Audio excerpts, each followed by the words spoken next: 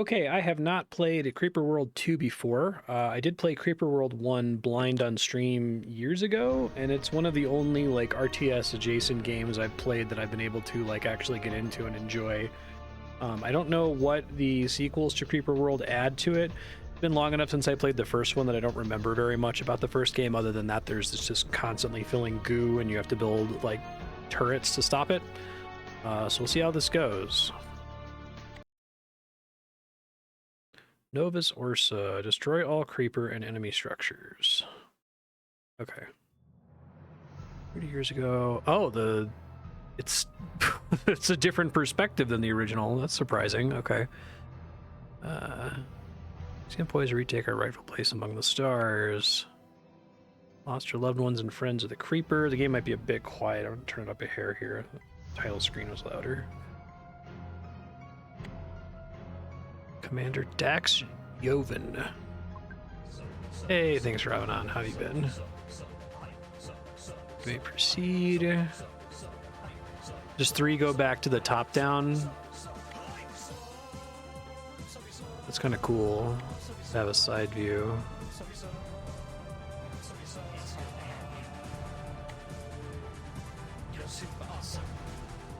Expertus. Fear nothing can bear witness to a new destiny, the Creeper's demise. Okay, this is your liberation ship. Single finest piece of technology ever constructed. Travel from world to world on this ship. Destroy the creeper that ravaged our civilization. Build reactors to produce energy. Energy is the lifeblood of the campaign. You have to build structures and weapons. Okay, so that's these guys. Gotcha.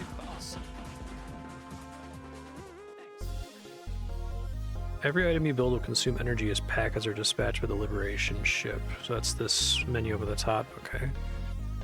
Keep an eye on your energy bar to see how much energy you have on hand, how much you're producing, how much you're consuming. Ore is another resource you need. Learn how to create a benign version of creeper from ore. We can use friendly creeper to combat the insidious creeper. Oh, okay, that's kind of a cool idea. This is really interesting because this is like an almost wild take on the concept of the first game rather than the sort of traditional sequel, you know, Creeper World. But again, I like that. Okay. Begin excavation. Digger packets automatically dispatch and excavate the terrain. Click and drag to select a path. Excavating terrain is essential. I'm guessing I can use that to like drain creeper in certain situations. Don't excavate too much too fast or you starve your energy. Build an ore rig to collect the ore. Each missions you can also excavate around the ore deposit and attach ore rigs on each face to increase ore production. Okay.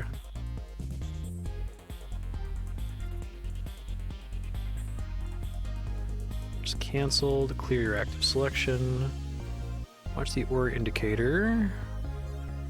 The maximum ore that can be stored. Once this amount is in reach, ore rigs stop mining. Okay.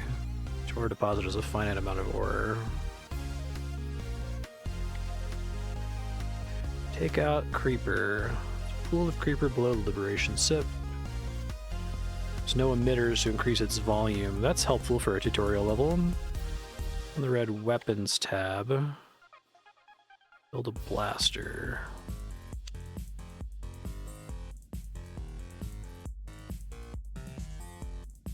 Okay, so I can never go through these infinity ground cost areas. I could just like drain creeper out of the map.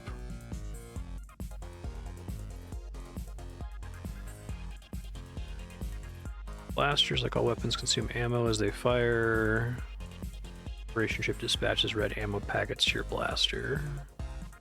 Be mindful of energy supply. Yeah, do like that about this game. There's a finite amount of energy to go around, essentially.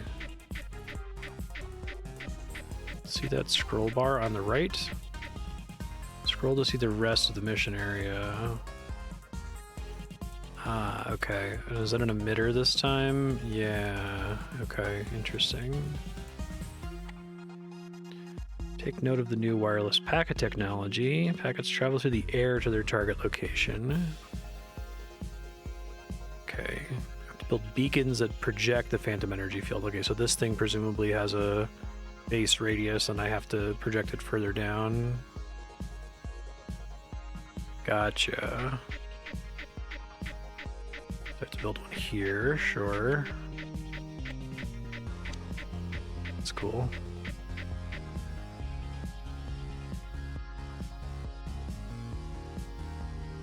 Like, you could lose to the emitter if you take forever on this level, but they structured this little pool to give you some room. We could make our own anti-creeper, build a maker. Huh, okay.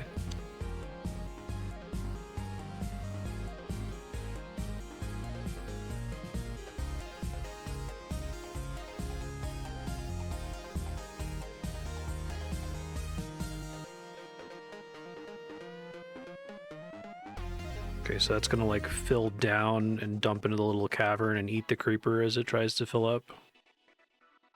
I do kind of like the idea of this just in the sense that like it's easier to eyeball how deep the creeper is. You could do it when it was top down by like, they use like color gradients, right? Produce. Whoa. It's pretty cool. No, it's only helpful in situations like this. When I get like a summary of where the creeper is, top to bottom over here, that's helpful.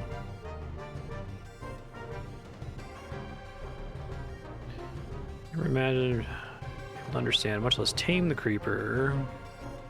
Once its ore is consumed, an anti-creeper is produced. It'll flow down and make contact with the evil creeper that's pooled below. When opposite types of creeper touch, pure annihilation is the result. You can move the creeper maker. Okay. To destroy the emitter.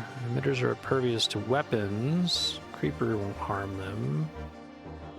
Nullifier allows us to slip between realities. Okay. That's kind of fun. Build a nullifier where shown. And I can move my blaster down there. That's kind of unexpected.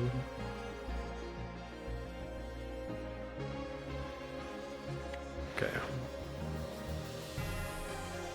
My anti-creeper doesn't harm any of my objects at all or get in the way of any of my objects.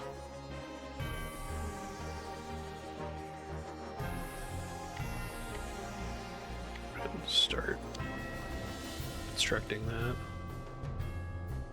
I think the idea is that currently my anti-creeper is exactly counteracting. I guess it would depend on the geometry, right? Because there's enough contact points that it's more than counteracting the production by the emitter. Okay.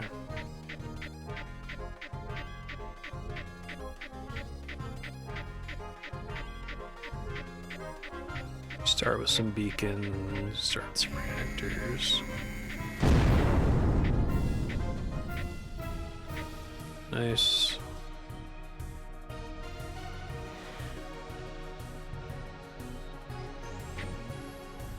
Huzzah! Yeah, that's pretty cool. I like it. I forgot about these little graphs. Those were in the first game too. Good creeper coverage. Good creeper killed. Okay, cool.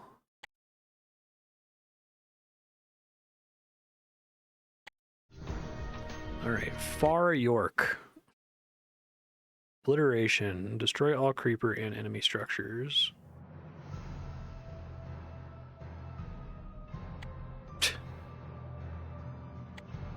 Just slept through public speaking class.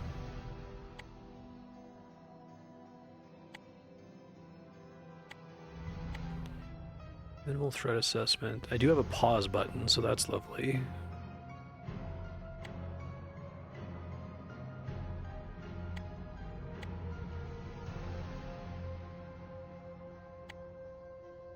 Far York was once a great colony, one of the first to throttle the creeper.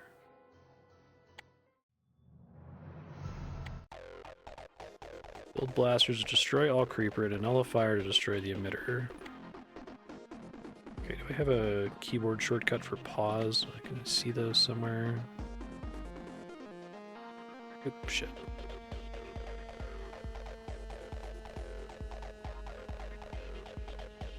Okay, paused.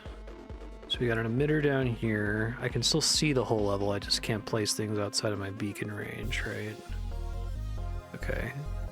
And reactors can only produce more energy, they can't increase my energy cap, if I understood that right. Yeah, I thought it was spacebar, but that doesn't seem to do it. Shift to multi-select, let me just try to figure it out here. P for pause, okay, that's fine. Okay. So I already have ore running here. I'm gonna need to dig.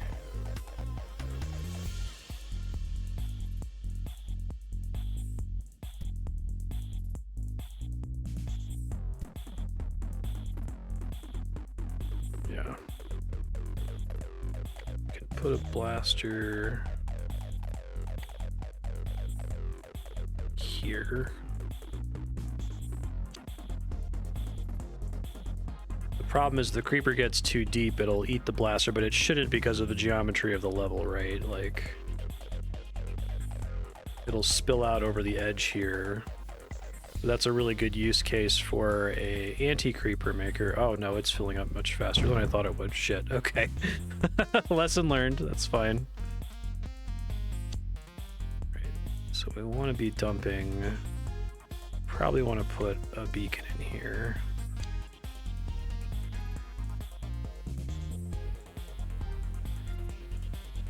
So if I'm spreading myself too thin, I can try to have more energy production by building more reactors. Do the reactors technically cost me anything other than the time it takes to build them? Okay, so we do a maker.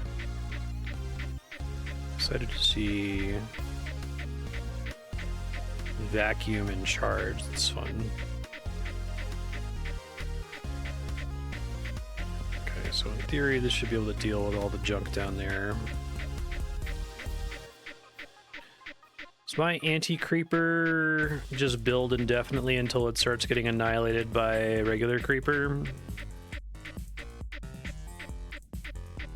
Space they take up, right. So they like refund their cost after some amount of time, I take it.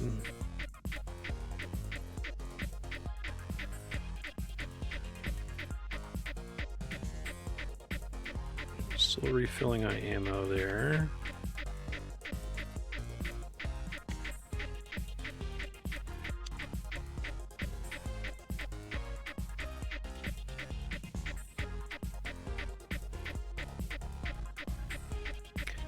I think I'm gonna have to build another beacon over in here.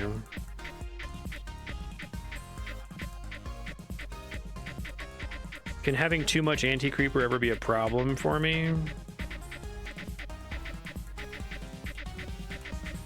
Being a side view is like so surprising, but it actually works pretty well, I think. I'm impressed with it. Oh, I see. Try digging in here, right? That's interesting. Is the creeper also like automatically excavating into the dirt around it? Am I reading that right? Because I tried to send it to dig there, but I guess I don't have a beacon nearby to cover it.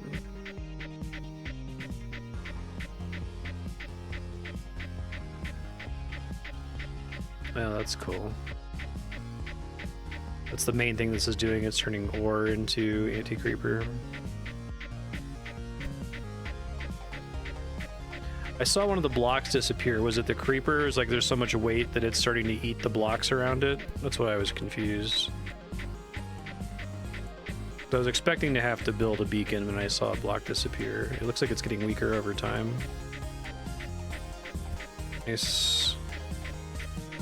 This game is really good. I like how all the premise, the stuff that I liked about Creeper World 1 is still here, despite having such a different form factor.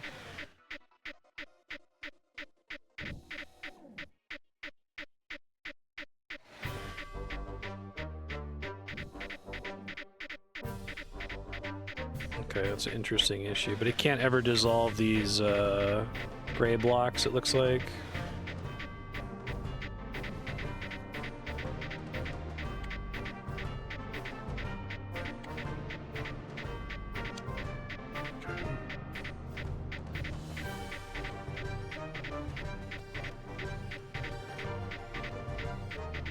I really like the way this game seems to be about noticing, like, niches, essentially, and trying to operate around the natural geometry of the level. It's like, well, part of what bothers me about a lot of single-player RTS campaigns, and even, like, some of the, tower defense games I've played, is that the level design feels, like, weirdly thoughtless. We're just like, yeah, whatever. We're just gonna put things wherever. We're not gonna like try to teach the player anything or have levels that are supposed to be about some concept. But that was definitely not the case with Creeper World 1 or this one so far.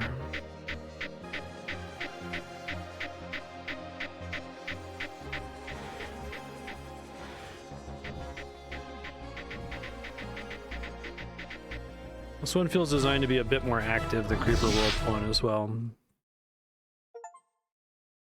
Cool.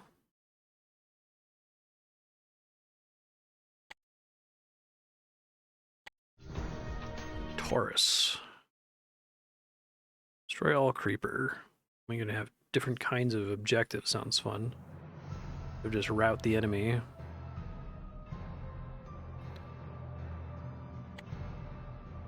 Considerable emphasis on the creeper eroding the terrain. Ah, like right there. Okay.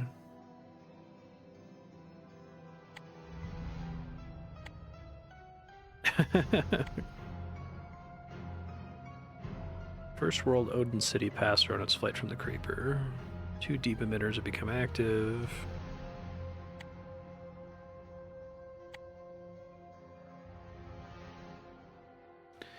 Upgrade key systems.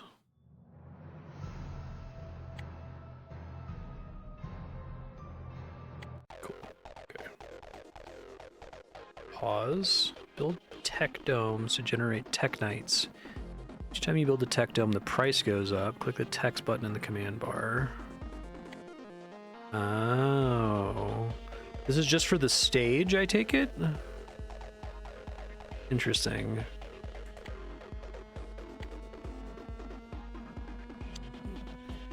Okay, and this is going to become a problem. So we've got emitters down there, so the existing pool of creeper is automatically at the start able to kind of burrow through. Like, can I think of it as putting weight on a tile? Like, is it more likely to eat these tiles before these tiles on the side? Or is it based on, like, adjacency to the creeper density? So, like, all of these tiles would all get eaten equally because they're all next to comparably dense creeper?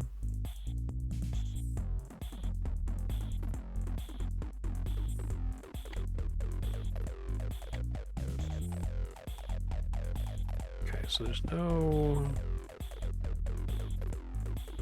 emitter here, so I could try to keep that from sinking if possible.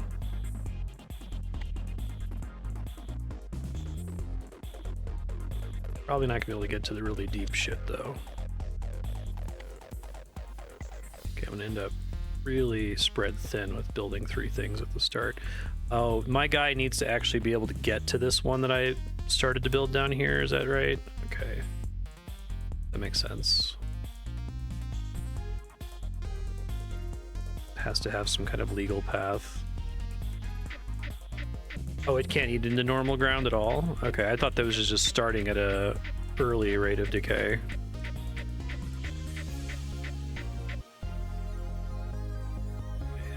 Starting to build tech knights.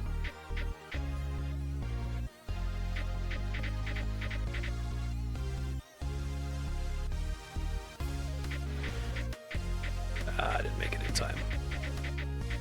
I might kill this one then if I'm not careful.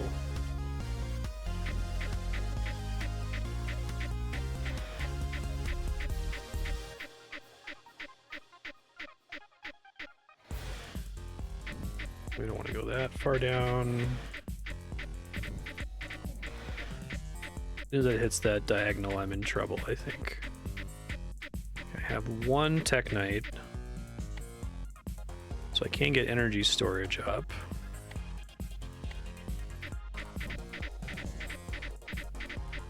And we should be, these pools are starting to fill up. This is going to be my only pathway to getting anti-creeper in there. So maybe I want to start building an anti-creeper maker here. And maybe I want to wait until this pool on the right clears out. I guess I could just do it here too. It's kind of the same thing.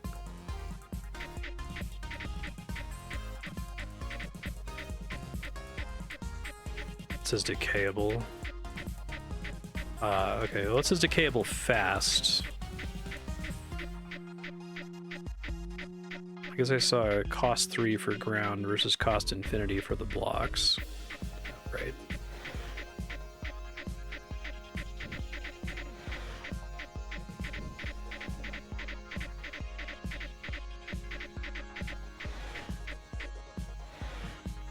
Really like to eat through this on my own time. Can my anti-creeper also eat through blocks at all, or no? It only eats other creeper?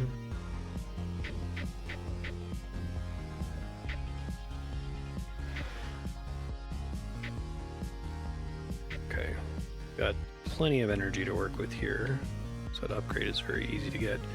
Packet speed sounds great.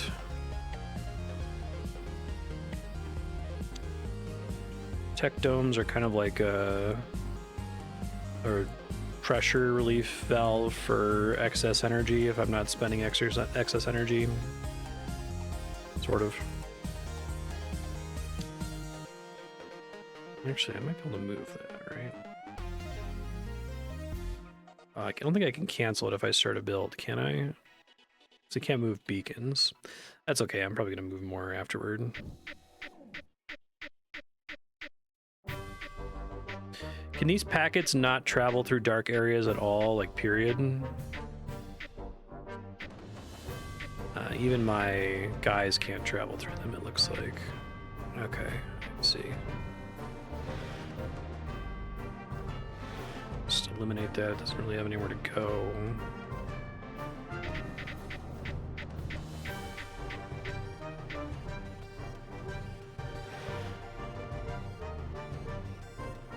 Cancel is to cancel selection on it, not to cancel building.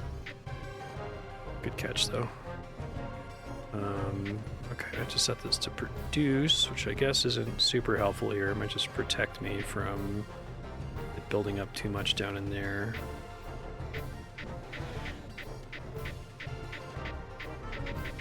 So that looked like some creeper just dissolved there. How did that work?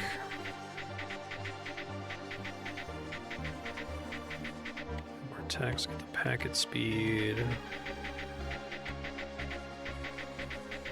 Oh, right, and the further shit has to travel to restock the ammo, the more likely it'll run out of ammo before it can finish destroying everything, huh? That makes sense.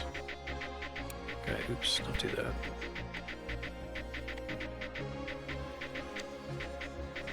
Should be fine.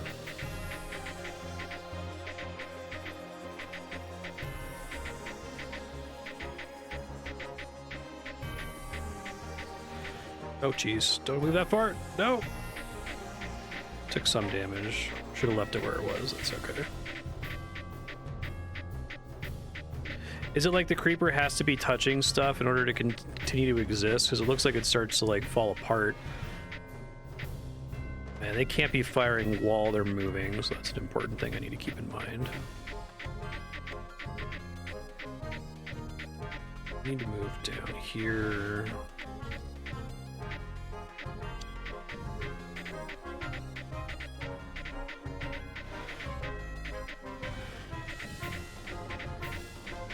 No, that's really cool of them.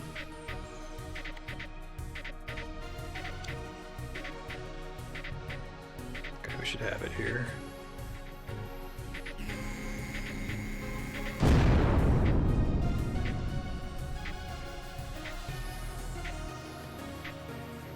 Yeah, I think this side view format actually works really well. I was kind of nervous when I first loaded in, like, I don't know if that's going to be good, but they've done some cool stuff with it.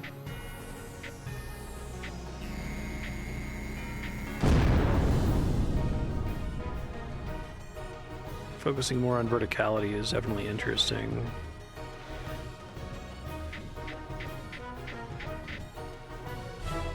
Sweet.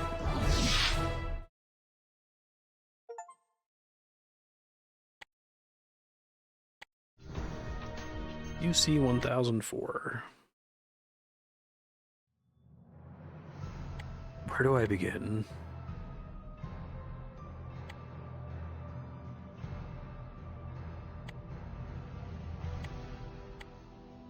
Continue to fight the creeper, but on planets with little significance. Oh, sure. That's why it's UC 1004 instead of like R York.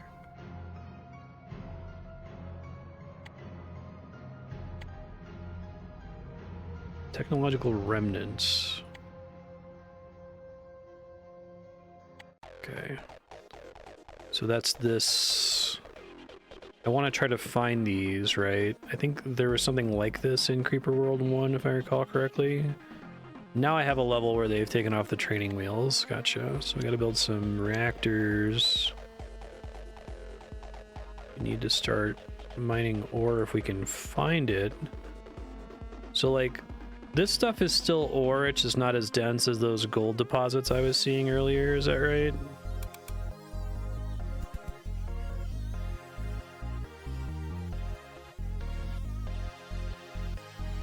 Yeah, it's really cool. Digging it so far.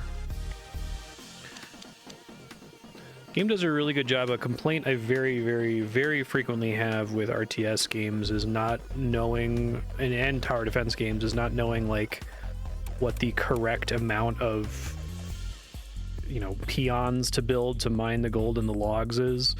The game doesn't give me enough like pressure feedback for me to know, oh, okay, it needs to be about 6 or 7 or 8. Because you don't like start getting pressure from the enemy until so far into the game. Does this remnant just get recovered automatically? Looks like it. Okay.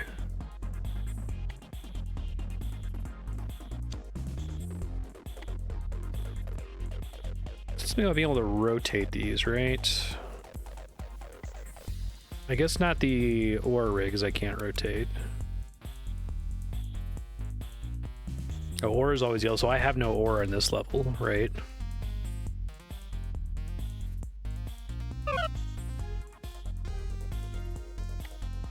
Probe, space debris.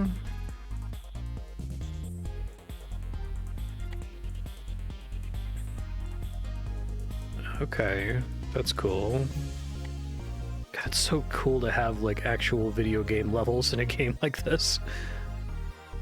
Okay, got it. 2,500 ore, but I'm not gathering ore. I have a one-time infusion of ore. Yeah, so we can flood this.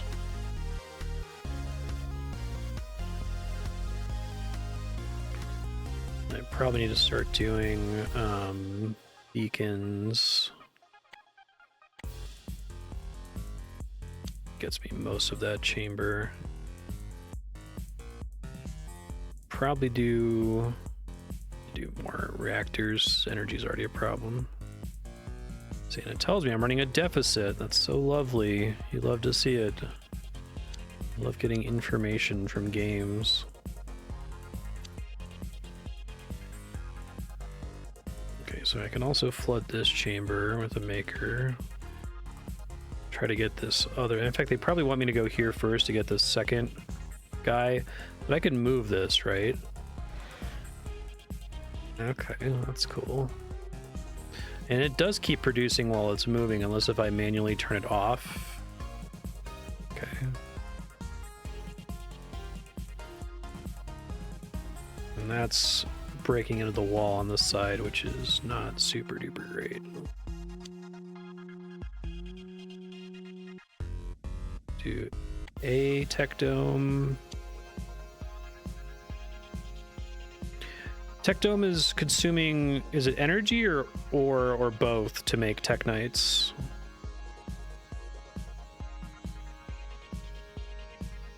That should provide some cover pressure to protect my blaster there.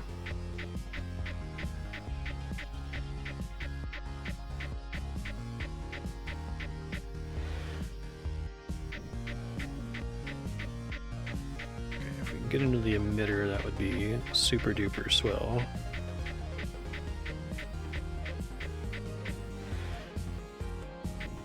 I I really like the anti-creeper concept. It seems like such a natural idea for a sequel. I think it works really well.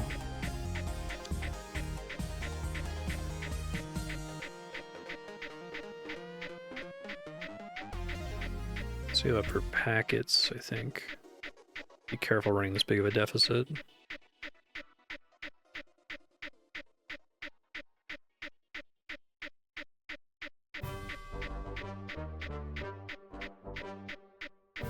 Okay, so we're gonna get this other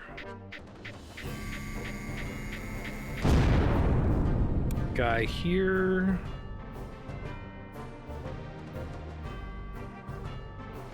Move that for now. I might end up digging through this passageway. I'm not sure. Okay, so you click on the thing to use it there. Move this here. Let me put a beacon in here somewhere. It has to touch an existing tile, right?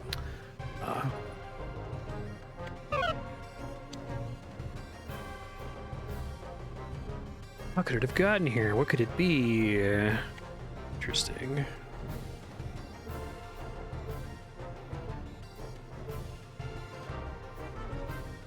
Probably do want to connect these tunnels here, so I'm using that anti-creeper on something.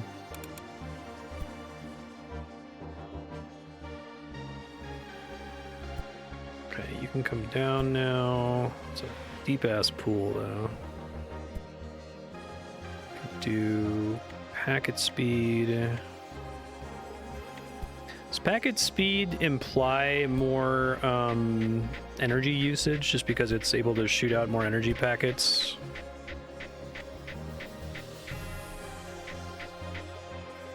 I don't know if every dot I should consider as representing like 1 unit of energy or something, or maybe it depends.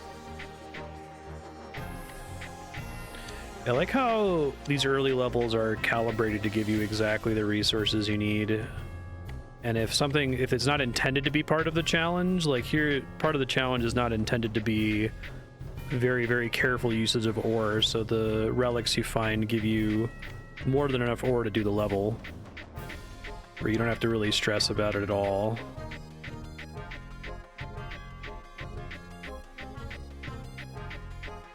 Doesn't necessarily imply more energy usage on its own. Okay.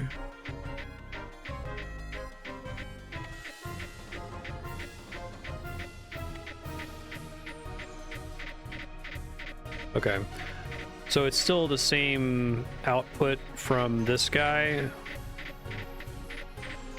It just travels faster.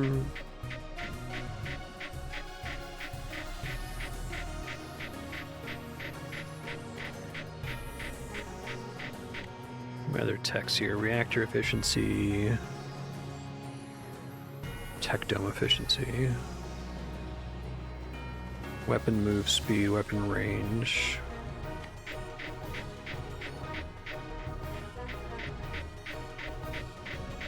I end up wanting more Tech Knights for this one, we'll see. The Anti-Creeper can only do so much on this level.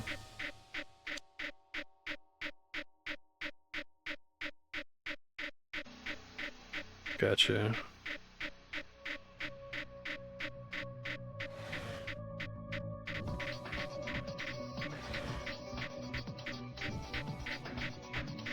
This is such a like natural like iteration on the idea of pressure and anti-pressure that Creeper World 1 did so well.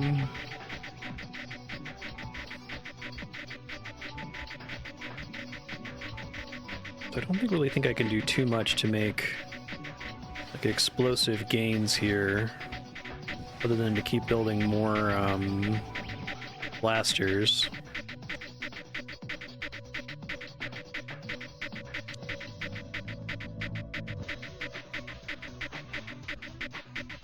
Yeah, that makes sense.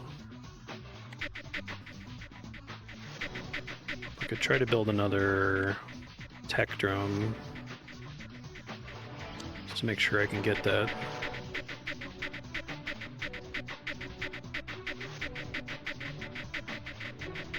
So this doesn't start to show the deficit until I've actually depleted my reserves. Okay.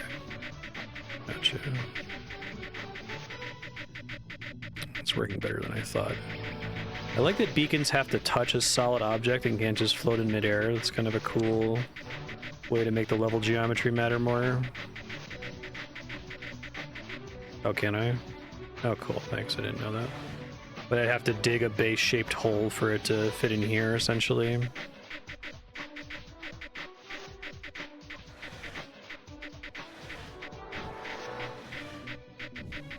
This is something that I know the comparison is much more readily to tower defense than it is to RTS games, but I think that they're spiritual cousins, and let's do this upgrade. I like this in Dune 2 as well. The Dune 2 is paced in such a way that the computer is essentially always assaulting you with whatever its maximum capability is. So that feeling of constant pressure lets you kind of feel out what you're supposed to do on the level and what's worth building and what's a bad idea and that sort of a thing.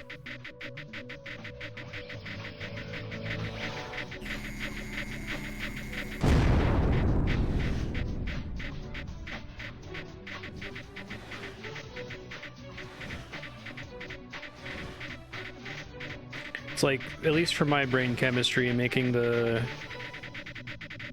computer nominally less aggressive actually makes the game much harder for me.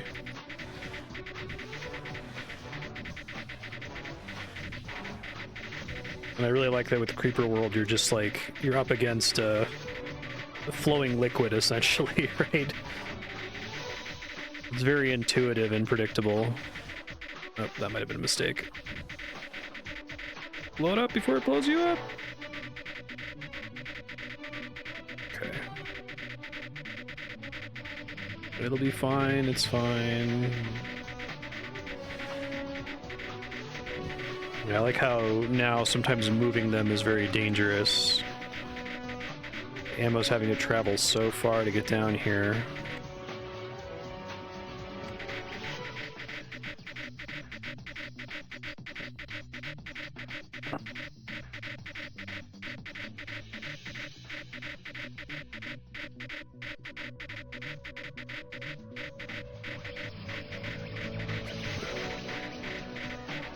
Probably do a nullifier for this guy soon. I think that's safe from the creeper at the moment.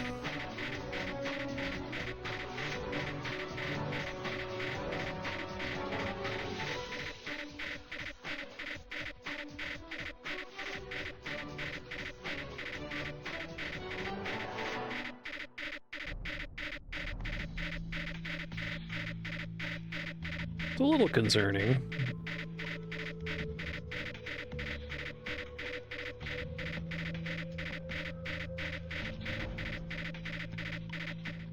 Yeah, so I could see, I guess they place these blocks in such a way that you can't meaningfully move the ship too far down. I guess you can get it like right down to the surface. But they've deliberately designed the level so that like digging out a big hole to fit the ship is probably not going to work. Like I guess that's where that block and that block are. I think it looks like it's like 5 wide.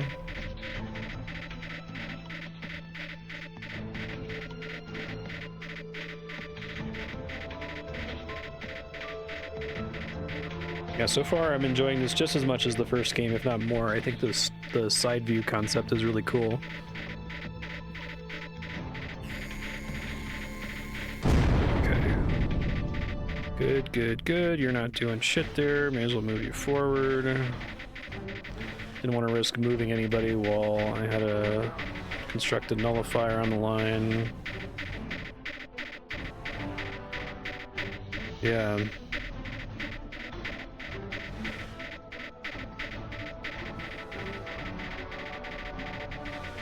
It's a game of constant feedback, constant, very intense feedback. I like that this level is also kind of teaching me about the kind of inherent geometrical danger of a room like this, where there's just like a tall bit of creeper that's able to flow toward me. This is much harder for me to deal with than coming at it from above at a pool, right? Which makes sense. But it's one of those things that's maybe not immediately obvious upon just looking at the cavern. But the design of the level forces me to contend with it early and with fairly low stakes. Right, I'm contending with it in that it's taking me longer to deal with it than it did in prior stages, but it's not like causing me to game over.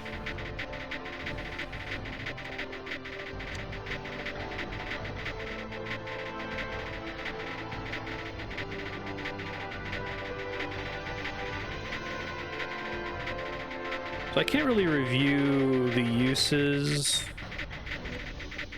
Oh, I like we have the possibility that gravity points in a different direction. That's cute. And build direction, okay.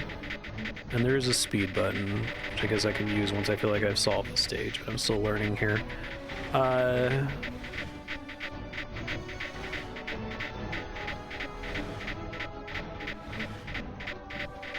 So, remind me what uses what. Ammo is provided. Is ammo ore or energy? I think it's energy, right?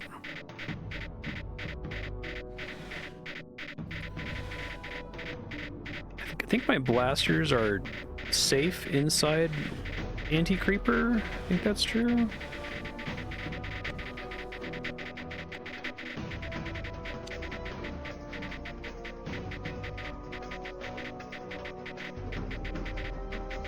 So, ore is mostly used to make anti-creeper.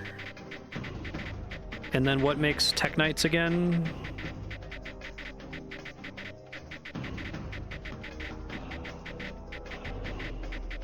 Okay.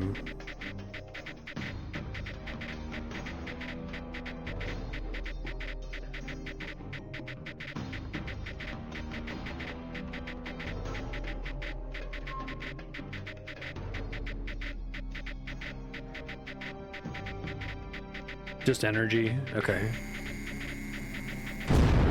So ore is literally just anti-creeper? Cool.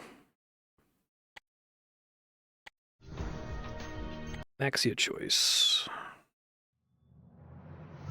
Oh, this is interesting.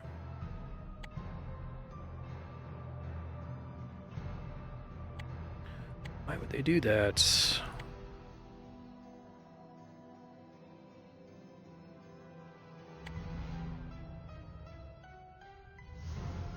Create a blanket of anti-creeper on top of the shields.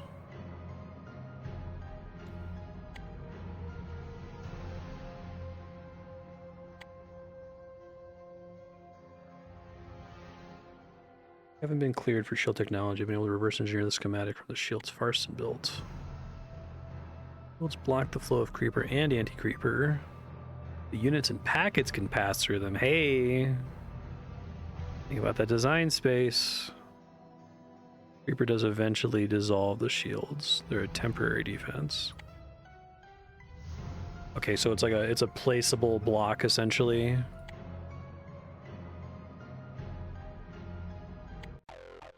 Okay. So we have an emitter up here, an emitter at the bottom. This is a high priority one because that's why they want me to make the blanket of anti-creeper to protect the ship, because it's going to fall down on my ship and destroy it. That's cool. Okay. Now I can build shields. Sure. So I already have a ore harvester here. I want to get those. Enough beacons to get that.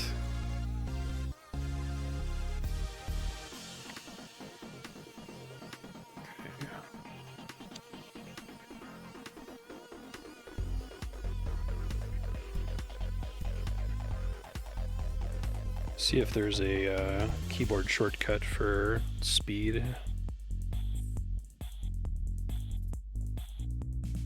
Arm disarm, I don't want to mess with that. If anyone can do me a favor and like Google the list of keyboard shortcuts for Creeper World 2 and just link me to them, I'd appreciate it.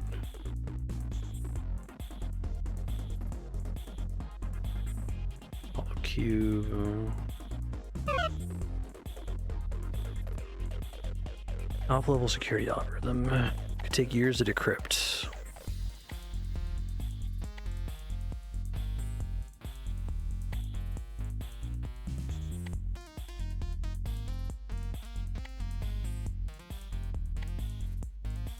Yeah, you see 1004.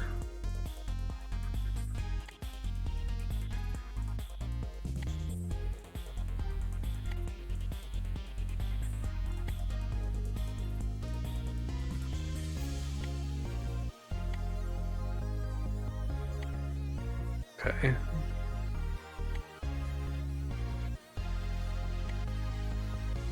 Violate your orders and rift directly to UC 1339. Okay, that's cool.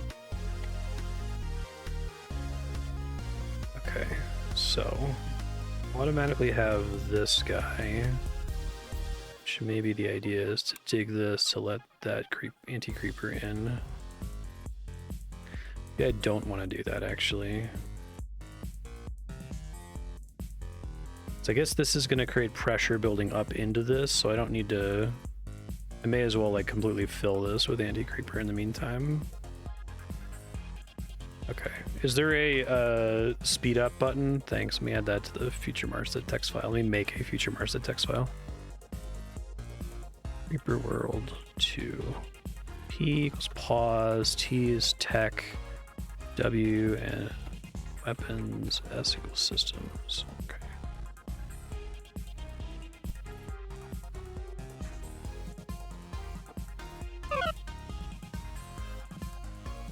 Okay, so it gives me some one-time ore, which is nice.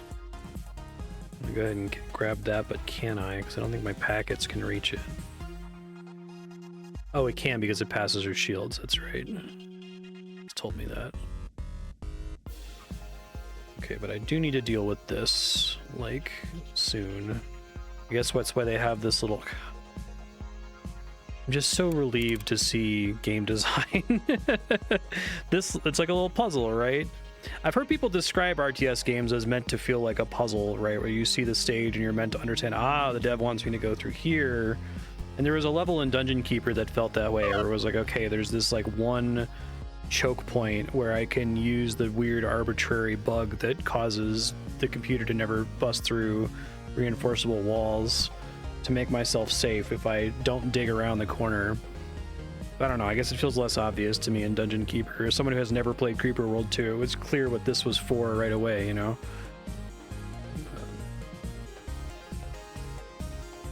Can emitters... Let's see.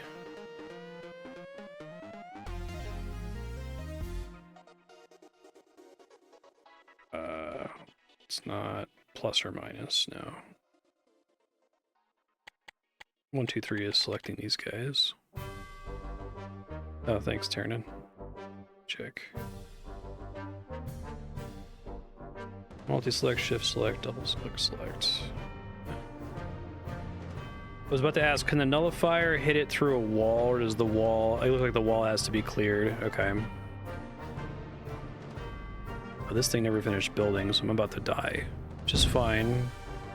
We're here to learn. Oops. Don't need to hit escape ever. That's bad. Do I have a quick restart button somewhere? Start. Okay. So let me... Don't overflood it with choices here. Oh, and I had to tell it to produce was the big issue. I think I finished building it and then didn't tell it to do that.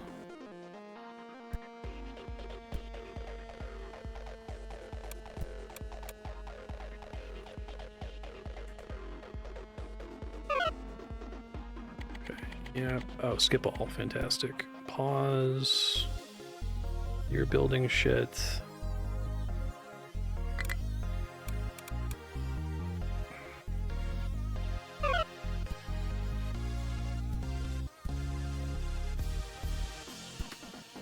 Probably do this right away, start filling that because it's easier to deal with than it dumping from the top. So I have a little reservoir in here to try to catch it, but it's already starting to dump.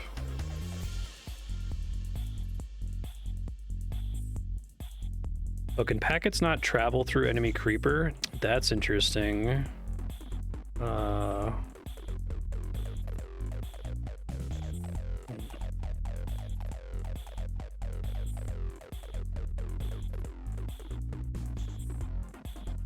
I guess I already have this. This will still open up and drain some of it away.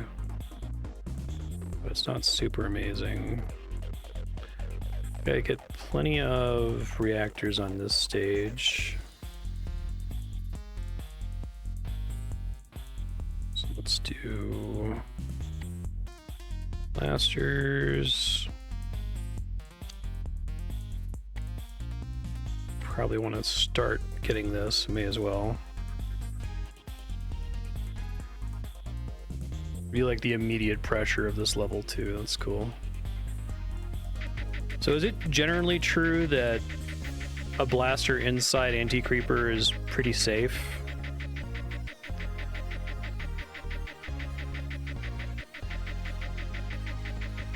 And you can do like a bunny hopping thing with the blasters too.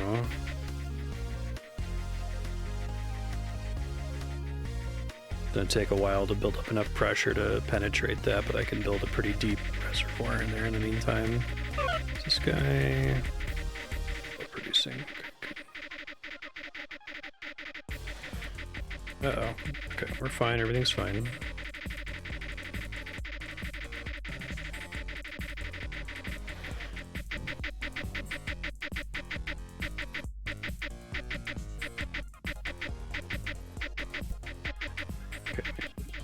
Open that guy.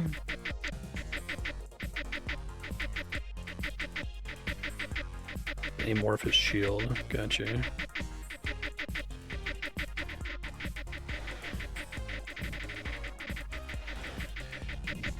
I'm not super clear on how this situation works. Is this... I have a question. I have to think of how to phrase it in a way that's not very stupid.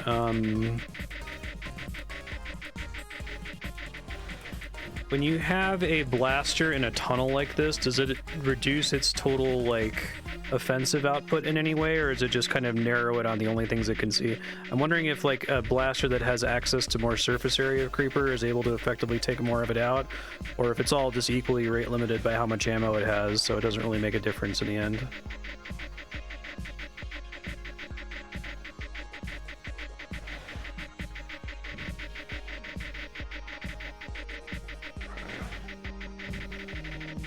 Cool leapfrog thing here.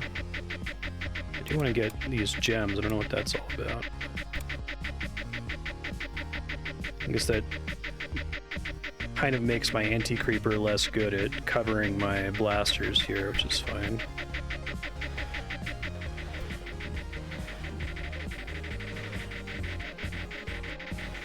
I have to build a beacon here soon.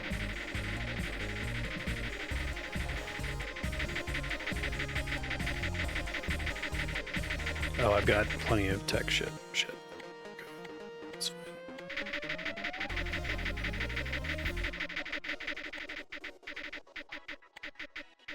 Beacon's gonna go like here is probably fine.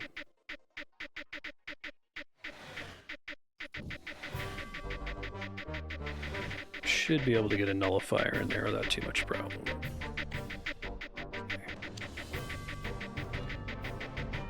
As soon as that's dealt with, I turn the speed back down. This is going to become a problem soon. It's not a problem yet.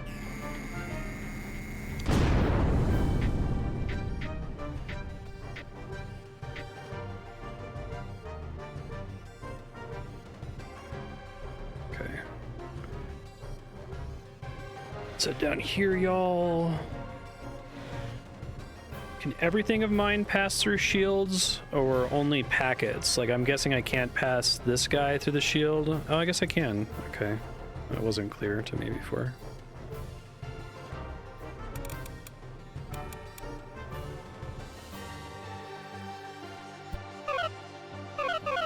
Yeah, I have to hold shift, though. Thanks. Appreciate it.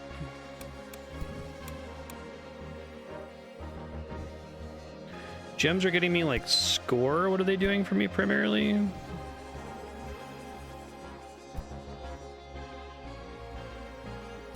Probably just dig in there here.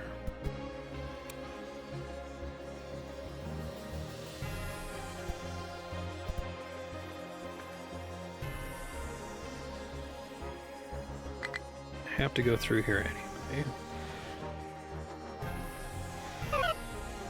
Oh, like how relics are for ore. Okay, that's cool. I like those. Imagine those are helpful for like speed running. You know exactly what you're doing in the stage. Yeah, I see it there now, thanks.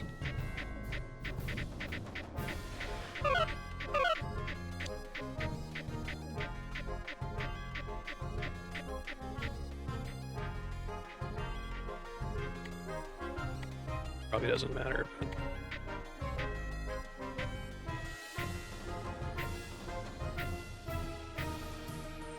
Assuming that it works the same way as the,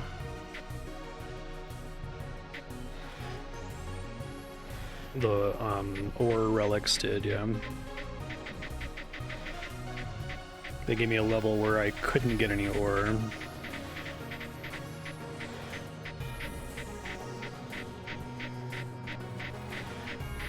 We got one of these dangerous tall hallways, but now I've got my own anti-creeper to help, which is nice.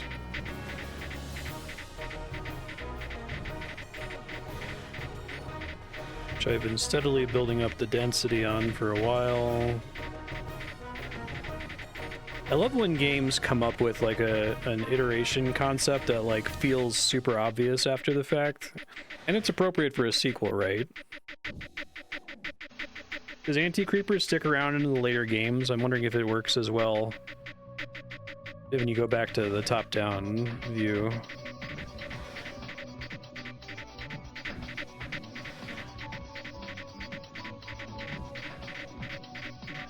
Okay, so my anti-creeper is going to be less helpful with pushing here as I get to Cavern Edge.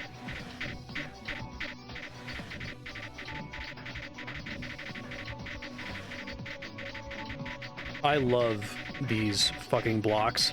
These blocks are the game, as far as I'm concerned. Like, that is the level design, right? You know, what I would normally associate with a more traditional RTS would be a game that would, like, just have the entire map be able to be eaten away by the creeper, and the player be able to excavate through all the creeper.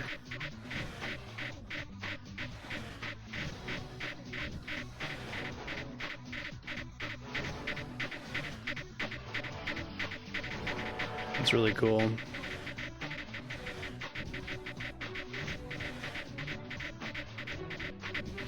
There was basically, was it just energy in Creeper World 1, or is a new idea, isn't it? I seem to remember there being something similar to this, but it's been a while.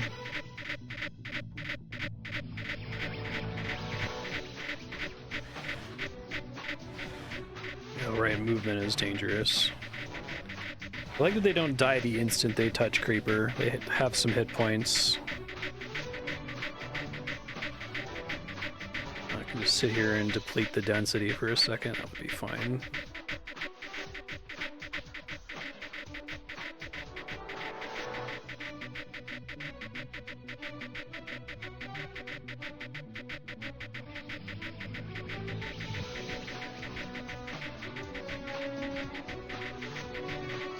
So the last level kind of introduced us to the challenges of moving along a hallway like this, and now this is introducing the much worse challenge of coming up at creeper from below, right? And again, the level's designed in a way that you're kind of gonna intuitively figure it out.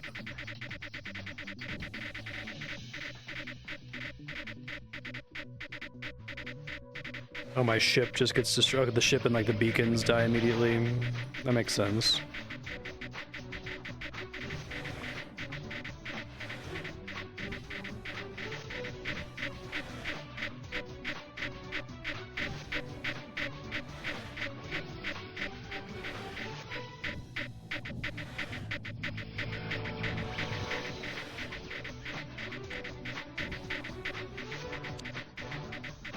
Really interested, like, so is Creeper World the product of a team of devs? Is it like a one-person project kind of a thing? I wonder if they came at the games as fans of tower defense, or they came at the games as fans of puzzle games, because it feels like it's structured like someone who's a puzzle game developer first, right? Nice. Gotcha. Good creeper coverage. You love to see it. I like how you can always see where your turning point was.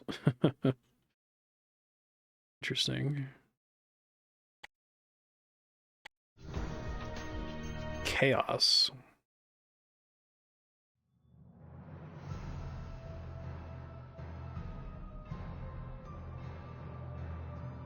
This can't be. Yeah, I like the idea of having ore. I was worried when I saw it. I'm like, oh god, it's becoming more RTS. Like, now we have gold and lumber. That's too much. Crystals and gas. But I completely understand that they have, like, totally different use cases, at least the way the game is currently running.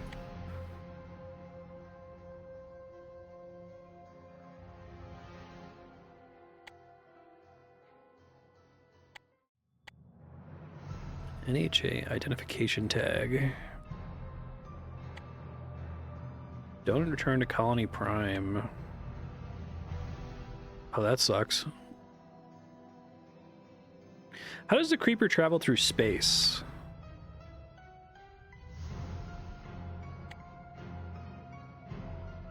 I don't remember if they covered that in the first game. It's just a gray goo that fills all space. Okay, so we immediately have creeper dumping down on top of us. We have nothing to start with, which I love. I love that the game has a mix of starting you with things and not starting you with things. I think that's really good. So, okay, I guess basically the idea is don't build anything because the creeper's going to dump into this area with these emitters here. What I could do is I could start excavating.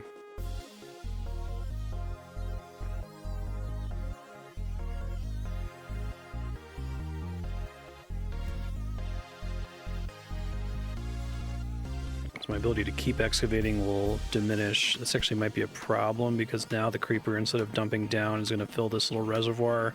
Unless if it manages to dig through it right before the creeper touches it. Hey, God is real. Does creeper destroy upgrades? No. Okay.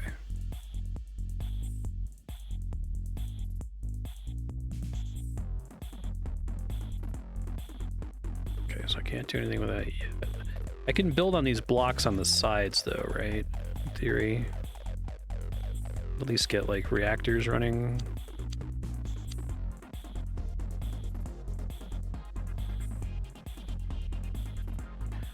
Does my ship generate a small amount of energy by default?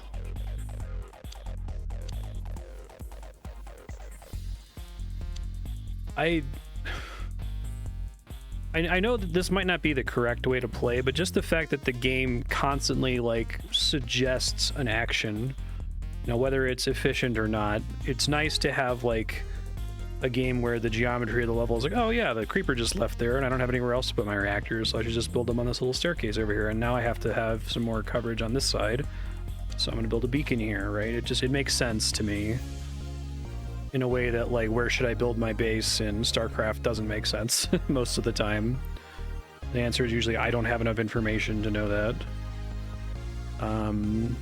Okay, so we do have ore that we want to dig over to so we can make anti-creeper, and there are relics that are worth looking for. I'm gonna have to build more beacons. Actually, since I already have this covered, that's probably the better strategy rather than doing that.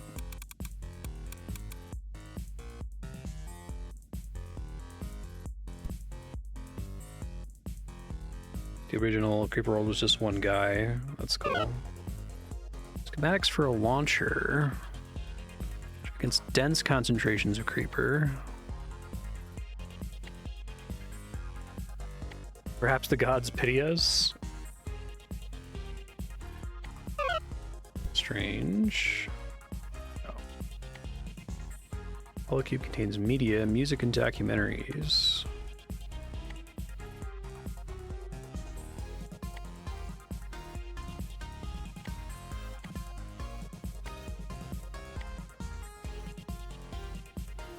Your space is part of the physical universe, governed by the laws of physics.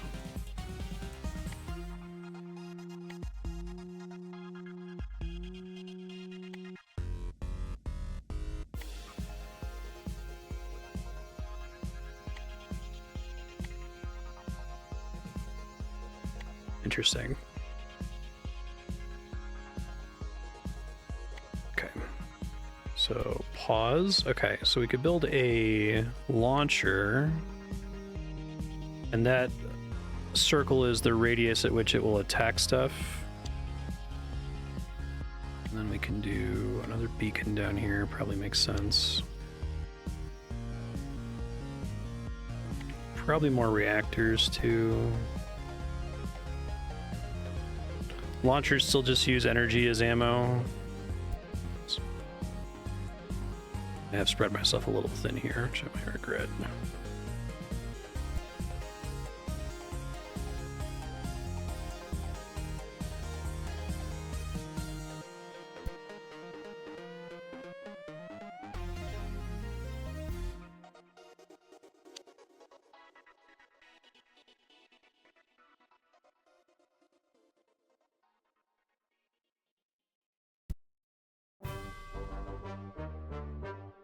Be nice to have some anti-creeper pressure here in a second.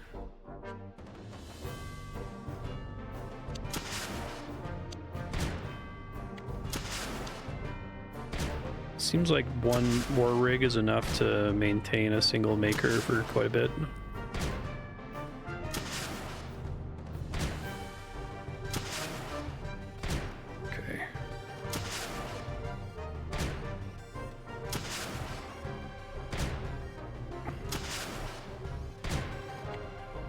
TechDome.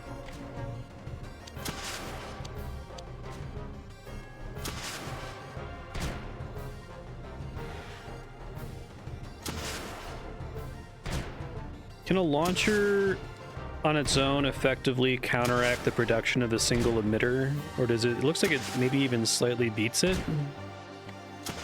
Maybe a blaster at full capacity is doing a single emitter.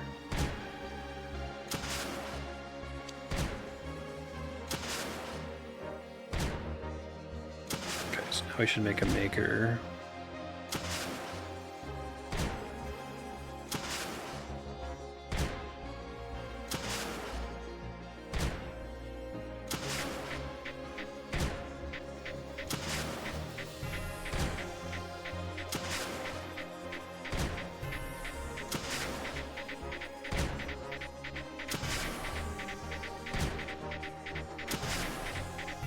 Starting to get some pressure from below. I should be able to deal with it.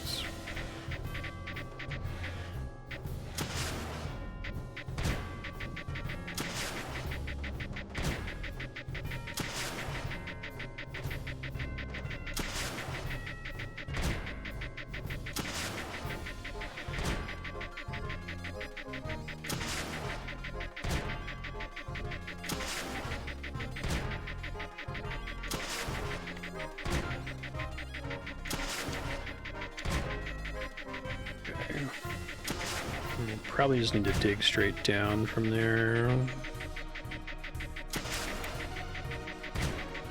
That might cause a problem once that gets close enough. Thanks, anti-creeper.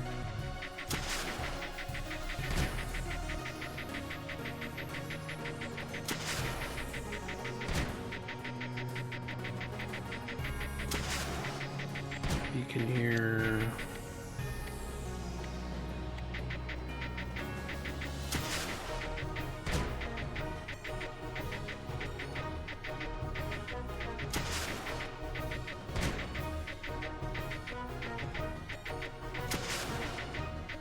Stop building so many things at once here. If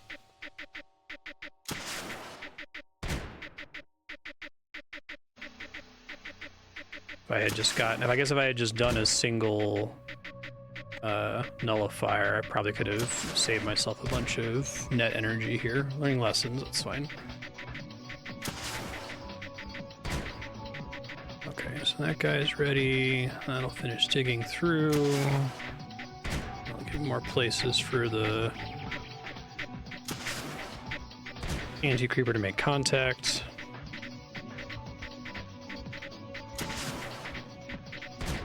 So that seems like it's trying to hit the deepest. Does it like do more damage in the deeper section? Is that why it tries to search for that?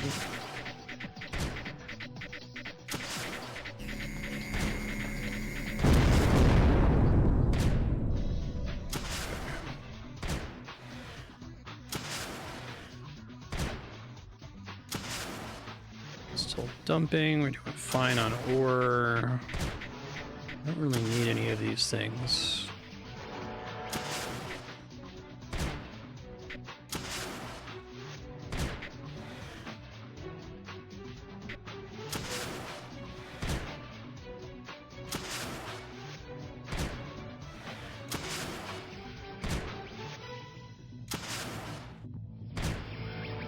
So if it's hitting shallow, is it effectively less effective? Should I assume that these guys have like a constant efficacy and this one is variable based on how deep of creeper it's hitting?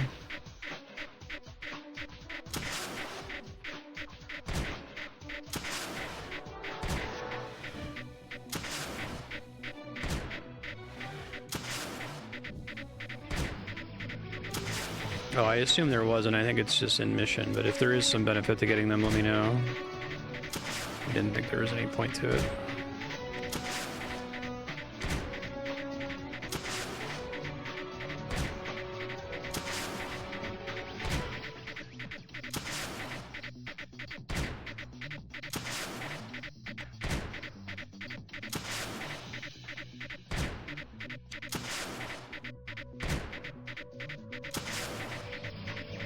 Yeah, makes sense.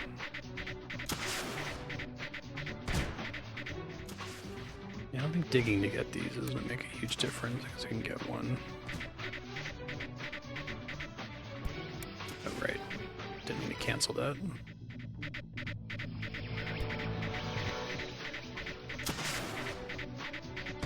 Score doesn't actually do anything though, right? It's just bragging rights.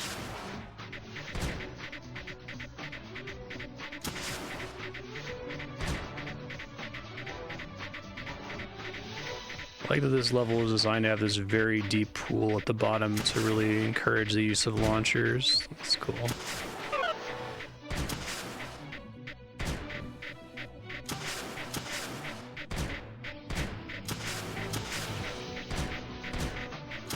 Okay.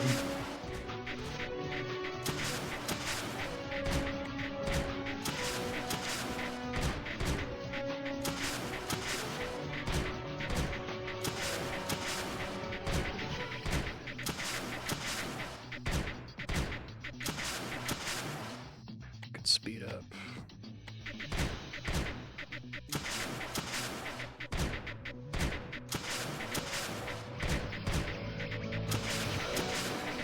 Anti-creeper should help with some passive pressure along there.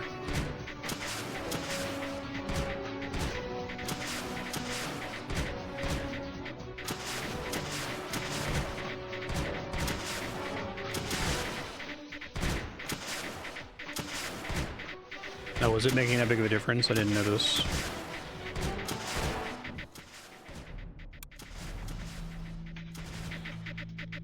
Seemed comparable.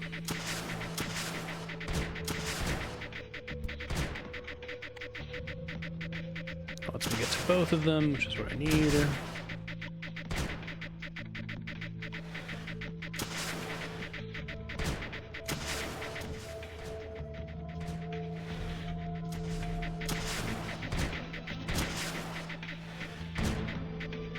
It's really having to travel far.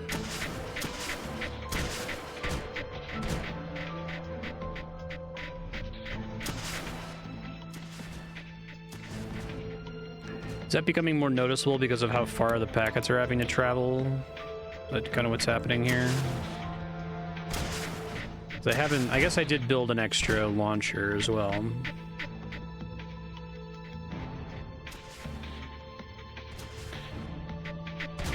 I almost feel like this level is designed to make you go, I don't need the gems. There's way too much stuff over here, way more than I need to do things with. And then start feeling the deficit as you get deeper and deeper.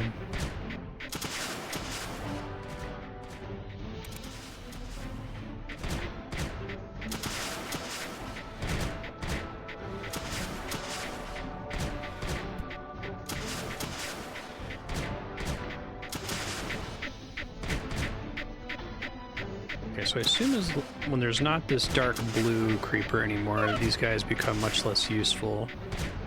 consuming way too much ammo for the amount of damage they're doing.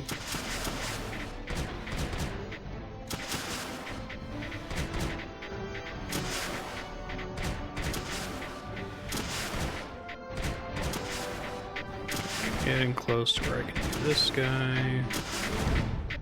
That did not work. Oops.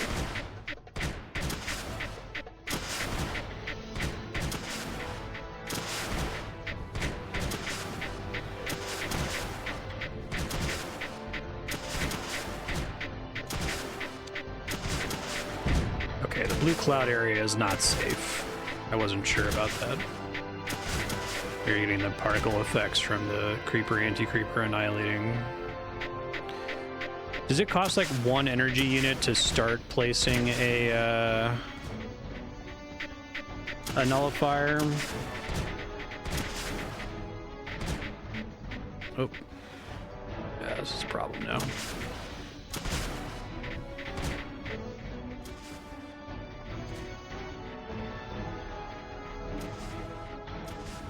Pretty good at making the value of those noticeable.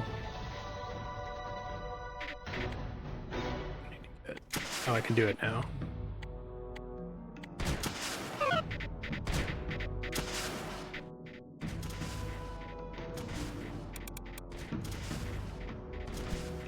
Yeah, it feels like to sustain gems, though, I have to spend more energy to like get to them, but I guess that's ultimately a good trade-off.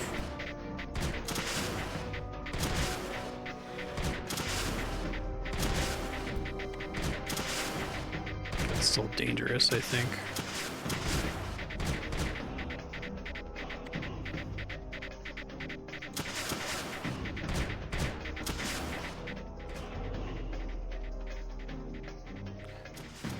That guy.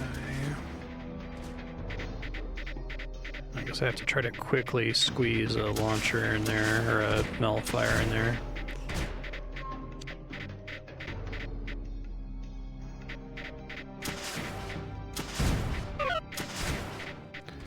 I could try to build more reactors. Do reactors have to be touching like sky tiles, or they can literally go anywhere where I can place things? The game doesn't care. Oh.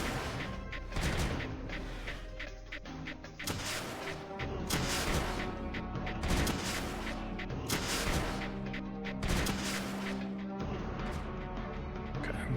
This is the first level I've had to build a ton of reactors. I thought I already did overkill earlier. That makes sense.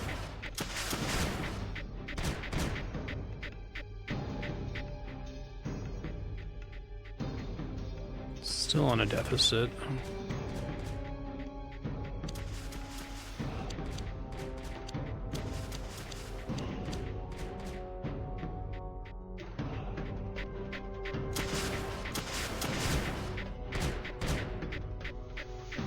Yeah, I thought the anti-creeper was going to do way more favors for me coming down, but this is a good teaching level.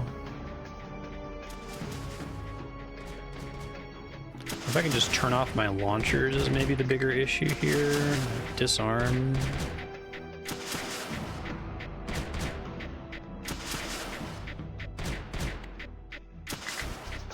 Keep one of them running. They're less useful here.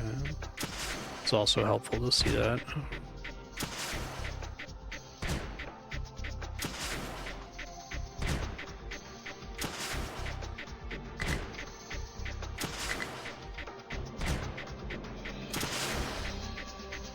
Save this little guy.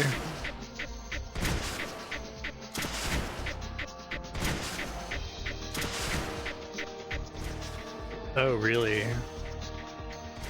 I didn't realize that counted as a beacon. I guess that makes sense. That's basically your first beacon, right? Gotcha. Cool.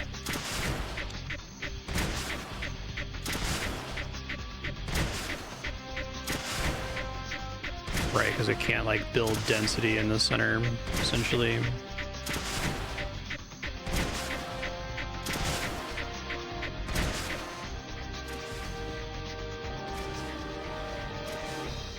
I guess because this, figured all the stuff up here would just flow down. Does it not? Maybe my brain isn't processing that correctly. We're okay here now, finally.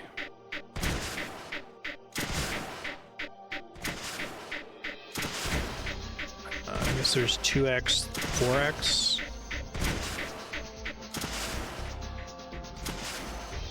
I guess I got the ore to support it. Well, not for long. Okay, I would need to mine more ore. That's why I would want more ore. Seemed like I had plenty of ore.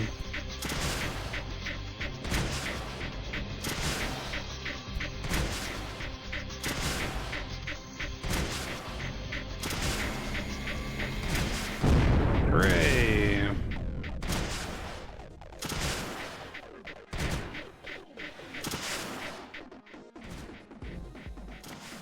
So just to learn here.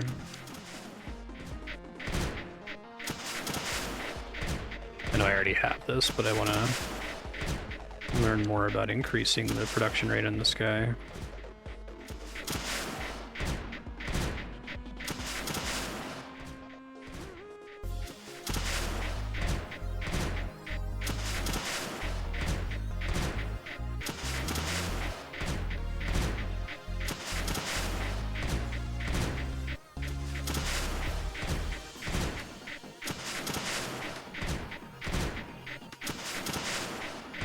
I see.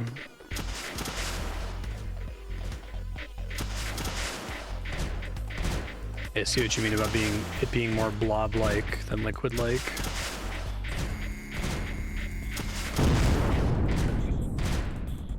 Deal with the remaining creeper, which should be fine.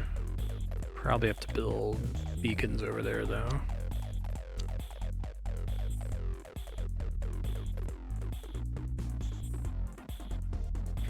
So I should try to get tech upgrades, but relics and gems are just one-time infusions, which maybe are worth getting. It seemed like the gems were helpful, but it was more important for me to build. I kind of see those as like there to help you bootstrap in the event of an emergency, not something that you should use as like your long-term solution to a level.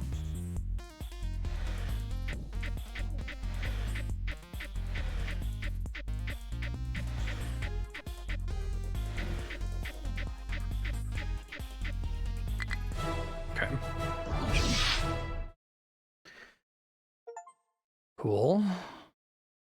Or used. It's fun.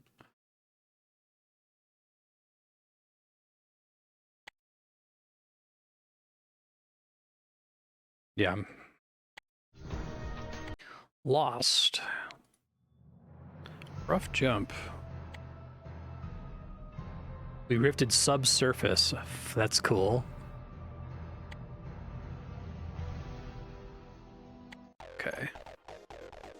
Yikes. Well, that's different. All right. I really like this game. Okay. So, once again, MVP are these blocks here. We're going to start doing a whole bunch of reactors. So, I guess... Okay, there is a destroy button in the bottom left corner. There we go. I guess when it comes to reactors, it maybe makes more sense to build one, and then build two, and then build four, right? If I'm going to be building a lot of them, just so that it's not dividing the output to a bunch of things at once.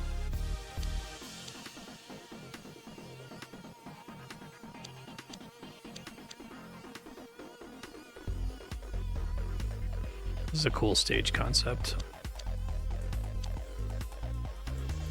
Here maybe, oh, now I can't get that gem because I built a reactor on top of it. Okay, that's fine. I don't really need it. I see, and each reactor isn't really giving me as much energy per second as I thought it was. It's like 0.15. Okay.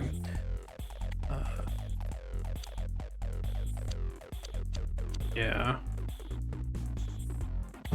Quickly get enough energy from the gems to be able to build a bunch of things all at once without having to worry about running a deficit. Gotcha. Okay. I'll learn more. And they give me shield in this level, and the use case for shield makes a lot more sense here. Gotta start beaconing right away. I love that as soon as they introduce shields, they immediately introduce you to the concept of like covering the shields in a blanket of anti-creeper. It makes a ton of sense. Okay, let's build up here. Oh boy.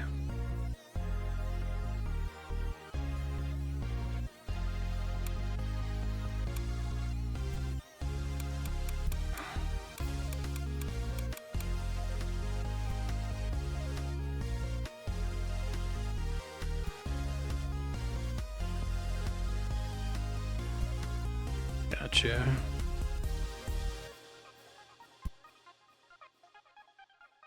That's not really using energy to do that, so I can keep building more reactors down here.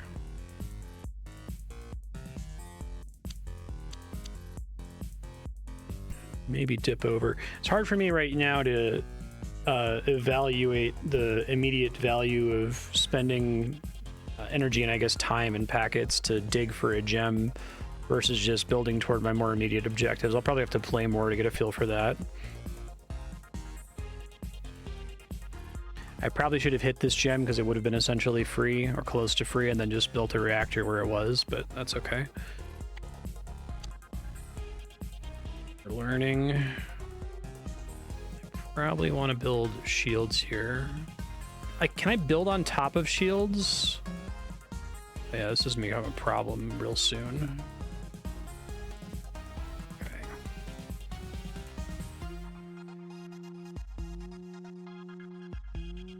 Tricky.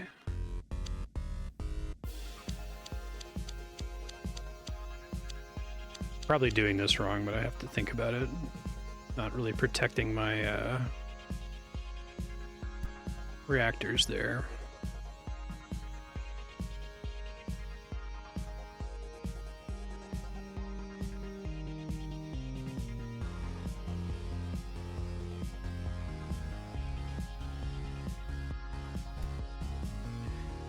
So we put a maker here now. Use.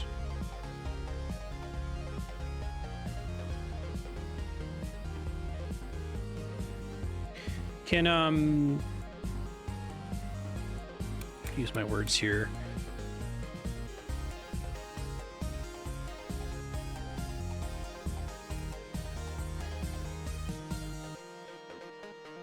Can blasters and launchers fire through shields?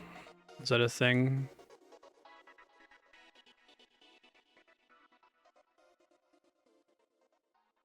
Okay.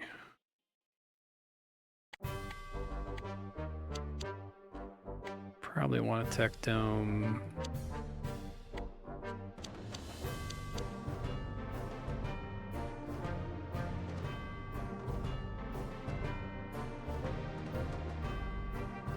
Oh, thanks, Farb. Getting close to 1,000. About 100 games a year. Okay. Just try to get some extra options here. Yeah, cool. There should be YouTube playlist links for everything we've played so far.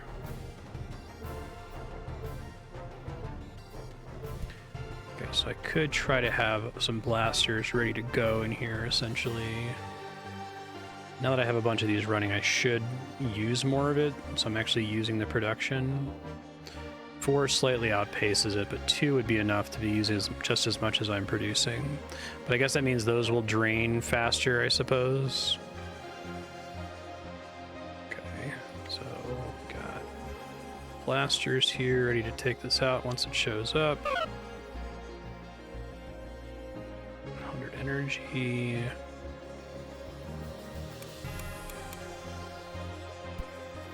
So it feels like it's a really long travel distance to get a little bit of extra energy.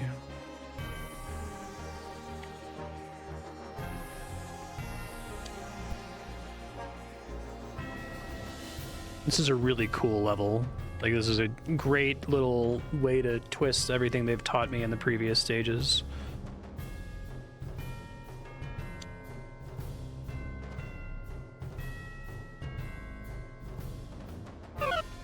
takes so long to gather.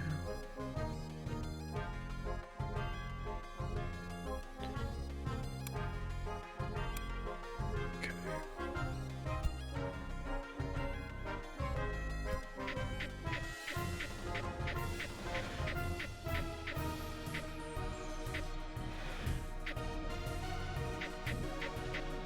They can't go through that at a diagonal. Okay, I guess that makes sense.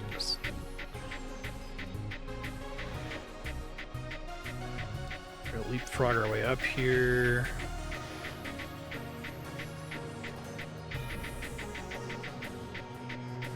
Do I actually have to get my ship out of here, or is it just killing the emitters is all that matters? I think the objective for this stage was just the ships. Well, I can't get to that because of lack of beacon. Okay, it's probably not worth it then.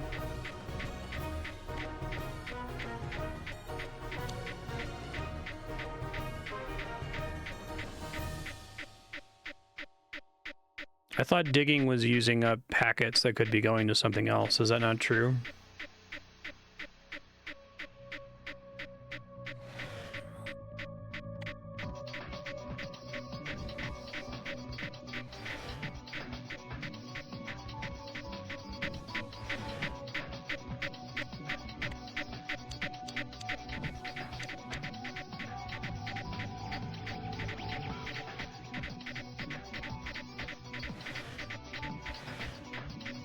Yeah, there was. I'm pretty sure it just said route the enemy, essentially.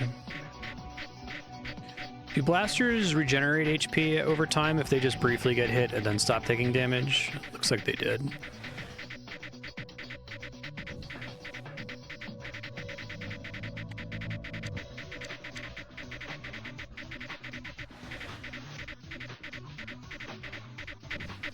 Let's see.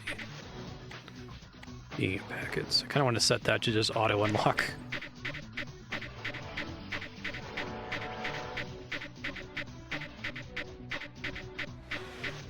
Uh-oh. Uh-oh. That could be bad.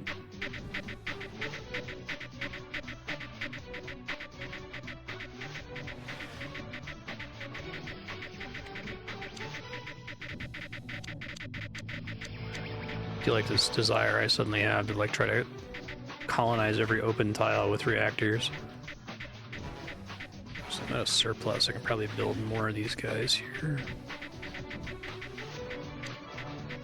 Might want a launcher for when we get to this shit here. That makes sense.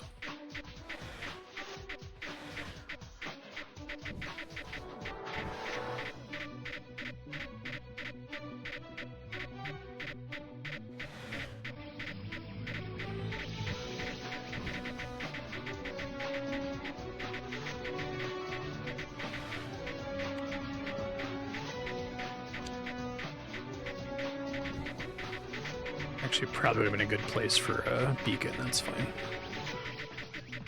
Can always move it out of the way once it builds. Yeah, that's cool.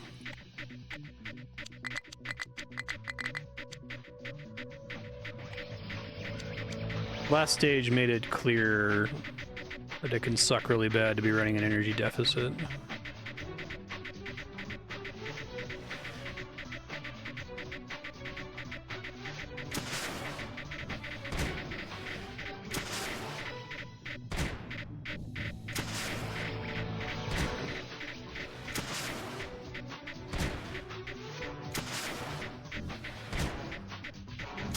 Yeah, it's hard to get in your mind that there's like no downside to doing that other than the initial time spent building it, right?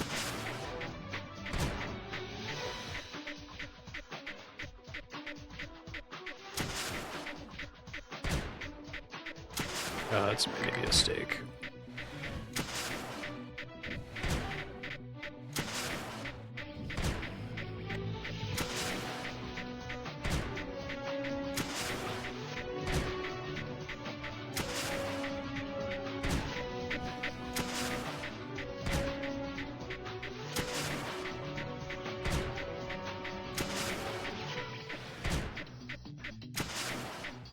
This way.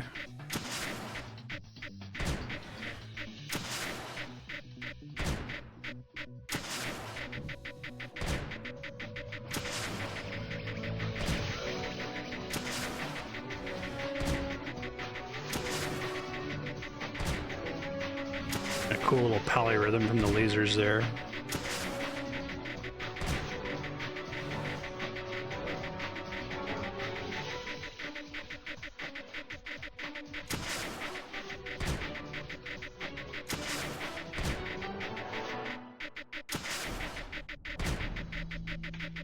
I know, right? It's incredible. It really does. I think, especially after playing Dune 2, which theoretically should feel terrible because it's the oldest RTS, or the oldest modern-like RTS, and that game feeling fine, it's definitely isolated all of my various complaints down to just, I need there to be some kind of constant pressure so that I can learn right away. There's not this, like, long delay, you know?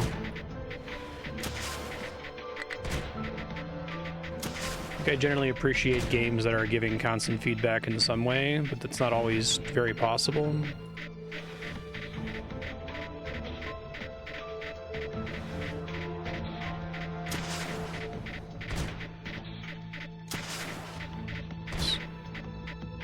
Let's do a beacon here. Probably should have done this a second ago.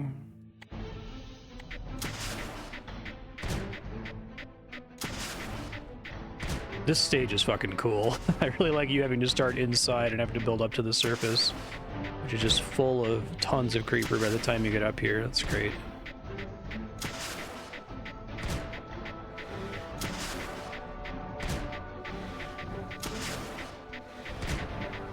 And like, if the player didn't understand leapfrogging, I happen to kind of vaguely remember leapfrogging from Creeper World 1. But this level would force you to intuitively understand it, right? Just because they've forced these little tight corridors that you literally have to do it to make any progress.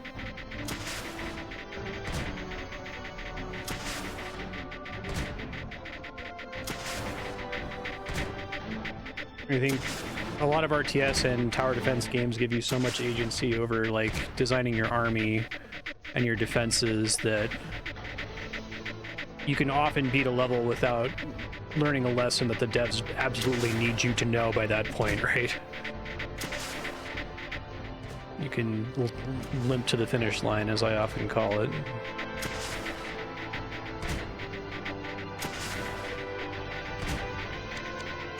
Still running a huge surplus, but I guess if I have surplus, that's when I build tech domes to sink the surplus, so I'm not going to build a bunch of extra weapons.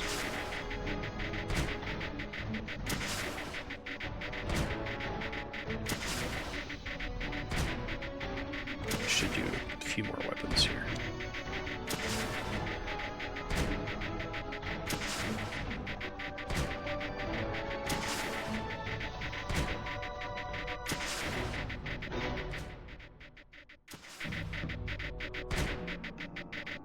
Another packet speed increase. Okay.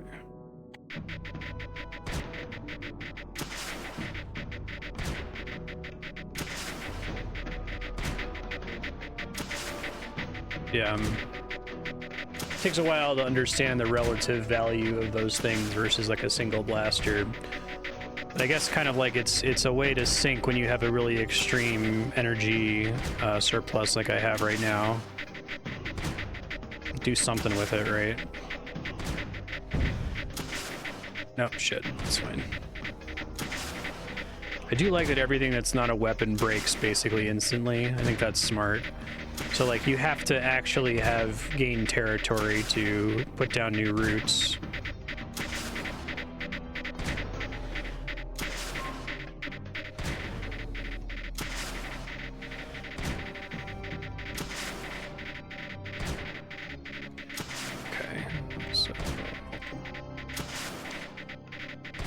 Should be fine, I think.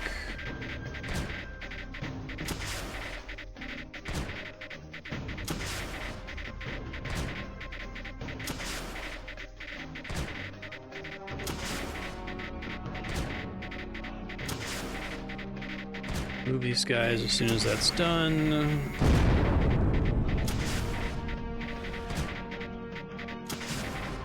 When was the most recent Creeper World sequel?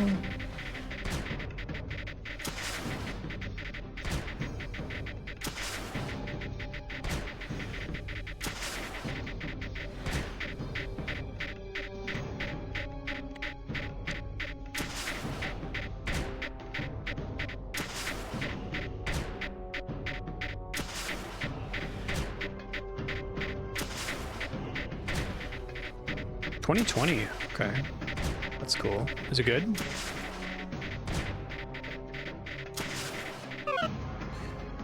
Race message, just static. Too organized to be a natural formation. And the walls do look machined. Some kind of game designer. Okay. So I think I'm gonna move this guy. Nice to have in an emergency. I didn't end up really needing it.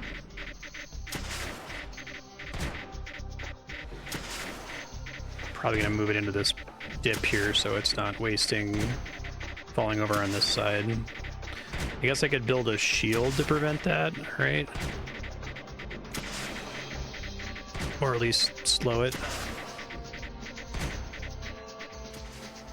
I think slow as fuck. Let's try turning up the speed here.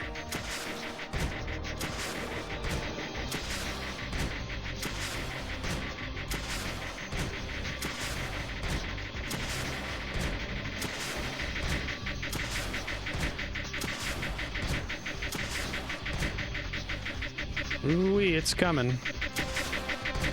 It's bringing that gross milk with it, too.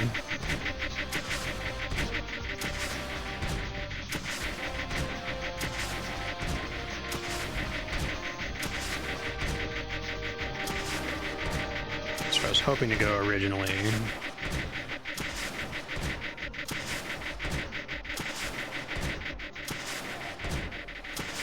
Have they revisited the side-scrolling ever?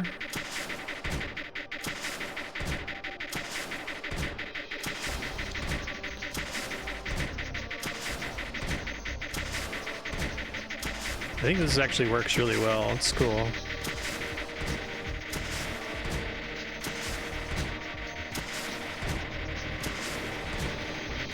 There's definitely a trade-off, so I think there's merit in making both kinds of game, but...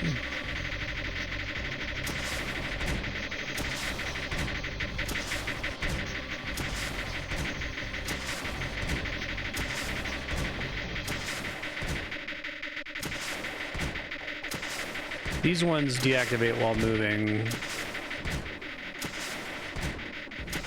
but the maker can keep making goop. I guess it's a benefit of it being so slow. Okay. Yeah, this is great. Maybe maybe Creeper World 5 will do it. It's neat because you can do different things with your level design from this perspective, right? You can make it much more vertical, like this stage.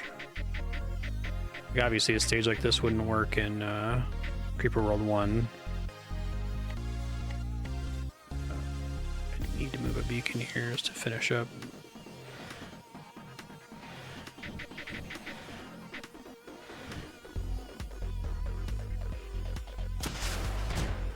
Huzzah! Nice.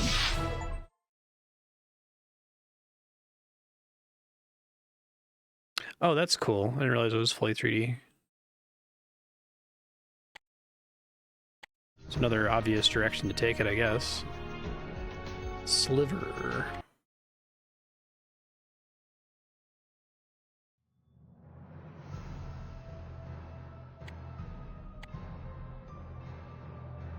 Nanochips deposited in the terrain.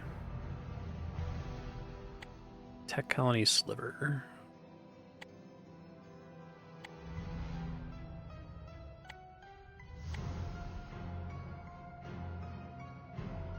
Six hidden emitters. I need to act quickly. Oh, fuck. Okay. Yeah, it seems pretty bad. Well, it sounds like the level is designed around me getting to these.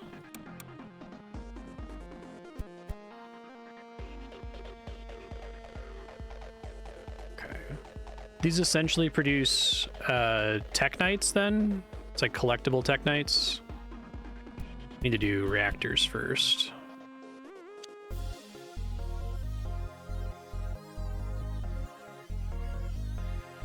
This is a fucking scary level. I love it.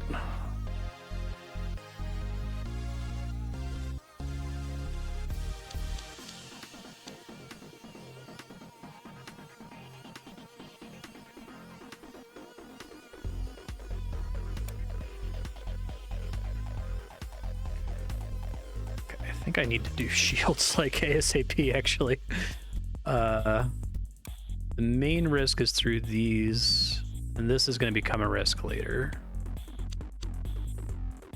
I can try shooting through there, I guess.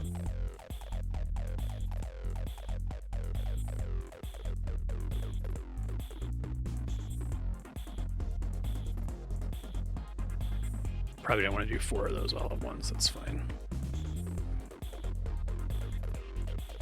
Let's get these guys.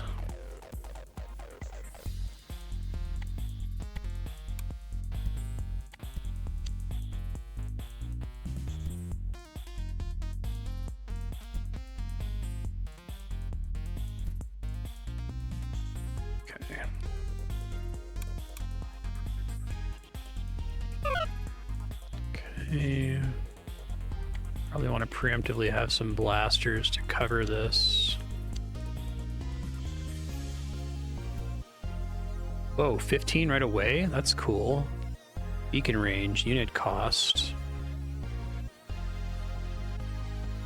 Weapon range, weapon fire rate. I assume if they're going to give me 15 immediately, they want me to use that. One of the expensive ones. So let me assume that to start. Maybe do all 3 of these. I guess the move speed's less immediately pressing.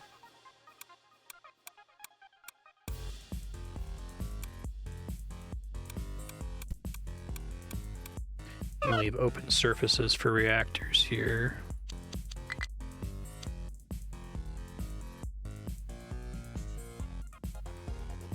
Okay. Again. Packet speed's still good, obviously, but...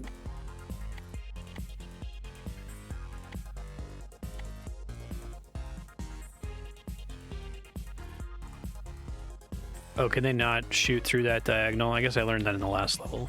Okay, that's fine.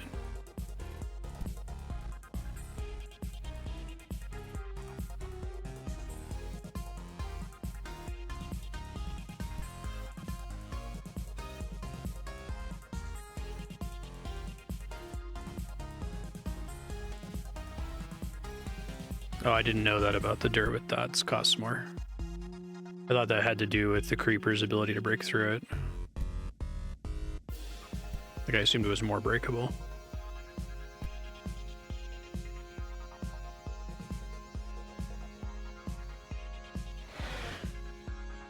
Nice to have a maker in there, but I don't think I'm going to be able to get it in time.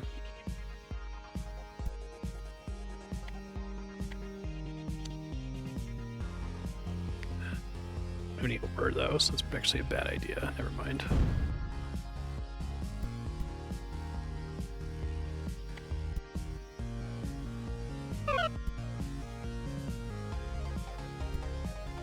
Shields are new to this game, right? You couldn't really like build terrain in the first game.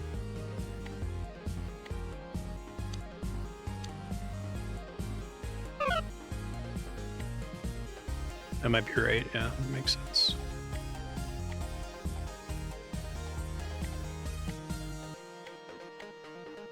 Max packet speed.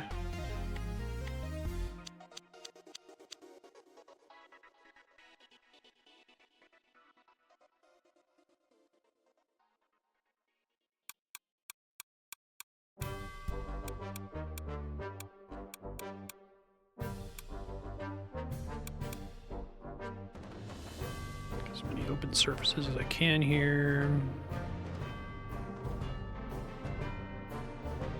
They weren't constructible originally. Should go try to get some of that ore, that would be helpful. I think I might actually want to let a little bit of this through so I can start pushing back on it.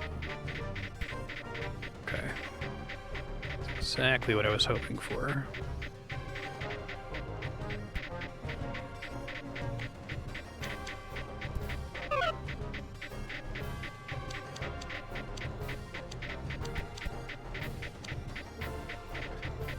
Pretty fun. I love the level design in this. It's probably my favorite thing.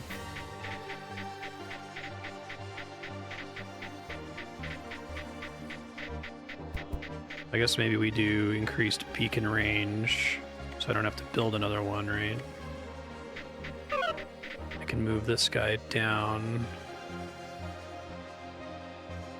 to like here. Can't quite get to... I guess I can get to the spot I need to be on to actually gather it, which is what matters. I can also just build beacons down there, but... Can I put reactors on the bottom of the screen? I can't. Okay. Wasn't clear.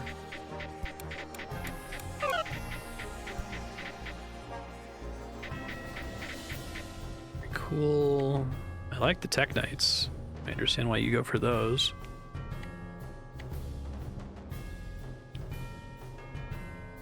Okay.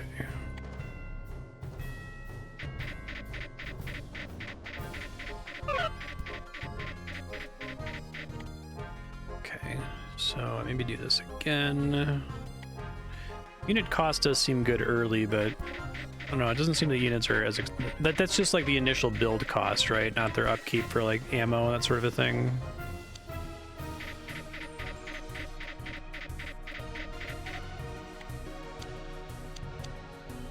Probably need to save space for at least one TechDome.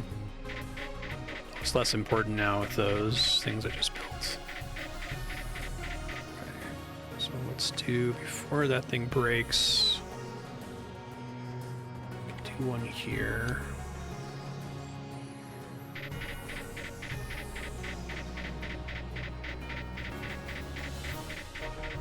I think I can go up here, yeah.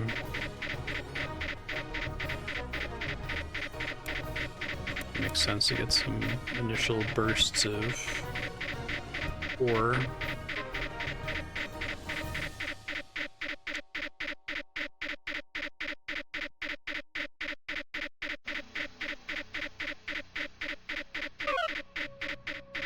$1,000 ore.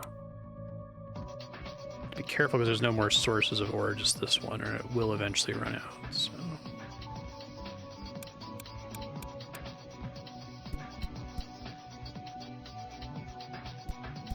I want more surfaces to build on, so that's probably the way to go. No, that's the way to go, to get more surfaces.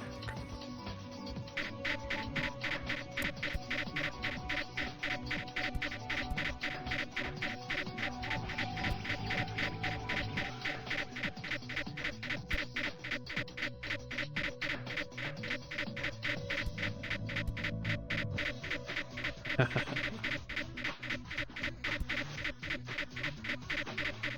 Minor deficit.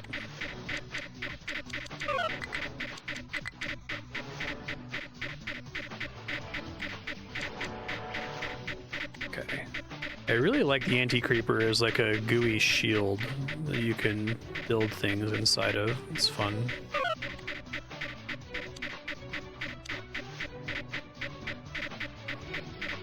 This game's really good. 7 techs. Reactor efficiency by 10% means the reactors just all build 10% more energy per second, essentially.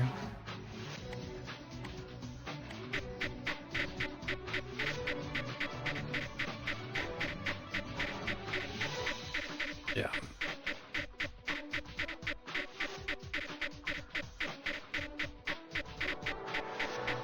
If I move my ship, it would depower some things, so I'm not going to do that.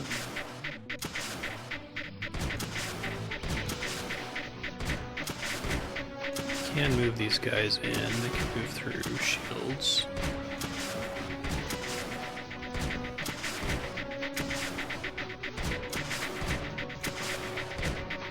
Ugly for a second, that's okay.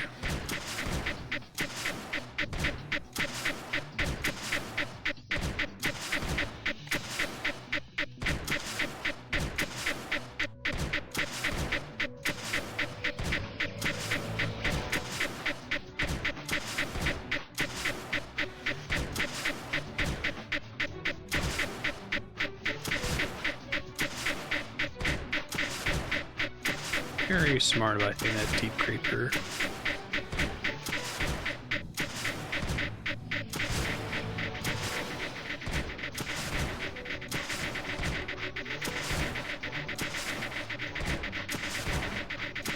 It's really great. I figured of those upgrades that the weapon range would be the strongest. Seems I was right. Fire rate was probably a close second.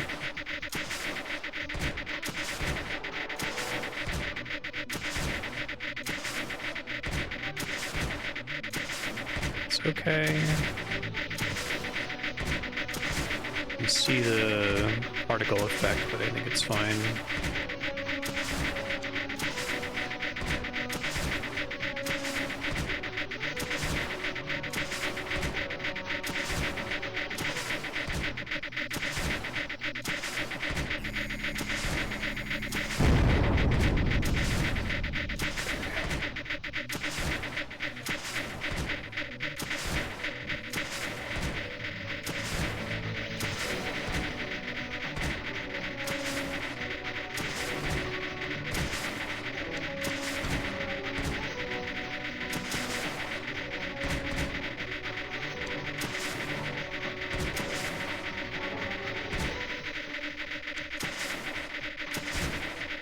I think this one's gonna cover everything. Okay, just making sure.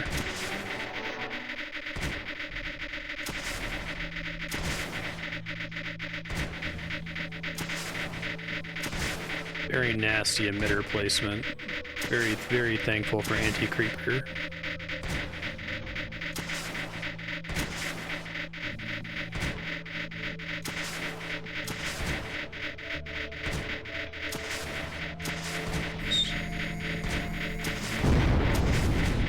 Nice. Took longer to build than I would have liked.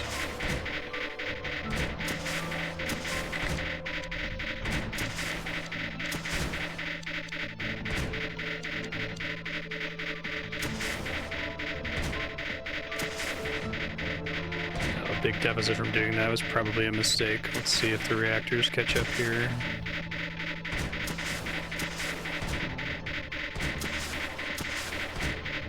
Go try to get a gem really quick.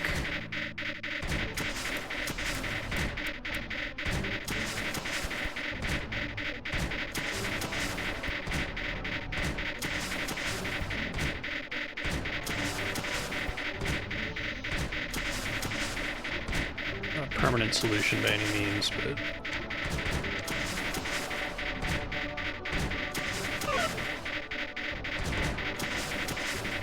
there, that gets us some breathing room.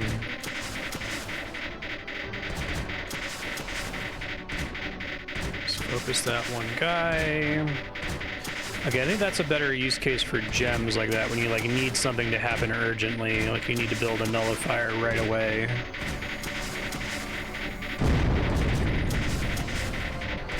Try to focus on the one side here.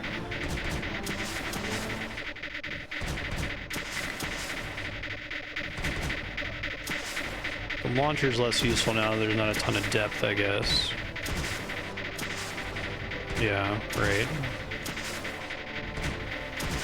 Yeah, I like the kind of natural consequences of the geometry in this game. There's tons of those. It's basically a game that's about that, right? That, like, naturally this one is easier to deal with than these two. It's quite smart.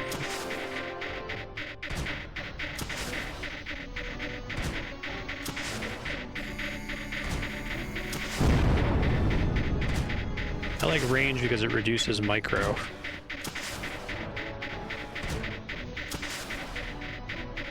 Kind of like that everything is like very elegantly self-balancing too, in the sense that if you have a bunch of guns over here that finish killing everything and have nothing more to shoot, then they're no longer a drain on ammo. And so you can start to build your reserves back up. Should probably pick this up, it's pretty cheap.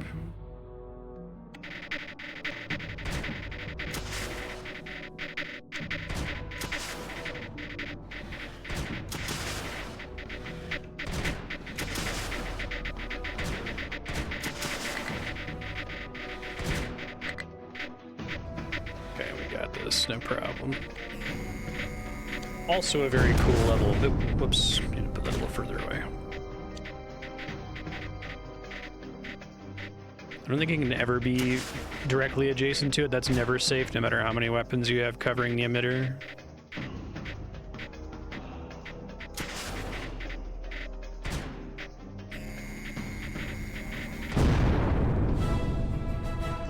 Very cool level. I like that Creeper World makes it possible to win more. I've talked about this problem before, that like every RTS has what I was calling the Armageddon problem, right? In Dungeon Keeper, there's a button you can press very late in the game, a spell you can cast that summons all the armies against each other and just makes them fight. And so every game has like an Armageddon quotient, which is the moment that your forces are strong enough for you to push through to win. And any moment, any second you spend continuing to build your army after that point is a waste of time, right?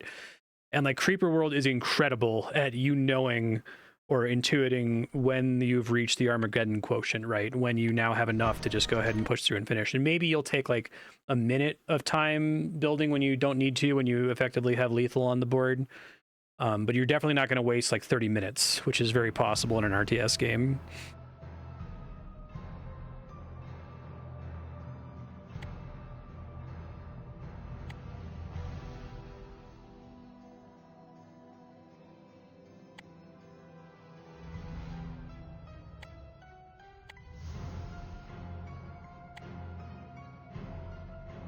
Okay.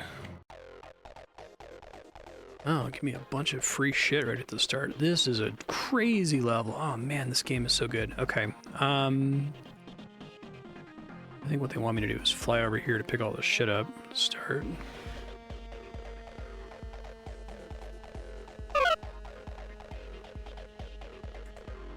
May as well pick everything else up. This is crazy. Wow. Okay, so I need to get beacons going like right away, or makers, I mean. Okay.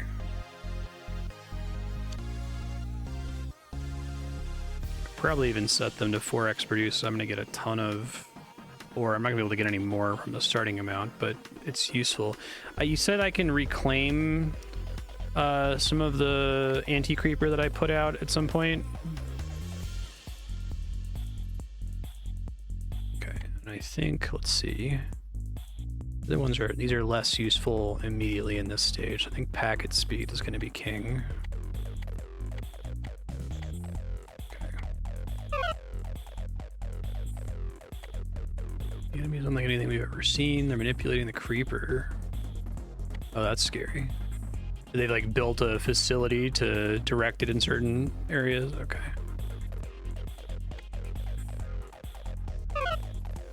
It's not lossless necessarily. Okay. Okay. I do need to get reactors going even with all these crystals.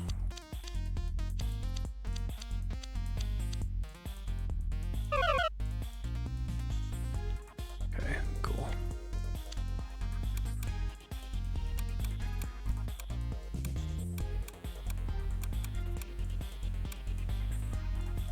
I'm gonna leave as many open faces as I can for reactors. Think about the right shape to accomplish that. Doesn't come to my mind instantly.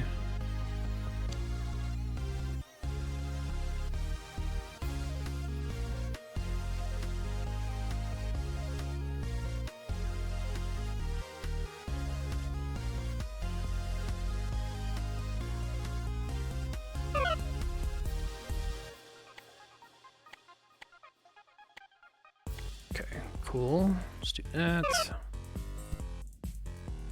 I also kind of like the feeling that there's likely an optimal order to do this in based on the stage, but that it doesn't feel like if I make the wrong choice that I'm like gonna lose a significant amount of time. Like I might beat it in 15 minutes instead of 10 minutes, or 20 minutes instead of 18 minutes. It's nice. Still have 15 to spare. The rest of these. Intuition.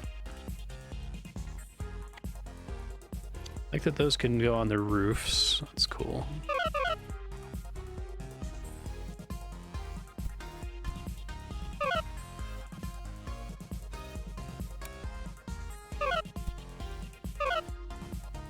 Schematics for their micro rift. Rapidly deploy units and packets to distant parts of the mission area. Build the first micro rift close to the ship. Additional rifts in distant areas with high energy demand. So is it like they're like paired essentially? It lets you transfer packets between them quickly.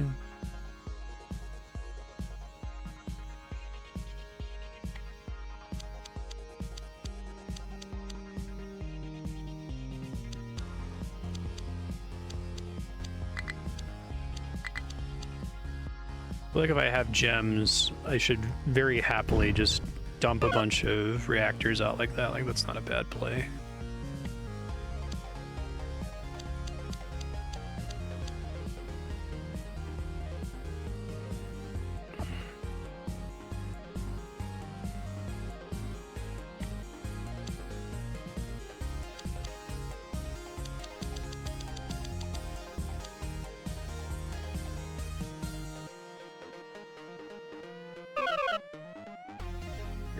Built here.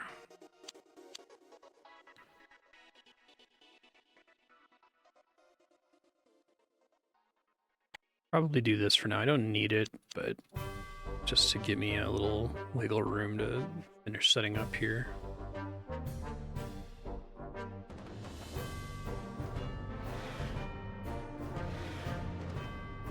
Okay. So may as well dig through these, get these free gems. Beacon over here. Only the beacon can stick to walls and ceilings, right? Like the reactors can't do that, I take it.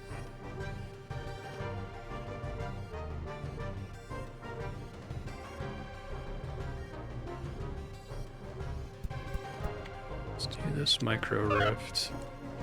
Crystals scattered to the labyrinth. What could their purpose be? Can't even guess the purpose of the facility.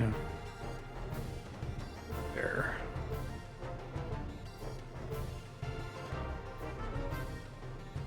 Probably do more TechDomes.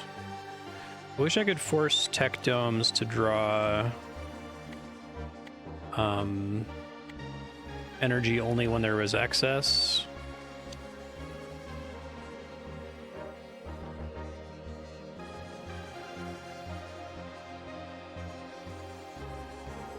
So this just sends packets, right? It can't send like blasters or anything like that. I guess it doesn't matter because I can build them remotely. But if I move something far away, it has to physically travel to wherever I want to use it, I guess. That's the idea.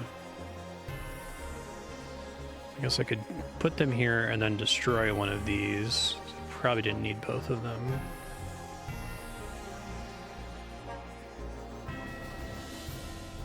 Let's see what happens when I do that. That thing can keep dumping in midair. It doesn't have to be placed on a tile, it looks like. Okay. So we do...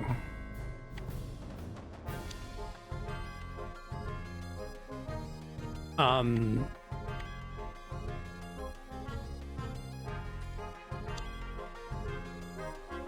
I move the micro rifts? Micro rifts are just considered sources, like it'll try to smartly path to whatever the smartest location is, essentially.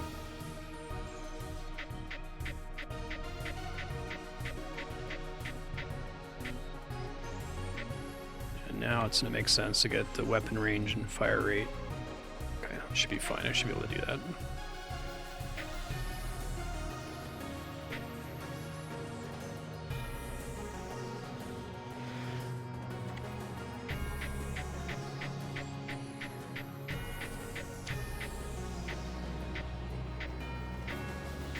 Thank you, Micro Rift. So I can't move them, but if I built another one, it would just try to use whichever one was most efficient to get the energy to it, I'm supposing. Okay.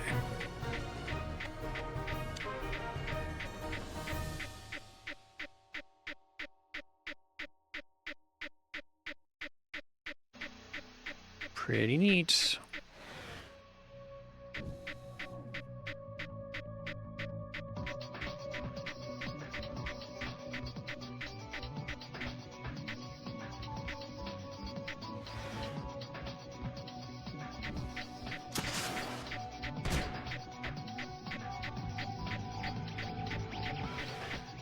Oh, I can't do that because it's in a path through Creeper. Okay, I didn't understand.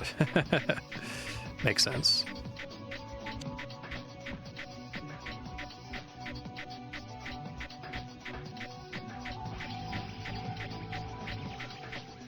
I do like that this isn't a drain as long as it's not actually doing anything. So I can build things safely. I only have to worry about them costing me resources if I have them doing something. I guess there's an initial investment. That's another thing that I like about Creeper World, that essentially every unit has a constant upkeep cost that forces you to use them smartly. Whereas, like, you pay the cost for units in RTS games up front, right? And then if they stand around dicking around doing nothing when the enemy army shows up, like, you are actively losing value for every second that that's happening.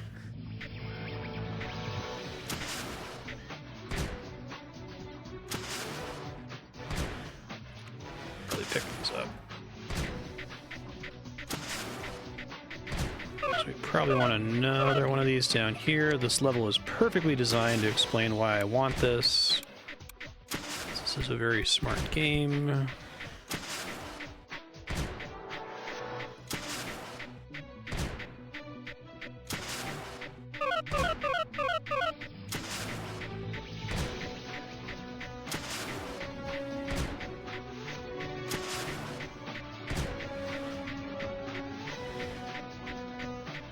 I think this game, I like it like strictly better than Creeper World 1. Like, it just seems like a great evolution of the level design. Really seem to know what they want to do with it. It's really, really cool.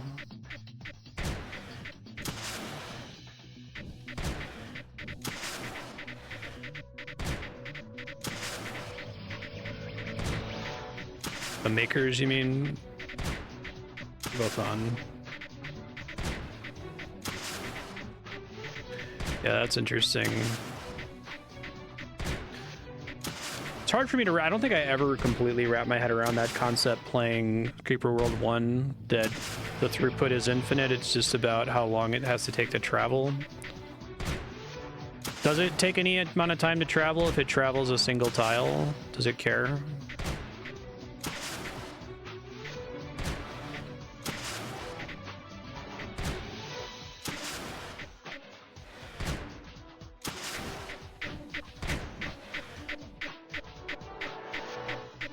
That's a cool opportunity to do another sequel in the future.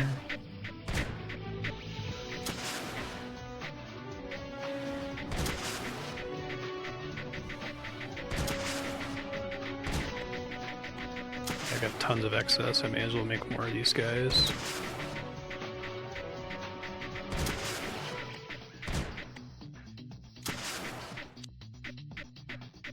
I love there's so many emitters in this level.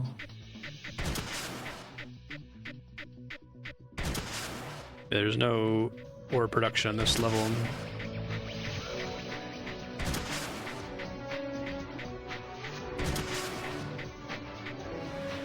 It's fine. I was mostly wanting to use it to make progress at the beginning. I guess I could start vacuuming some of it up. That's all that does.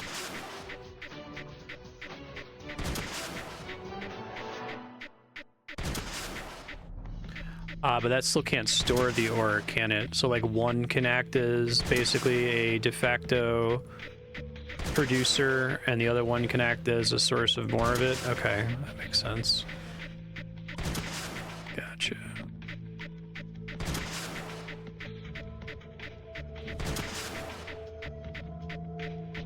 Yeah, that makes sense. That's cool. Oh, they can travel through those. Oh, that's cool. Gotcha.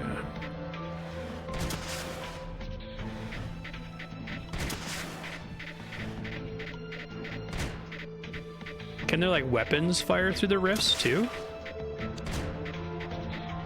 I didn't notice that was possible. Yeah, that's very cool. Makes sense. Cool level to force you to kind of, well, I guess you don't need to understand vacuuming to get this level, but if you wanted to experiment, this is a good format to encourage why you might want to, and I'm sure we'll get a level later on that's explicitly about doing that.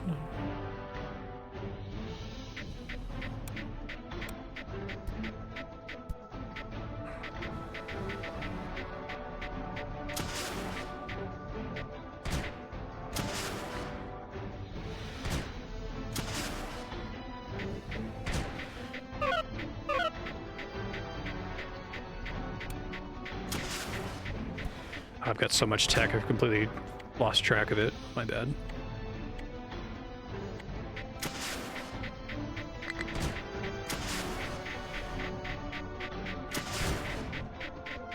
I need like a thing shining on the screen that's like, you have a bunch of unused Teknites. Or what I would prefer to do is to tell it, hey, this is the build order I want. Can you just like do that? Unless if I stop and tell you otherwise.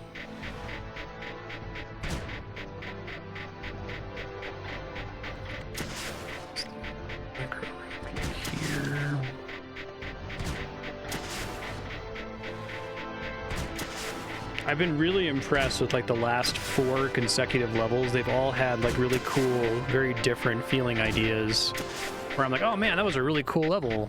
It's probably going to be like 5 more levels until we get a really cool level like that again. Nope. I like that the game, it has that sort of puzzle game sensibility of not wanting you to just do the same thing again.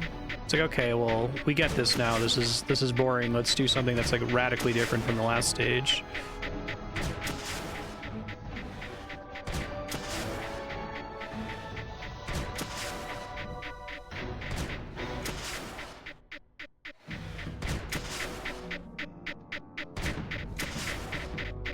Individual emitters can have like different output rates, right? Yeah, I do wish they could like convey that with color or something, or maybe they do later. I assume these ones are pretty chill compared to prior levels just to make the concept work.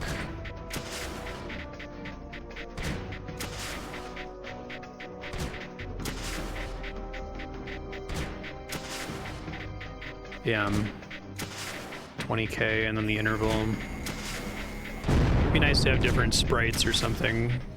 It's not a fatal flaw or anything. Just...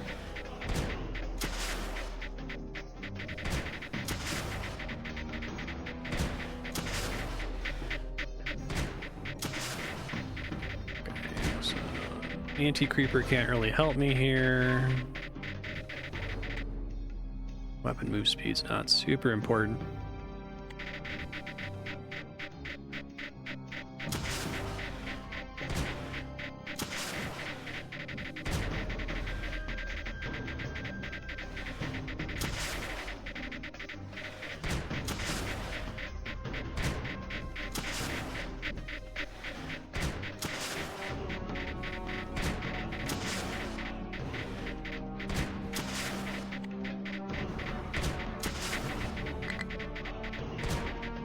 I think what's cool is that in addition to this not being stressful for me at all in the way that RTS games are, it's like not just that it's not stressful, but it's also like super fun.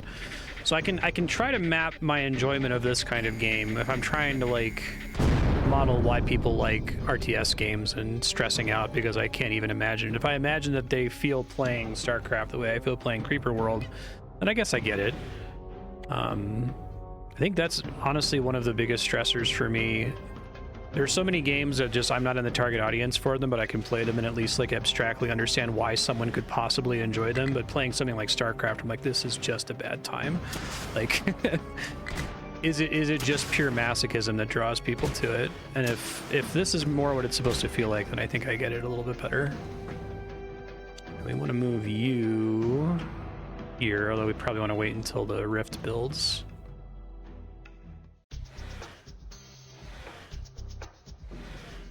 I don't like feeling disconnected from humanity. Especially in my leisure time.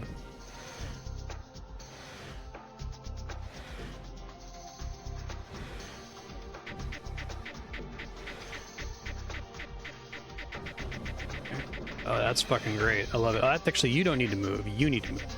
Here. I really like the interactions between these. I like how this stage is structured for you to like learn all of these interactions and just have them make intuitive sense.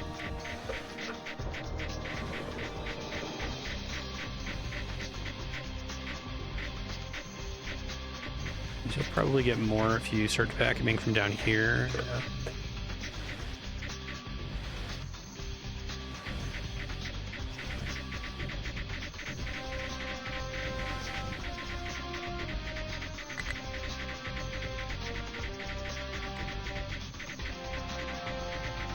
Probably a bad idea to put that there. It's right here. Beacons technically cost some kind of energy upkeep, it's just not a lot. Is that right?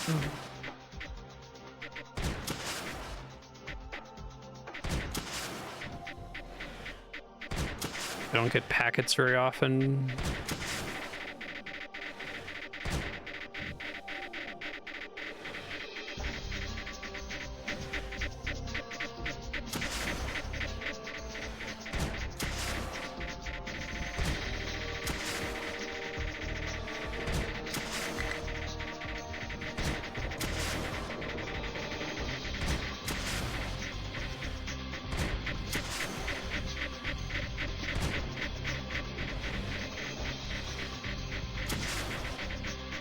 It's gonna take a long time for that to build over there, I guess.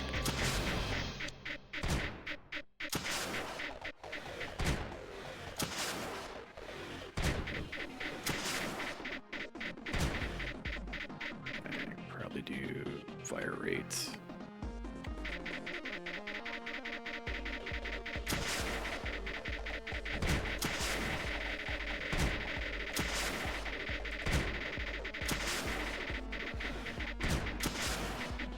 Uh-oh. Okay, perfect.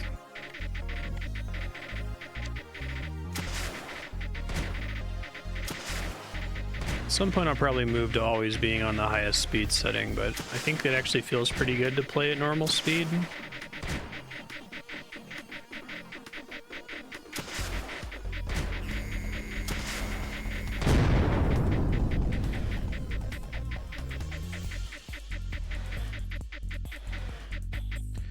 That's where more move speed would be helpful.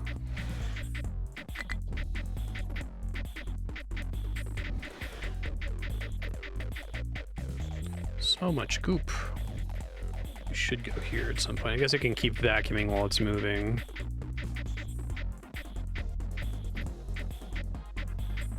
Tension between range and fire rate.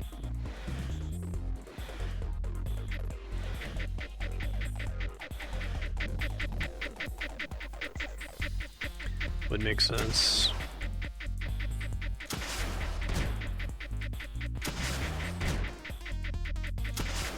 I feel like we spent the perfect amount of time without micro rifts to completely understand why we want them, and had the perfect like sequence of levels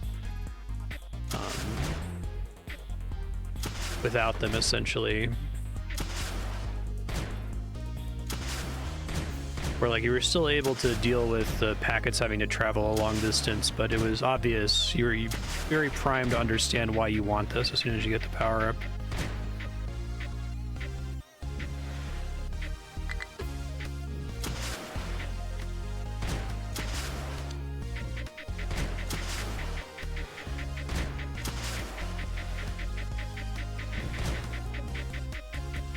I feel like we gotta get like a boring back to basics level here in a second, because it's just like non-stop cool at the moment. Okay,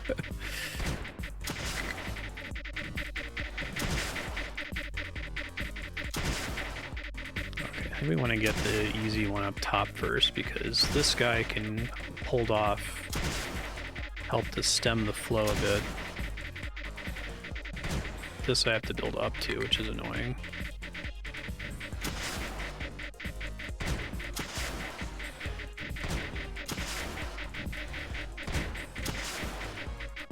I really like that you have this very smooth gradient of pressure that you can apply against the creeper now with the anti-creeper. It's such a smart addition.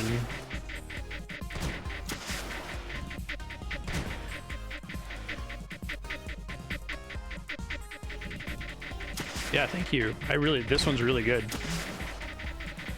It makes me want more of this like form factor for the game.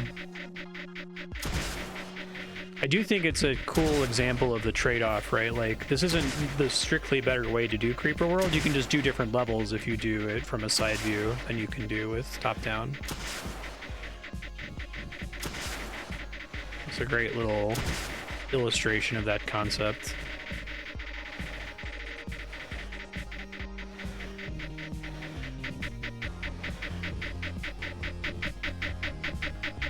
Yeah, a little too aggressive there.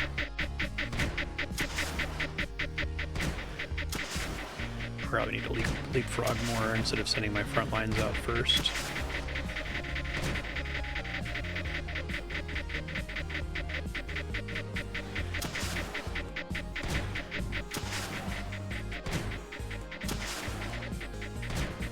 Yeah, that's cool.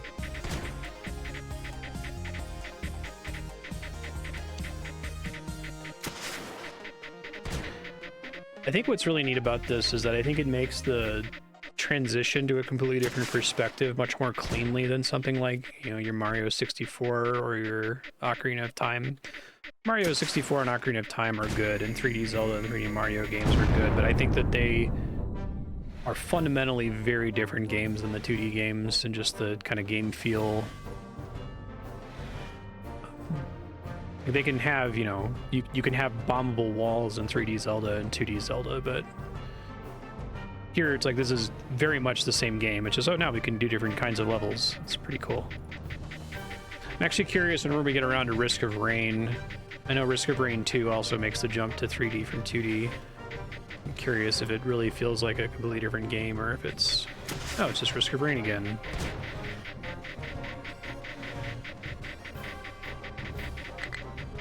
Oh, yeah.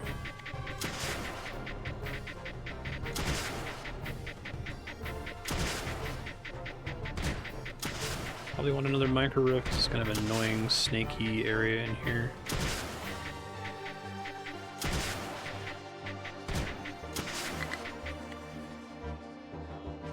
Saving for fire rate. I guess I could save for range. It's probably going to be over before I get the points for it. Because I've got all these empty floor tiles, I could have been building reactors and tech domes to win more of it.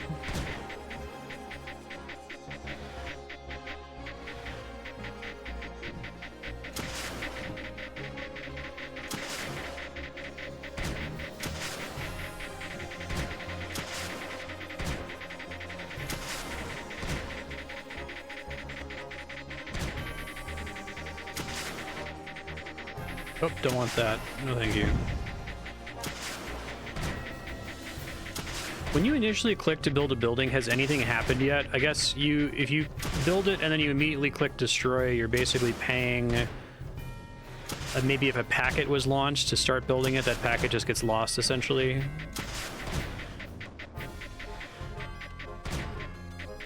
Because the stated cost is the cost to build it from scratch, total number of packets.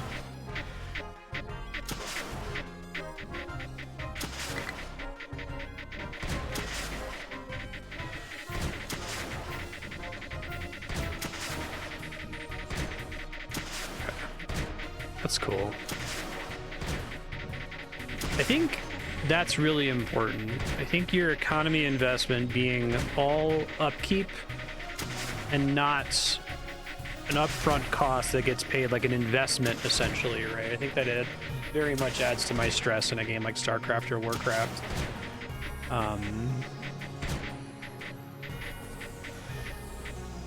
Like, it's technically harder to do it this way, to have to pay a constant per tick upkeep for everything all the time, but it makes it much easier for my brain to learn things. And it's like, there's like a direct correlation between, oh god, I gotta build another beacon here. Annoying.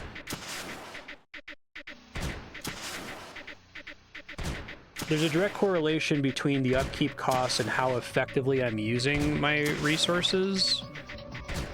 Sort of. I mean, I guess I could screw up. I could sit and tread water at an emitter that I don't destroy forever and just waste a bunch of my upkeep on it when I could go through and push and finish it, right? But like the idea is that if I'm only paying when my units are doing things, and if they're standing around doing fuck all, they're not costing me anything.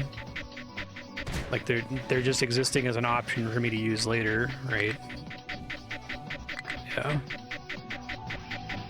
It's full of built-in feedback loops where you can kind of just learn to vibe with the game without having to fail constantly, right? And like reload a unwinnable game state over and over and over, which is definitely the experience of Warcraft.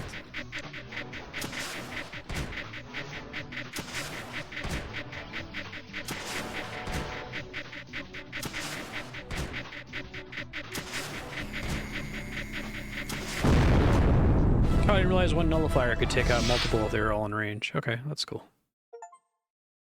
That's a funny level.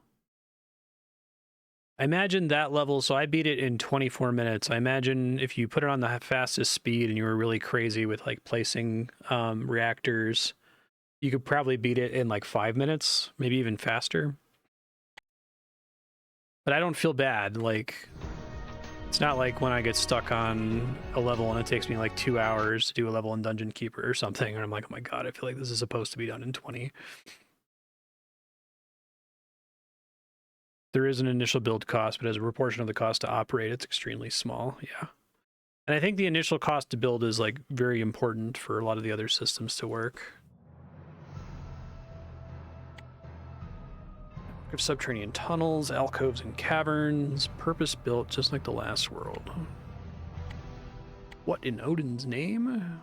Hey, gravitational distortions, fun.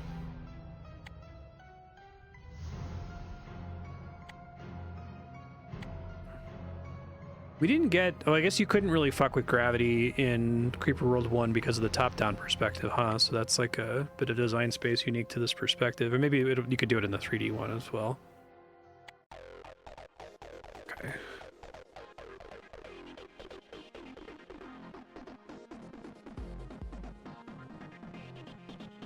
Okay, so this gravity concept... This still says gravity's pointing down, but it mentioned that there were distortions. So is there like some kind of unit or building or tile that shows me which way things are going to flow?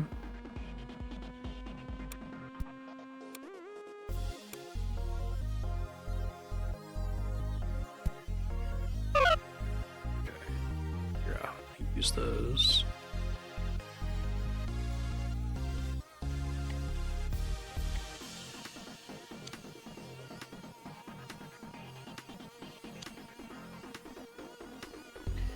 No, I need to get reactors right away. I'm trying to like deal with this creeper that's coming right for me, but let's see. Maybe I can use the gems to get away with some shenanigans here.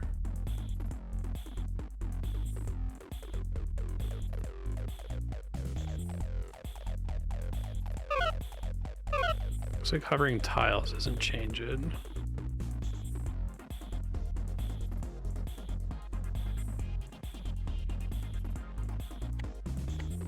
All right, I want to do this differently. Oh, shit.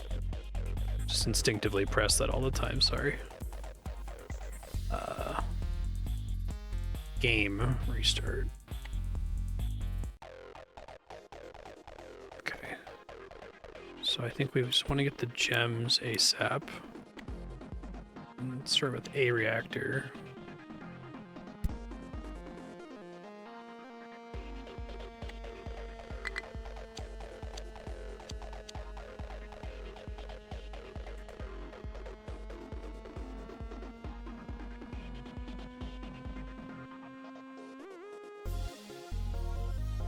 I think going straight to 4 there was a misplay, but that's okay.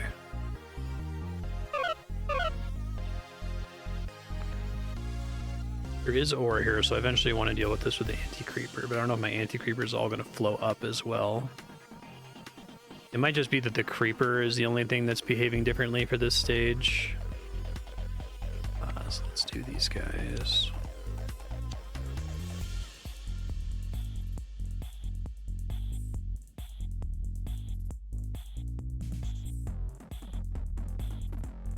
Defend against the ensuing bullshit.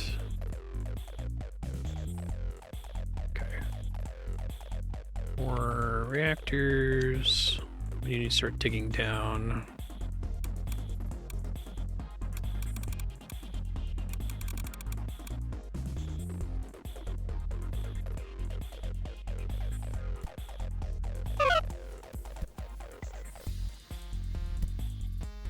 Thanks for checking. I wonder what this icon is here for then. It's interesting.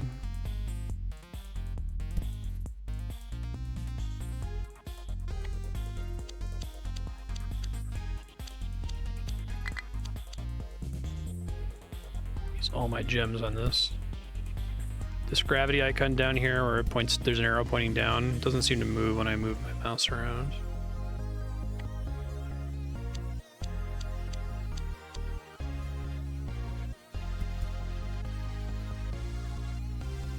Yeah, maybe worried that this like big chunk of it is gonna come flying up at me is basically what happened. Okay, but it's only an initial small pool. Gotcha.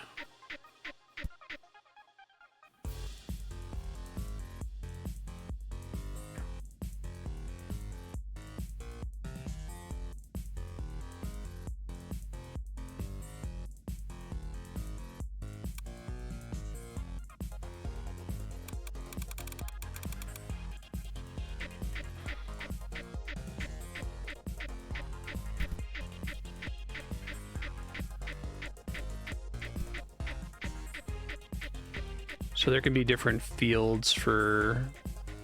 I guess this is the thing causing the problem in the center, huh?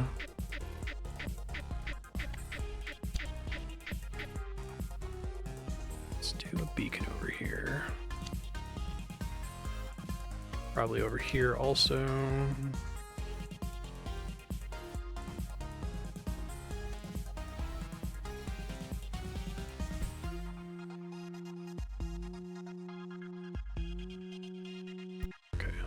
Actually be using my ore that I'm gathering here, I think.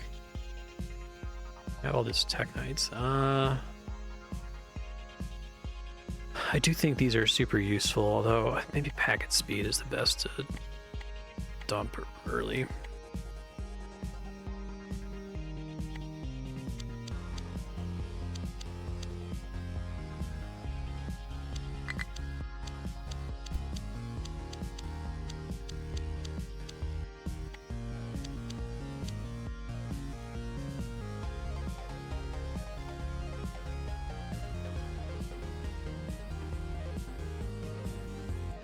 See, but I can anticipate that because this gravity thing is pointing down, that if I build anti-creeper, that it's going to flow downward. Is that true?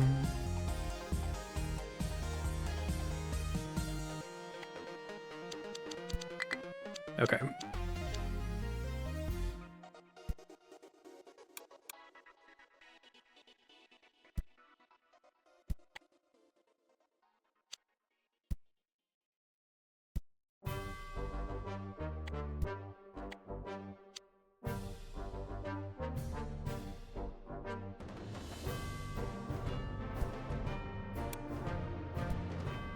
Because of where I put that beacon, I can't. I guess I could move a beacon down here, then destroy this beacon.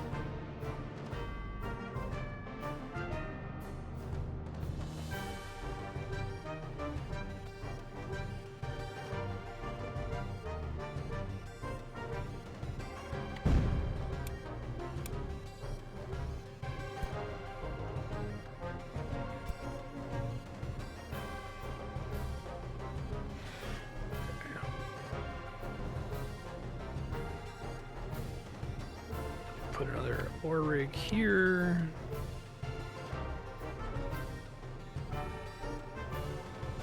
Interesting.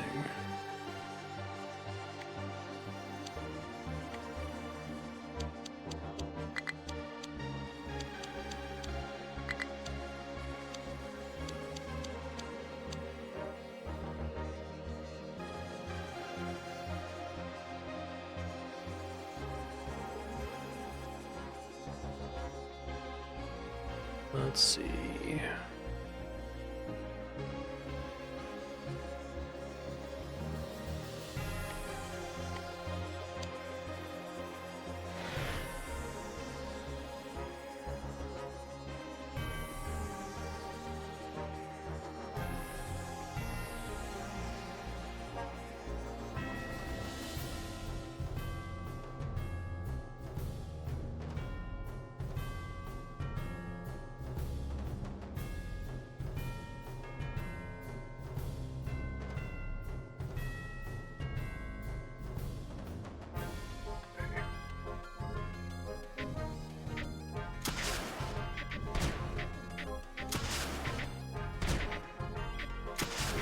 there an emitter here?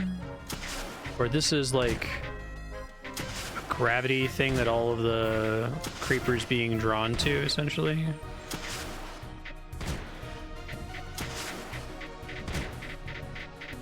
I see, and a lot of this is just unbeaconed space, I guess. Oh, thanks. Forgot you needed two. Would be nice if the ship just counted as a rift. I guess I see why they did it the way they did.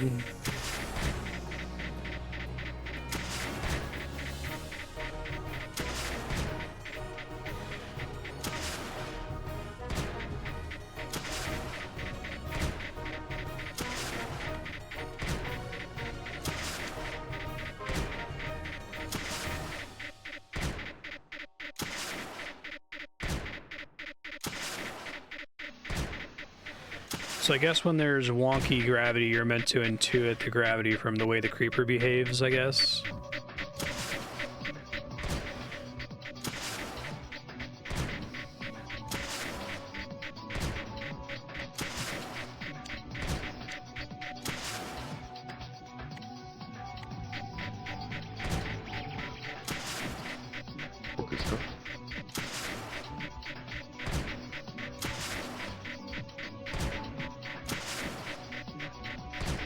That's kind of neat.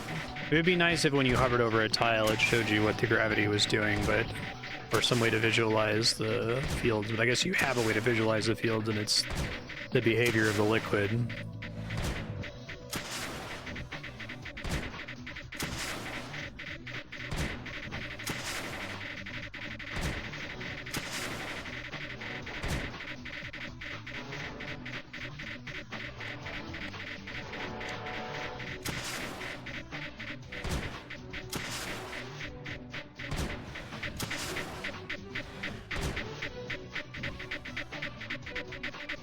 I like the micro riffs, like it's always nice to build them. I don't get the feeling that they cost so much upfront investment that like if I build one too early that I've like really wasted resources. I could be smarter about it, but I don't have to be like incredibly smart about it to succeed.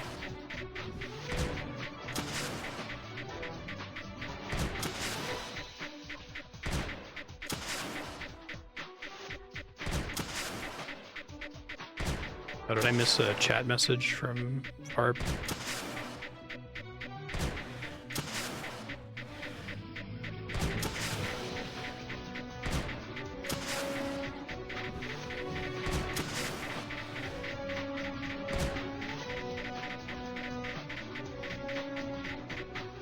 Oh yeah, thank you.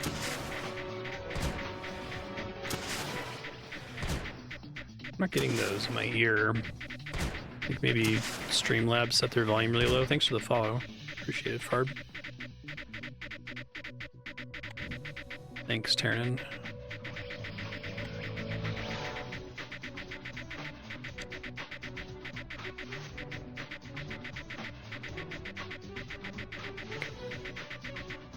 Guys, go come over this way.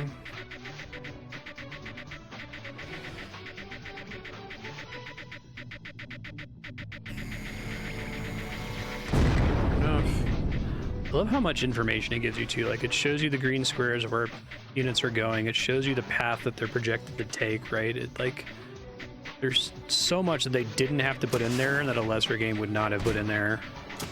That makes it easier for you to intuit what's happening. Even just knowing this space is reserved, so don't try to put another thing there, right? It's very helpful.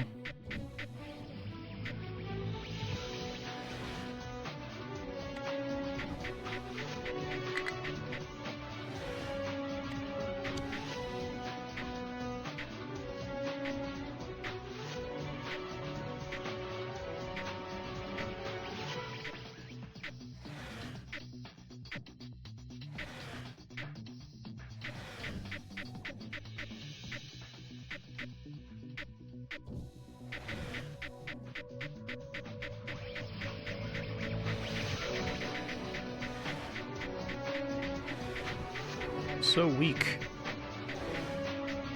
do like a really low interval, essentially.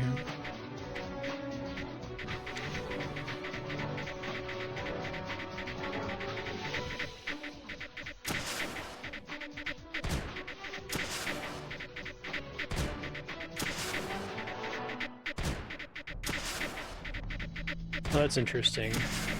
Did I have any way to know for sure that it wasn't going to flow up the side just by, I guess, looking at the way it was flowing and going, okay, it must not go that way? That's what I wasn't sure about. Okay, cool.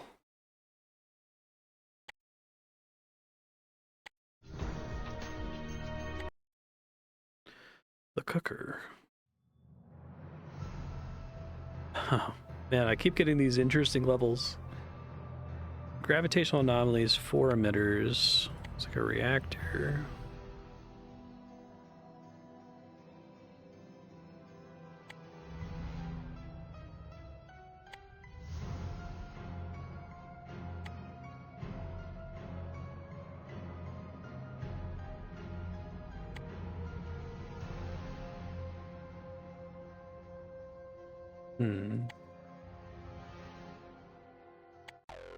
That's cool. Okay, we're not gonna let you just grab the thing and leave.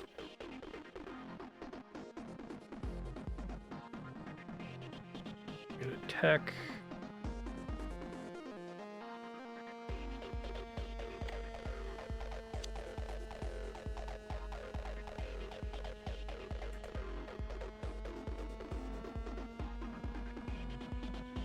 Yeah, I do think I'm doing the too little butter over too much bread thing here. I always expect picking them up is going to be relatively cheap on packets, but it's not. Repulsor unit projects a gravitational beam.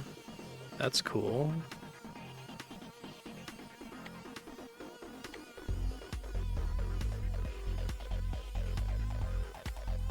Okay.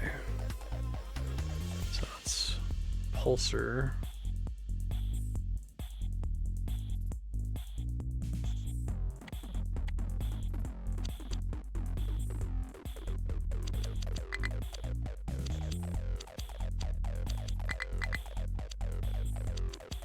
Entire under section is completely protected by these blocks. Okay.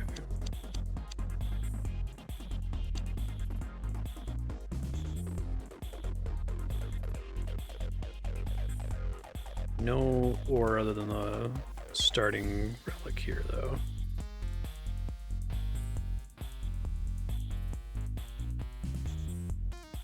Thought the crystals were gonna go do much more for me there. I guess not. Hopefully these all get up and running and I can start building shields. Bunch of Technite.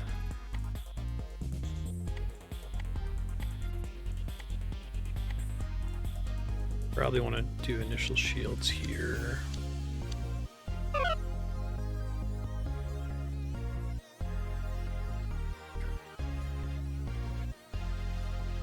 And then I guess it wants me to try the repulsor, so I should try it. Oh, that's interesting.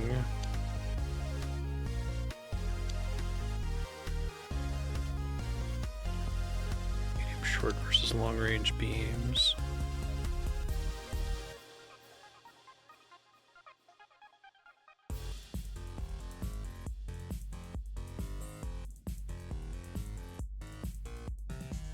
Okay. And then they need ammo just like anything else.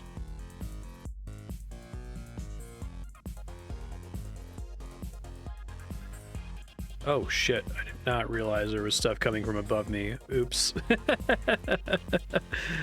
Okay, hold on.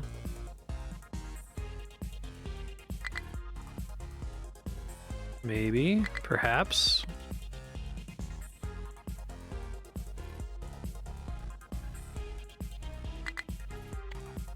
This is gonna be a problem here in a second, but...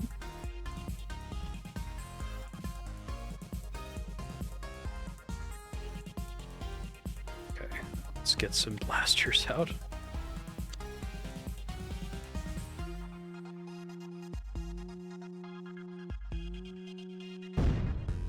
Not enough. Okay. Need to scroll up next time. Not a very costly mistake. Oops, hold on. Shoot, keep hitting escape. In terms of time. Okay, so we gotta get the repulsor first.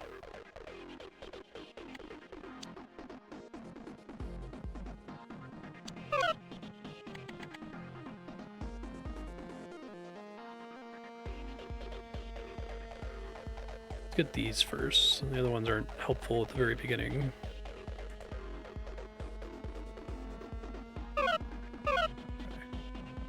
Definitely here, here, here, here, here, and here. Now, do the repulsors have to sit on something, or can they can float in midair and move around? Like, can all the weapons move as a general rule?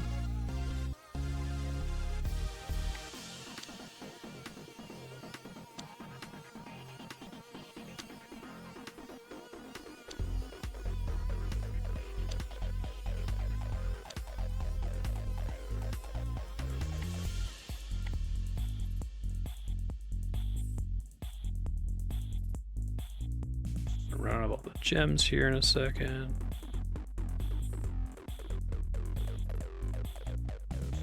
I like how even if you don't understand how a mechanic works yet, open in the middle too, shit.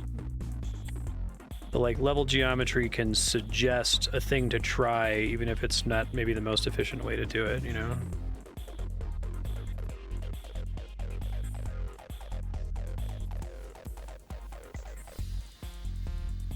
This isn't be a problem, I think.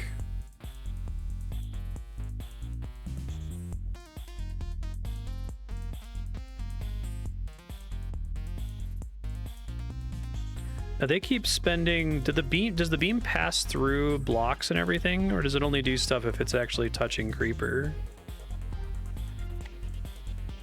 I guess those are potentially pretty expensive. They're not if I don't have the energy to keep them powered on constantly, right?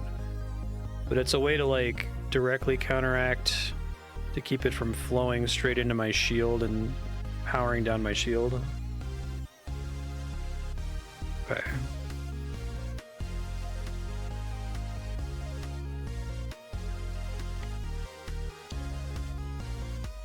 Can't really afford to further press it because I think this creeper's gonna get so deep that it's gonna break this.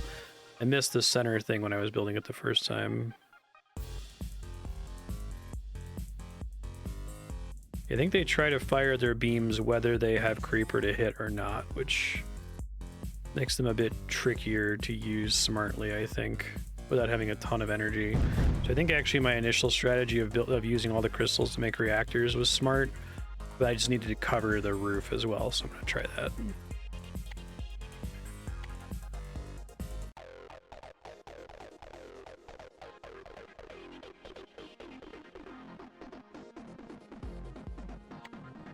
Yeah.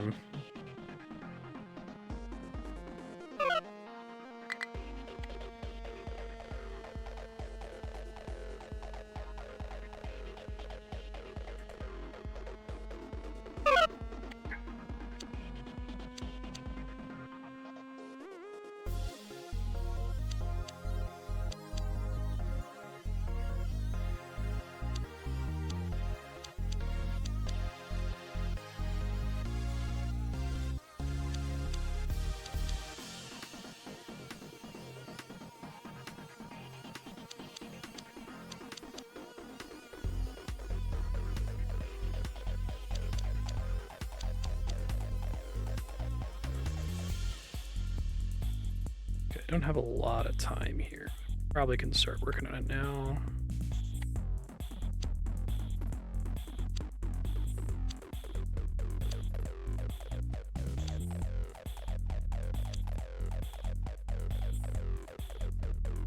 Yeah, exactly. That's great. Probably still need shields there to back them up.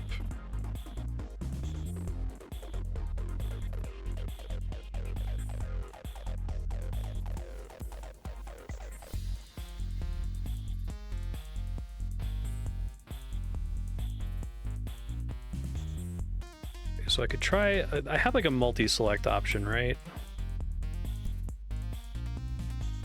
Here we go. can turn them all off for a second. Disarm. Just so I can get the shields built. I don't have to start supplying them with ammo immediately. Okay. Oh, it still tries to arm them totally. Okay, so I can deactivate to make that... make them also not get any... shift.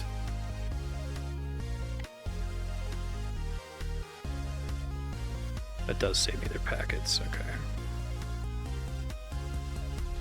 Okay, now they can all come back online. It's QA.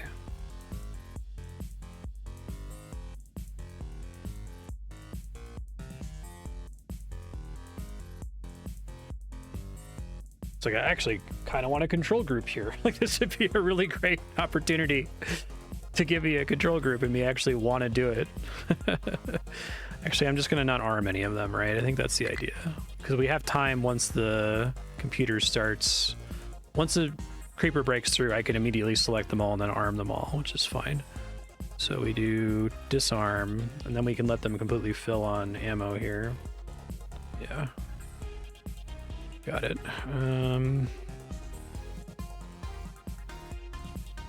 Okay, so now we want them to be armed. These ones anyway.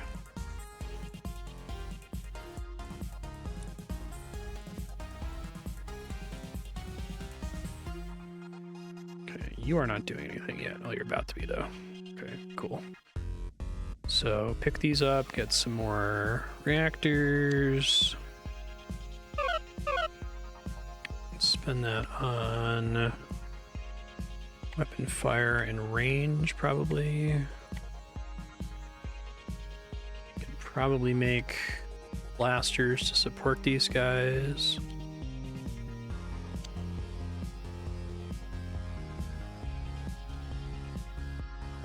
Might be overdoing it. What is the kind of upkeep cost of a blaster? Also, can I build shields and then... I can't build shields and then build reactors on shields, right? The whole point is that they're like drawing energy from the earth. I guess they give me room to dig here to get more space for more reactors.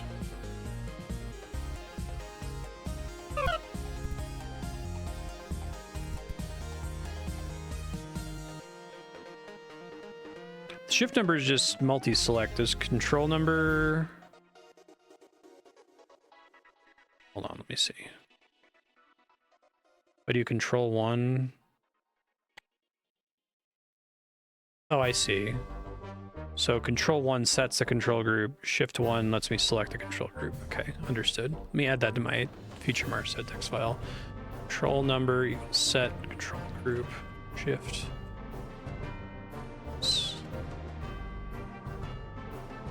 Oh my god, a game that actually makes me want a control group. It's really funny.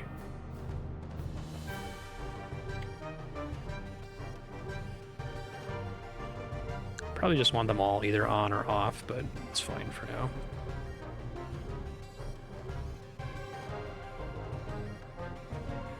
Okay.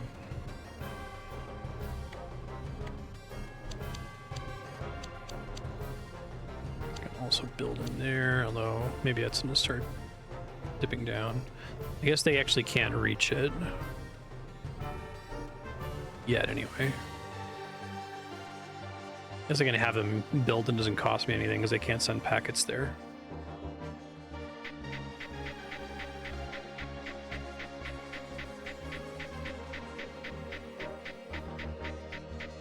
Okay, hold on.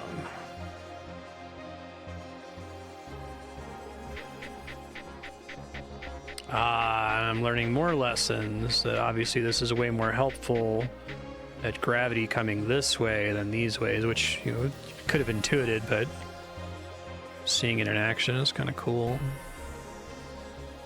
Okay. So I think part of the idea is that I really only need the repulsor on one of these eventually and use them to push the rest of it back here.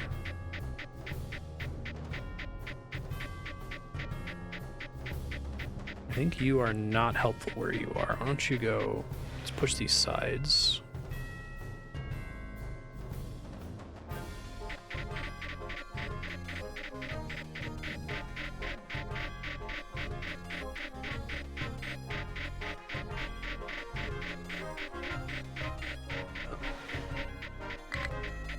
I need to get a beacon in here somewhere.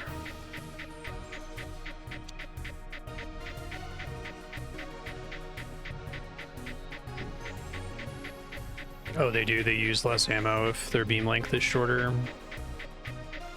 Okay. That was not obvious, thanks. Well, you need to be medium, apparently, because I fucked that up. Short just happens to be long enough to pass a single shield icon and then keep it away from, so basically it prevents it from degrading the shield.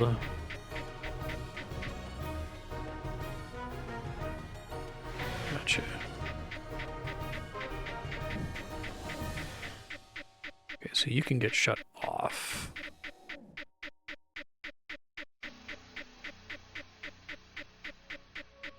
So one of you can come help.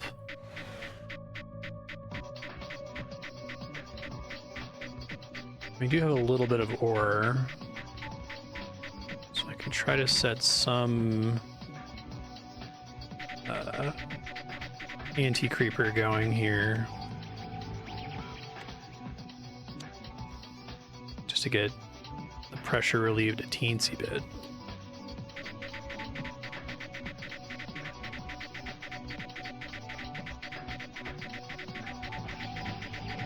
Oh, I see the shield's about to break. Didn't see that. Thanks for the tip.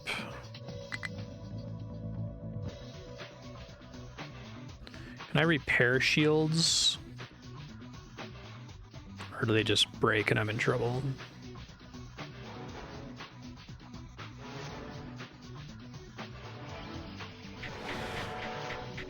Push it back more.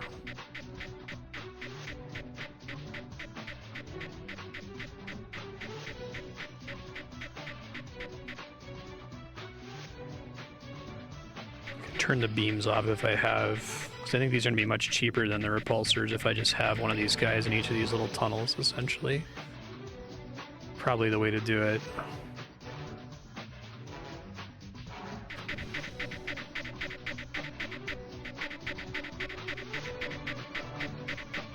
It'll help a bit.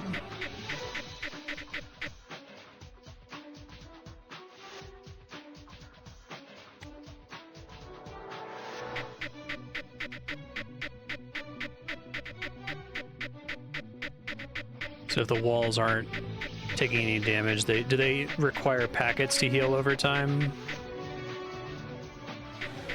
Don't need you anymore. Although I guess the beam can push the anti-creeper as well, which can be helpful.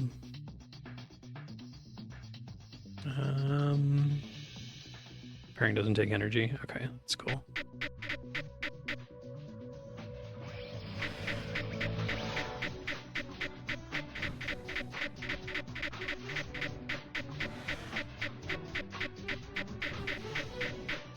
Long interval on those boys.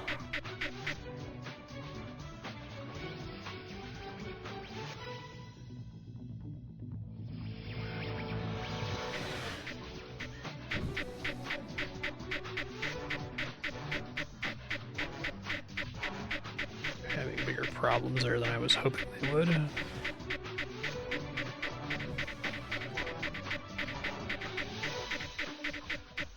Defend them a bit, give them some support there.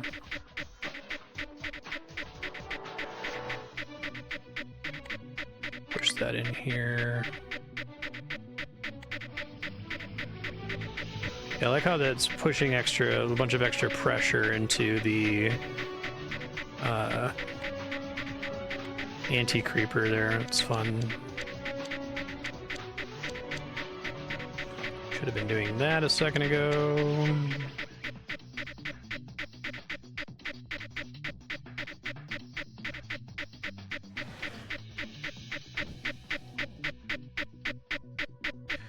Gotta build another beacon down here, which is fine.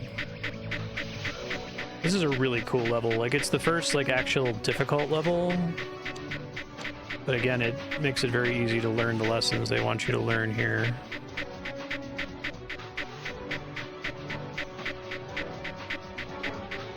Beacons built.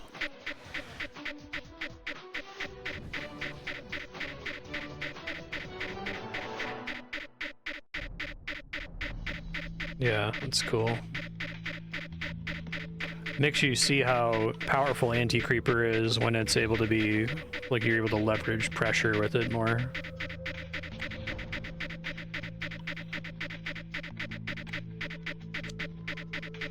Wait, did I place that right? Bad. No, I guess I did. I thought it was, like, diagonally off by one tile.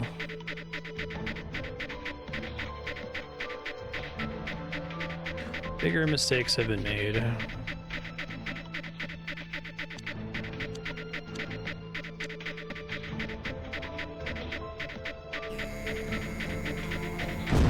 Okay, just getting that one bit of extra terrain. This game very, very, very quickly solved the how many economy building should I make question, right? That I'm always stressing out over in other games. It's like as many as you fucking can in certain levels, right? Every open tile is potentially a resource that you should be taking advantage of. Okay. I think I'm okay now. Should be able to tread water indefinitely. Could vacuum all this up if I wanted to. I have to build a second one to act as an ore gatherer, I guess. So let's turn him off, first off. There's no reason to start vacuuming until I have a second one built to start dumping. So let's build a second one because it was very helpful here. So I can send it in there.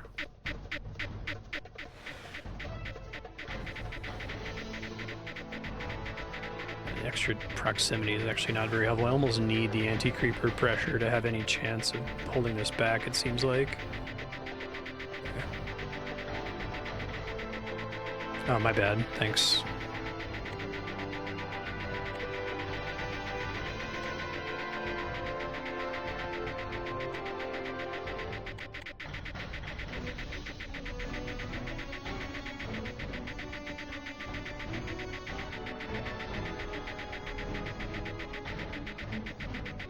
Now, okay, is this eventually going to become thick enough that it's going to push through my beam here? Is that a thing I have to be worried about?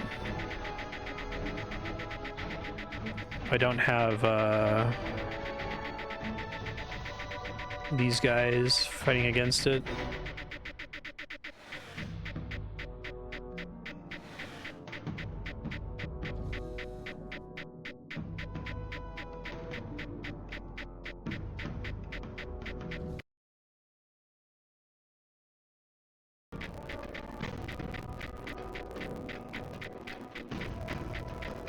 I guess we saw that on the sides, but I wasn't sure if that was exactly what was happening.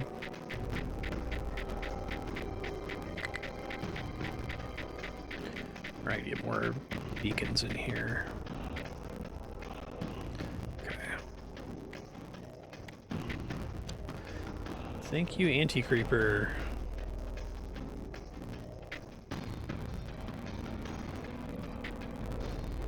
Oh, audio just turned crunchy? Thanks. That's scary. I didn't realize that could happen midstream. Jesus. Did that fix it just now?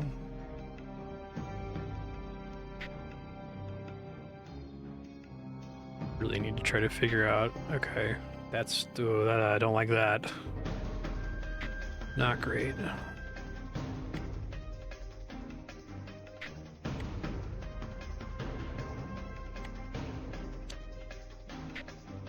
Try getting a new capture card. Shouldn't be necessary. The one I got, it was like less than 2 years old, but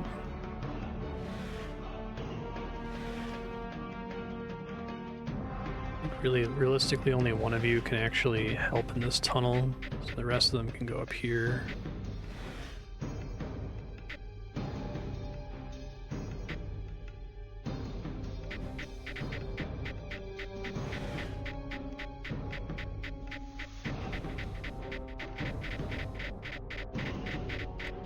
no me gusta.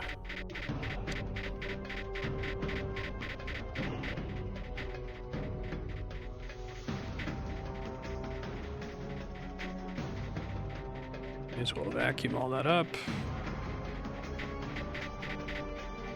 Would this only vacuum if this thing isn't full, or can it vacuum and waste?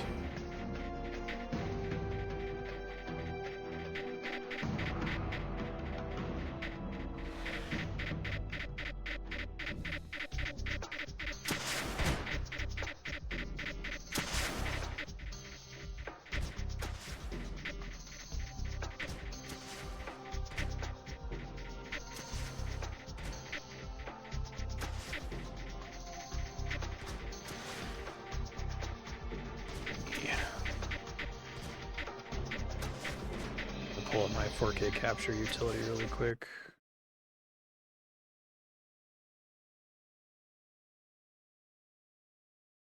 It cut out for a second. It might be doubling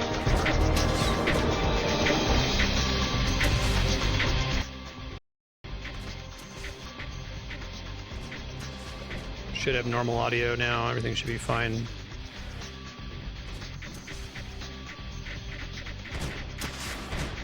That's pushing back just fine. Another beacon here.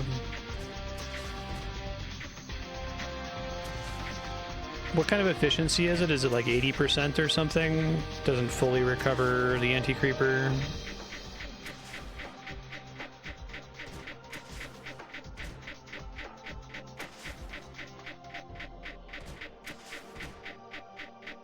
Yeah, thank you. I was opening it in the 4K capture utility to change what device it was using. So it was playing the audio from two sources simultaneously for a second. That's really scary though, that it can happen midstream though. No one was around to notice it. It could just be happening for minutes and I'd have no idea.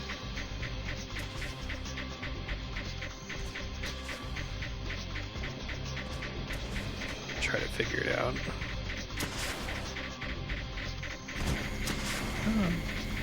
Making a dent over here, so that's cool. You guys can shut off.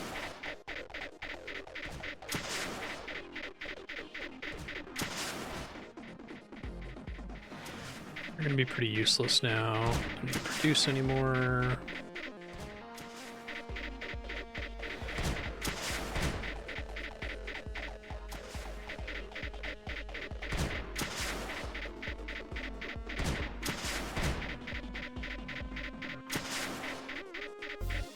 Efficiency losses from evaporation. Interesting.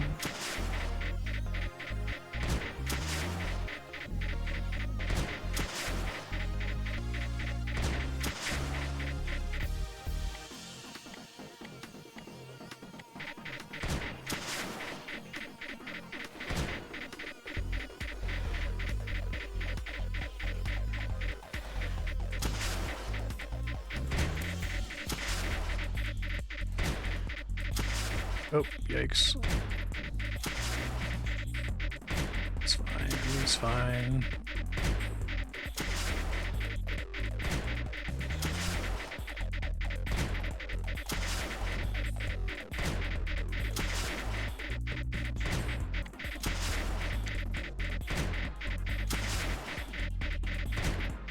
This new soundtrack is really good.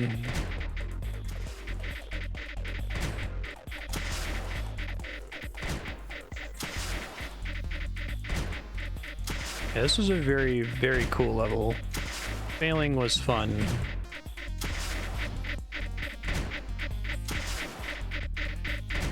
Frequently, the kind of like game feel I get in StarCraft is like, oh my god, I just failed 45 minutes into the level and I don't know what I'm gonna do differently to not fail again, right?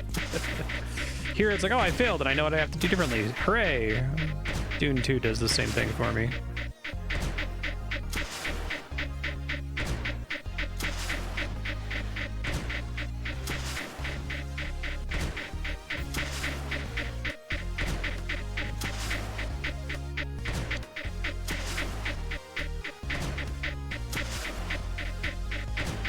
this guy.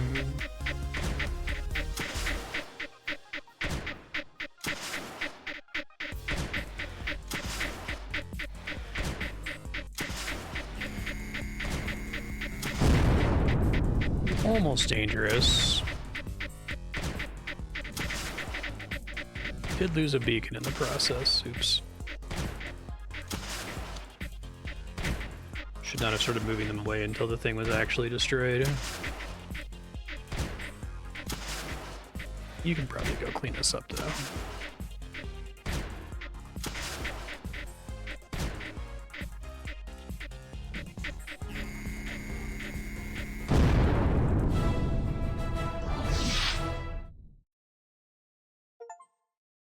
Gotcha. I like that. That's cool. Lost due to entropy.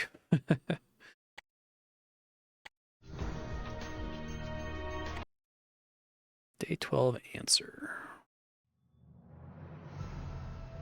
Consortium grows weary of the hominid interference. Stunned to silence. Well, that's cool.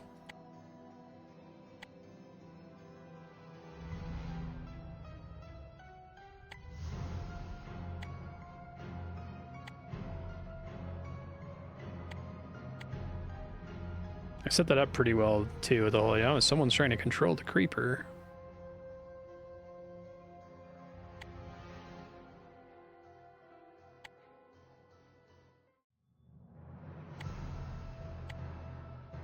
Oh no, I'm seeing blue dig marks here.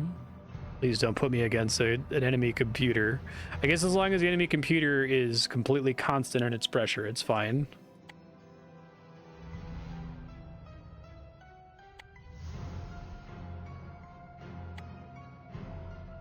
The nano lathes.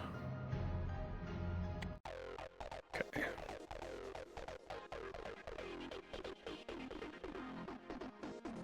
I see. So they have a gateway, and then they send packets that will dig toward me, essentially. Okay. It's not as scary as I was thinking it was going to be. I'm probably gonna have to restart this one after I see what's actually happening.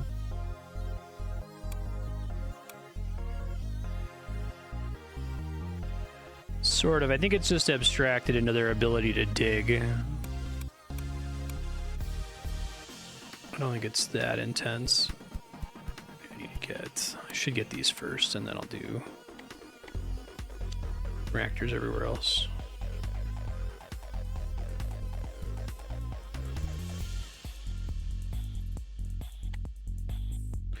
Careful not building these on tiles that are about to get dug away.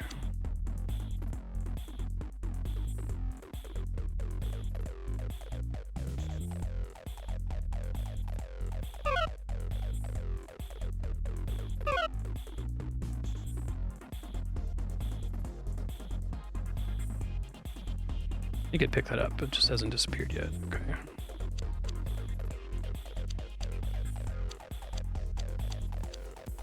I think I want to mirror their excavation. Maybe not necessarily. Maybe I just want to send something in to deal with the emitters as soon as possible. Let's putz with it a bit, try to figure it out.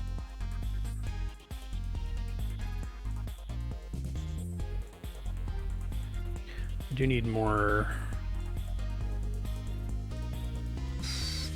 beacons, though, whatever I do. Probably should have that be a beacon.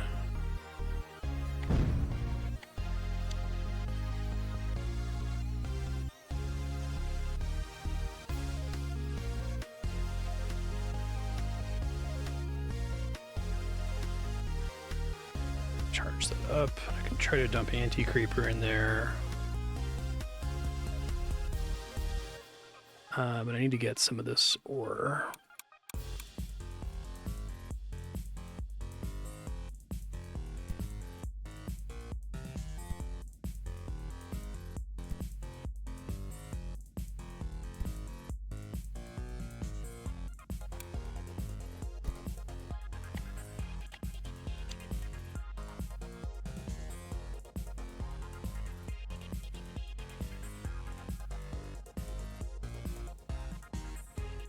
that gateway is just basically sending packets to dig. That's kind of a cool development of the design space. I like it. Makes sense to me.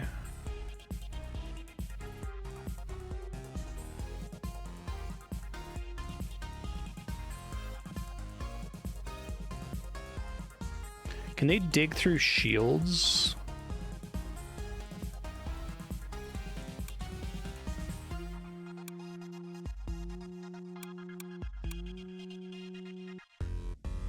Try to cut them off if I can.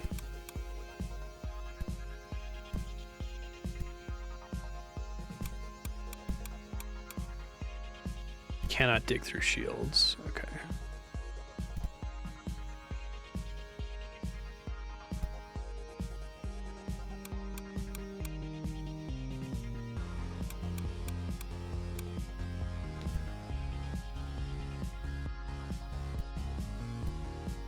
I guess them just digging to me isn't by itself super dangerous. It's the fact that it's creating a path for the creeper to get to me is the problem.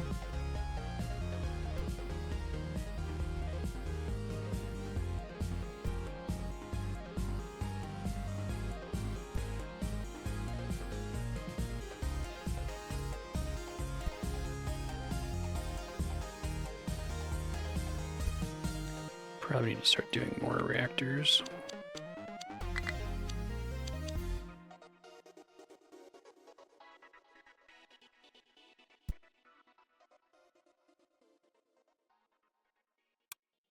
I need a beacon here.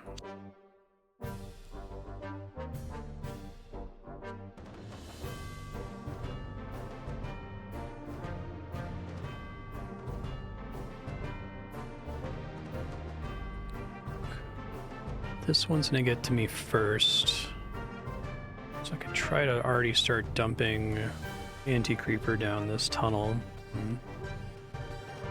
A couple different ways to do this. Okay.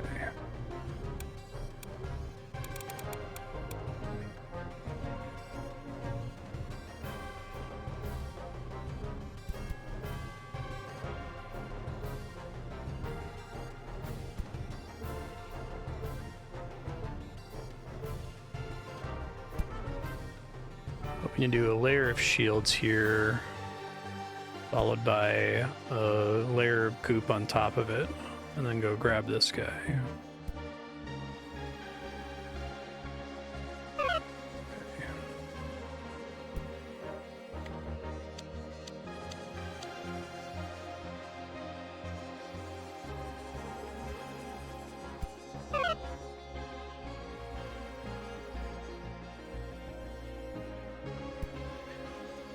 Shield here.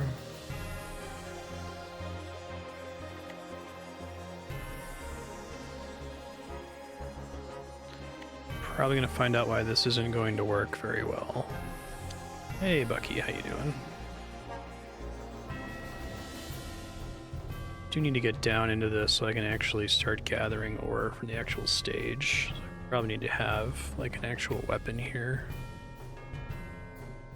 Let me finish placing reactors everywhere I possibly can first.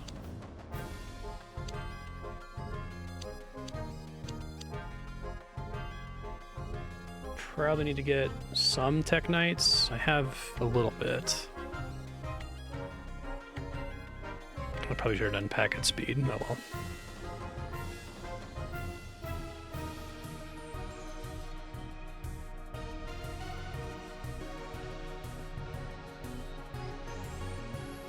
So I could make a repulsor too to hold this back since it's just a single. Like I feel like this is a good use case for the repulsor, right? Because it's a single line of goop coming at me. And I can just make a short one.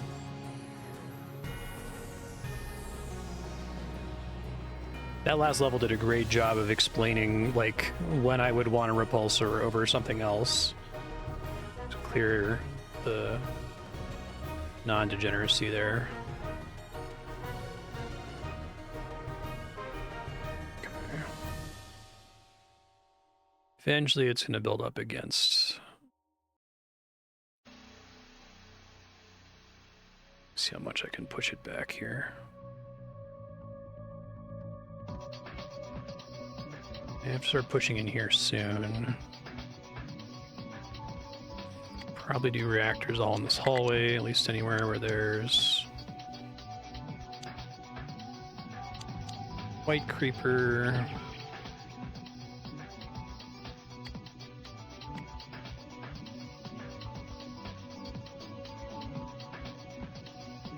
Let's put one here. We're gonna need them everywhere eventually.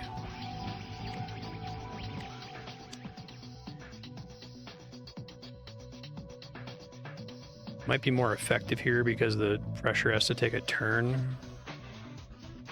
don't know if that actually like substantively matters at all. I'm gonna run out of ore, so I have to get down and start mining some ore. I have to deal with this like ASAP. I think the opening of the mission mentioned using a nullifier right away. Is it possible to be quick enough to take one of those out like right away if you speed a beacon over there?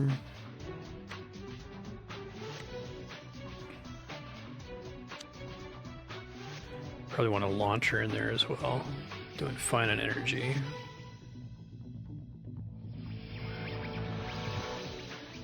You can be disarmed for now. Not for long though.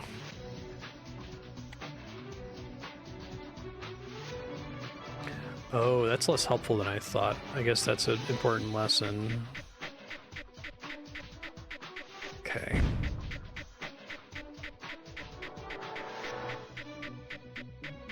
Gotcha. But the anti-creeper will help a little bit. Yikes, okay. Lesson learned, lesson learned.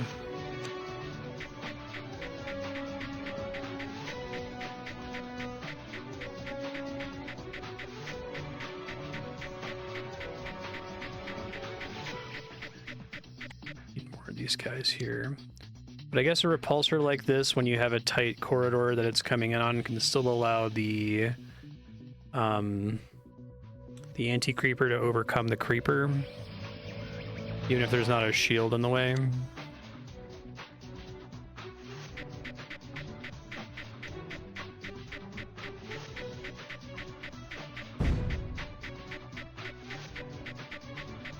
A little scary, gotta admit. Probably need to have a blaster over here to help.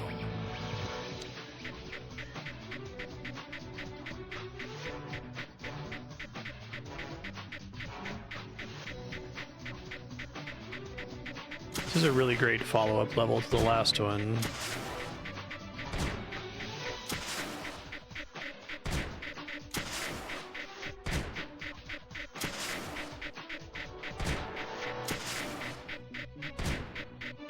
I like the way that the tunnels are set up so that you like get invaders in like waves, but you can predict when they're gonna show up, right?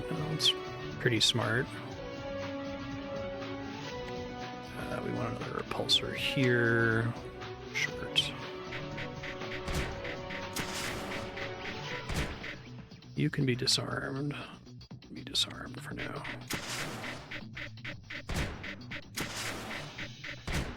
I probably should have come for this thing over here sooner so I had more room to expand. It's okay. Probably also want to do some micro rifts.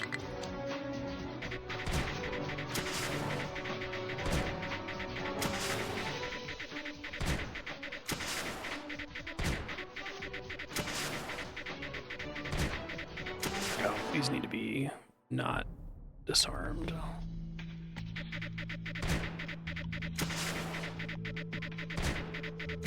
Not very helpful, so I needed to like dig these tunnels.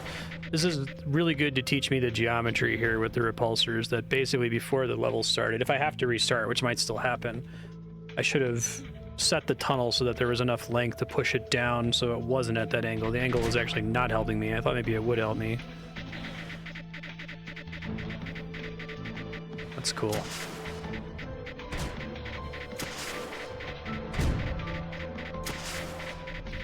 Very quickly creating problems for me, big problems.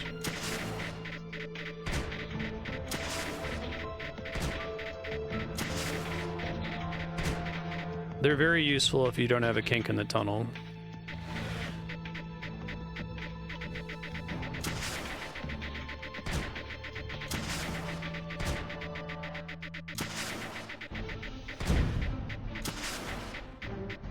Probably also I'm gonna want...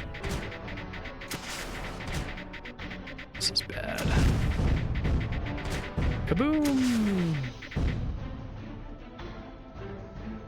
Okay, let's try to hold whatever pressure's coming up from here at least.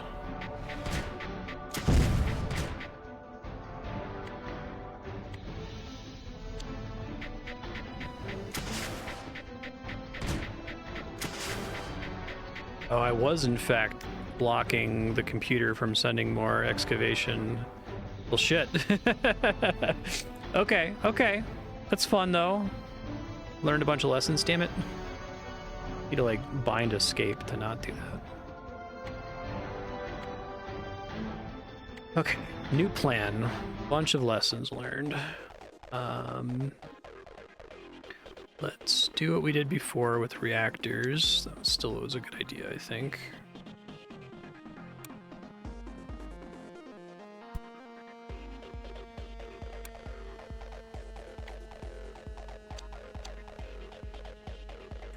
I think I am right to use this. Let me see if I can rush this. I might be able to. Or how I do it, I need a beacon though.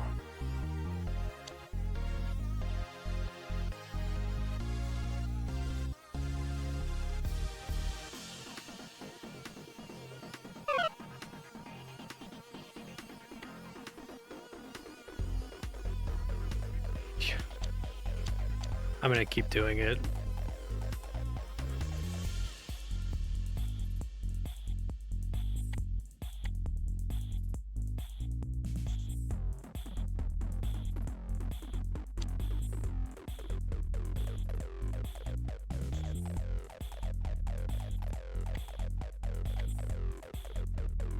Hard to figure out exactly the right proportion of shit to do here, but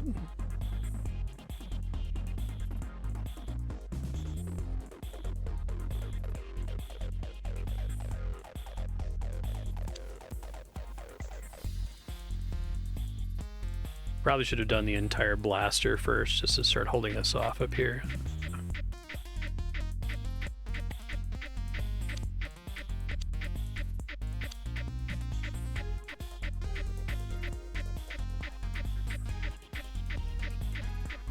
Extra ease I'll have from just dealing with this thing early is going to be pretty huge though, I think.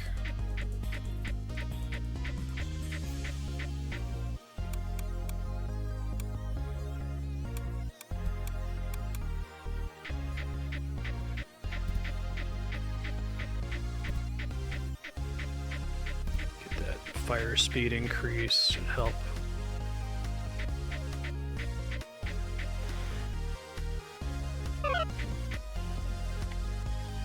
And fire rate, yes.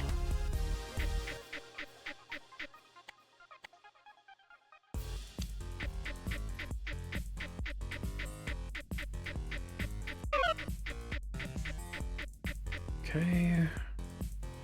Build the rest of these reactors here in a second. I'll pull them on the X's. I'm just going to try to keep the computer from digging through there with shields.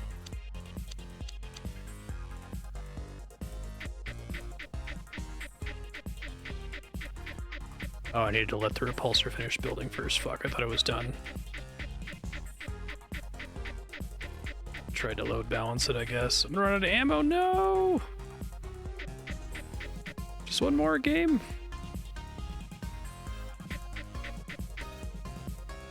I thought I was like one packet away from finishing building it. Correct. Good. That's advancing.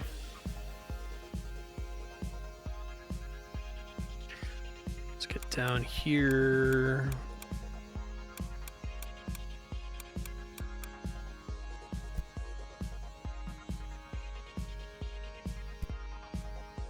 this thing as soon as possible. I should try to dig in there and get all of that ore as well. Build another weapon to start doing that. I'll send him to come help over here in a second. And let's do a beacon.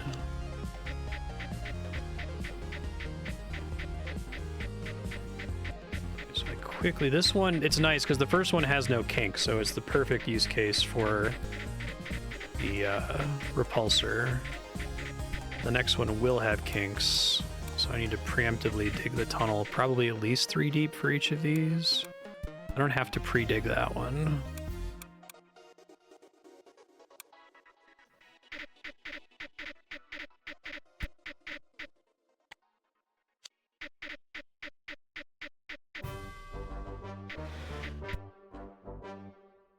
Get rid of all the creeper, dang it. Okay, good. So now we need to dig there urgently.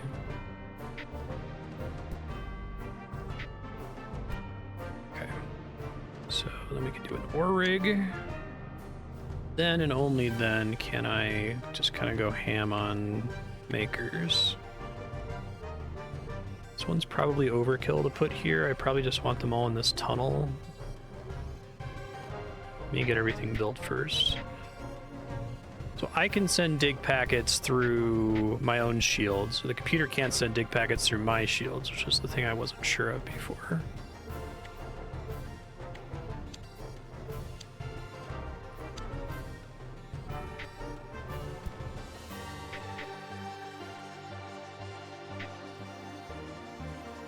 Come down here and help, please.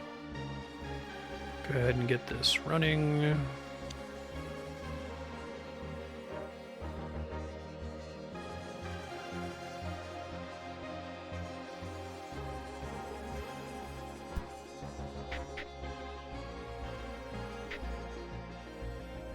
So we want, let's get this started. Do medium. Gonna need more energy, is gonna be a problem here soon.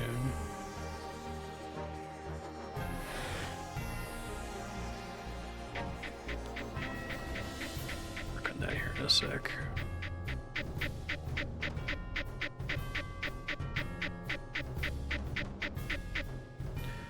Okay, so I should be able to destroy this guy, no problem. And I can get plenty more anti-creeper. Anti-creeper seems really important in this level.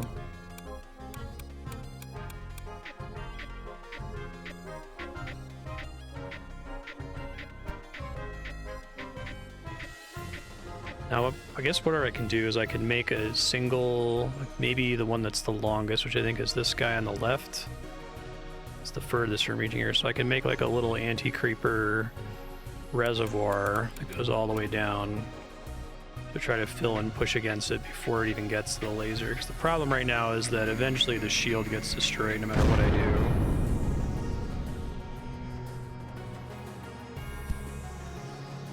Okay.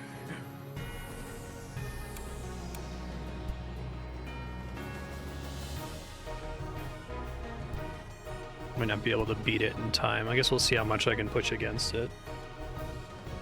Need to get these guys going. Kill these. Dig here. Do more digging once these are destroyed.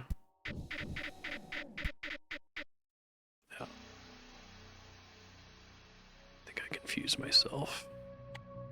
That happened faster because of the way I dug it, that's right. So hopefully I can repulse this in time before the shield bites it. Okay. Not as helpful. Shield's still gonna bite it.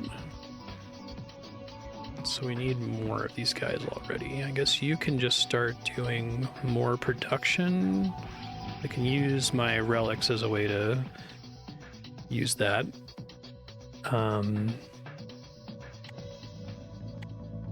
You need to go here.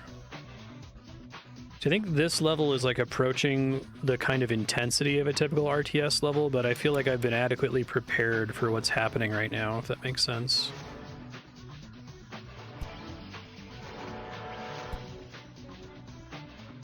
Okay, so that shield is definitely going to break, so I just need the anti-creeper to be able to push against it adequately. These guys actually can probably just go over there and help. That's probably a better use.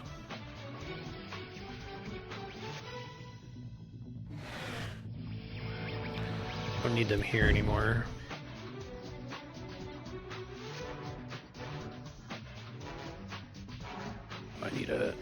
Missed that I needed a beacon here. That's why that digging wasn't happening.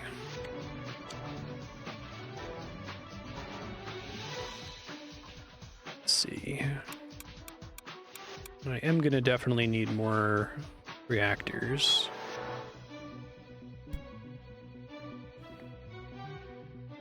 Yeah, once I got everybody moved over here.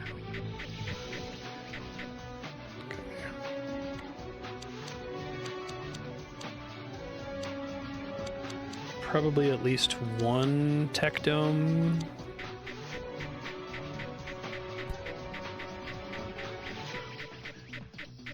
Okay, that guy's built. Was too late here to see that I didn't have beacon coverage there. It's not the end of the world, but...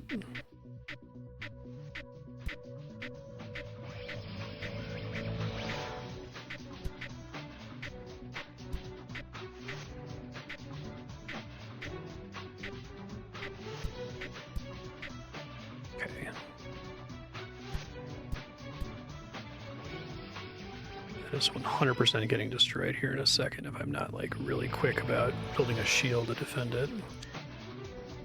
Bad placement though, because I'm going to lose the beacon. Yeah, that's okay. Let's put it here instead. Actually, no, let's destroy both of these. I was trying to get ahead of it, but it's not going to work the way I was hoping because I lost track of time on that side.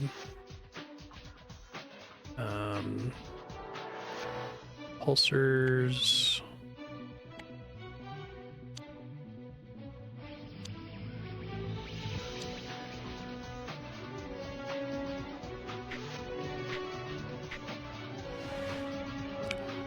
Probably can make a launcher soon for this really dark spot. I just don't know how much it can actually cover.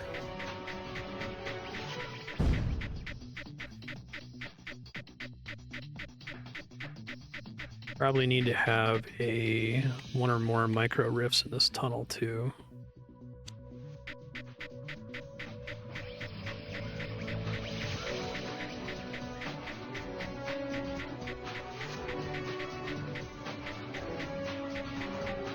This is a crazy level. I already have things I would do differently if I have to attempt it again, which seems likely.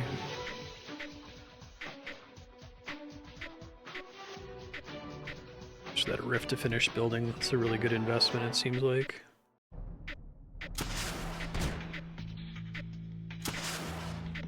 Okay, that's huge. Cool. Can I do another one here?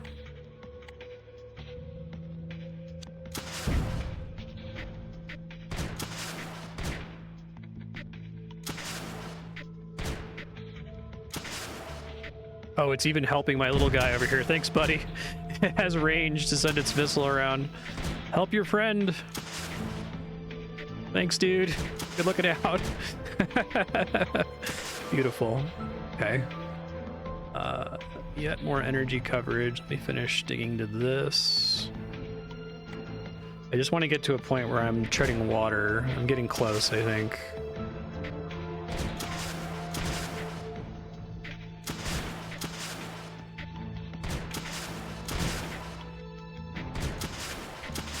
I didn't realize that their missiles could cover so much ground. I was worried that if I built one in this tunnel, it was going to like only be able to hit a very narrow amount, but anywhere in its radius, the missile can guide all the way to it.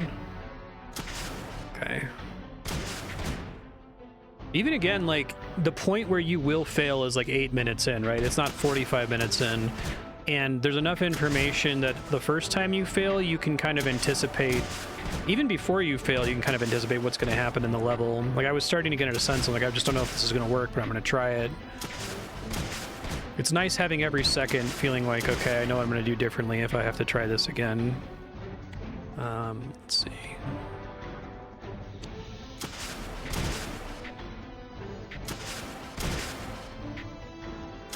Yeah. Makes sense. Go a very stupid way to get to this one. It's okay. Randy Creeper would be helpful here.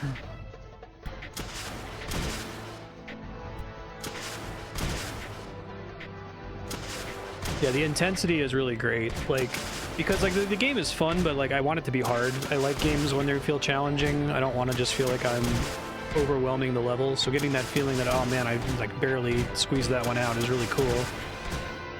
And I think that's kind of a hard balance to strike. You don't want it to feel like it's unfair. But the way that this level, they staggered the tunnels so that they like you're essentially getting hit by what, 5 consecutive waves, if you were thinking of it in terms of an RTS. Extremely smart. Okay, you guys aren't really doing anything for me here. Come down in this tunnel, I guess, just to do something.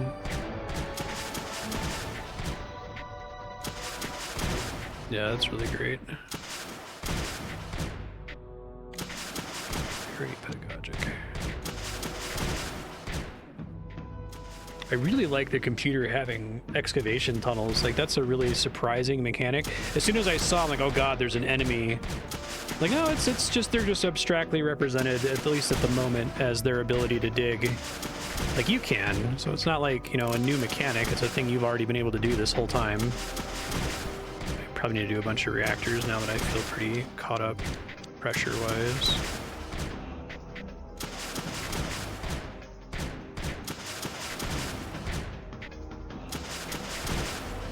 You go down.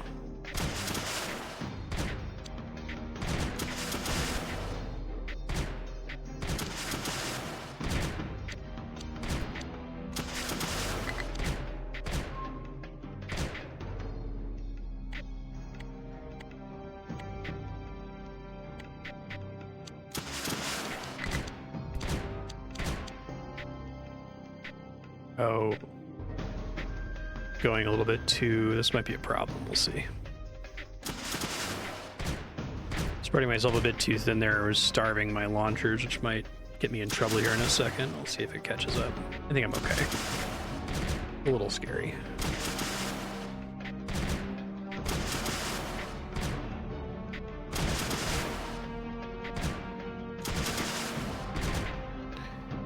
Feeling better about my energy income now.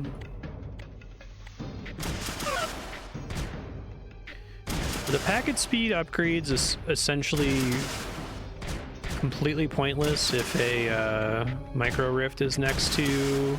I guess if you were somehow able to make a micro rift adjacent to every single one of your units, they would be pointless, but you can't do that, so it is still pretty helpful in most use cases, I imagine.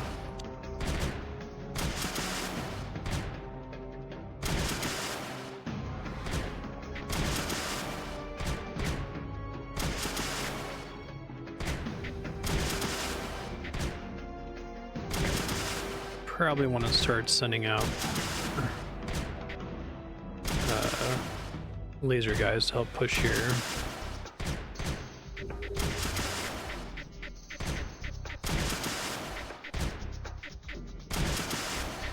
Probably dig here to so we can work on this together more.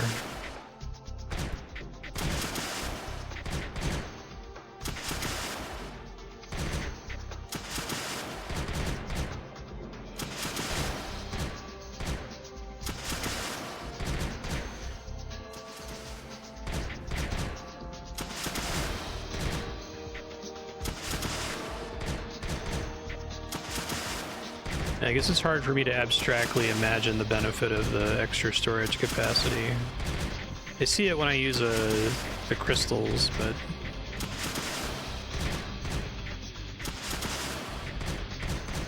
it's one of those problems where it's like, well, I'm assuming perfect play. Packet speed is probably better, right? But I'm not going to play perfectly.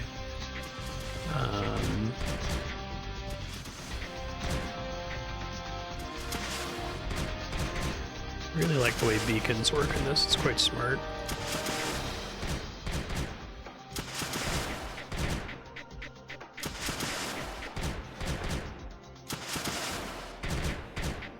Probably need to have more regular blasters here, although the hallways are quite tight.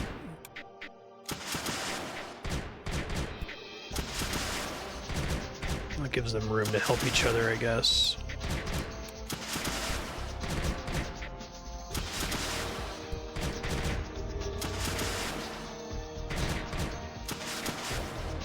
That's interesting.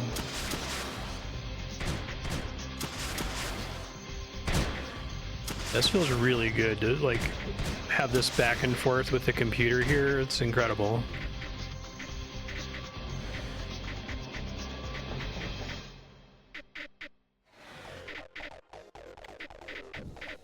I think like pushing fronts is like a crucial concept in a war strategy game.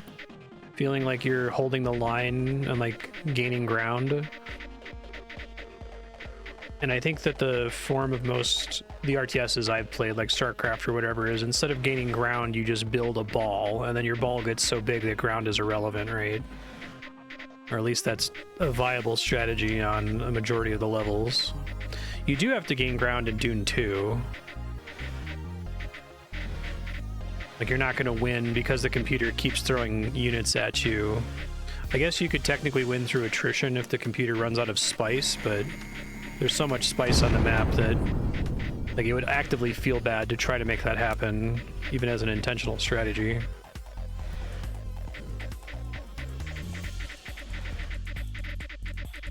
We still have, this is like a streak of like 7 interesting, very non-degenerate levels in a row. They all feel extremely distinct from each other.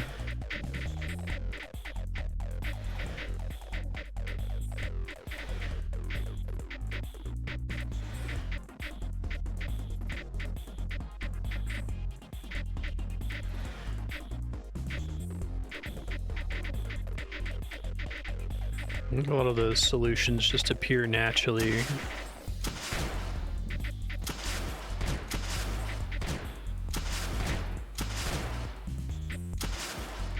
Probably want another micro rift down here. Probably here too.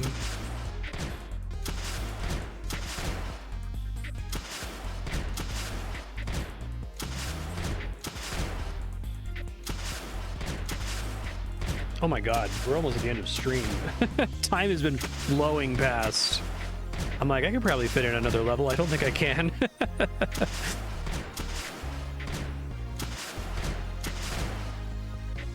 No Comcast issues today either, knock on wood. Anthony, the line tech, made the fix today, and he's, in the past, has been the one that has actually fixed my problems, so... Last I heard, he had moved to a different department, so they must have really been desperate if they had to pull him in to save the day.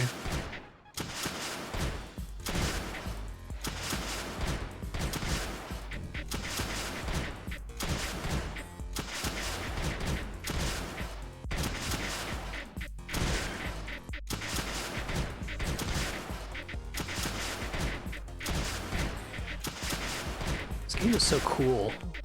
It's such a helpful like counter example for me. It really like I don't like having a bad attitude about RTS games. I actively don't like it, and that's probably the thing that feels most negative. When I'm playing them, I just feel so like I'm a crazy person. Like, I don't like Persona, but I can still get myself in the headspace of somebody who likes Persona, right? And, like, I'll be annoyed by it, but I don't have this, like, what do people see in this attitude? So I'll play this, like, okay, I can map this, and then when I play StarCraft 2, I can remember those good feelings you had in Creeper World. That's apparently what StarCraft feels like for some people. Yeah, I'm really enjoying this, especially if the levels are, like, they're this high quality, right, where it doesn't feel like I'm just doing the same thing over and over and over. Like, this feels like a completely distinct challenge. It's like, use the same tools we've given you the whole game. I think this has more in common with, like, Baba Is You, honestly, than, like, Gemcraft. Gemcraft is so focused on player freedom, and giving you a bunch of different tools to solve kind of the same problem many, many times. And maybe the later Gemcraft games are more like deliberately designed around restricting the player's ability to move around and make choices. But I really do think that restriction is the magic of game design. Like, not letting the players do things is what makes it a video game and not a toy. Yeah, it sounds like StarCraft 2 improves a lot.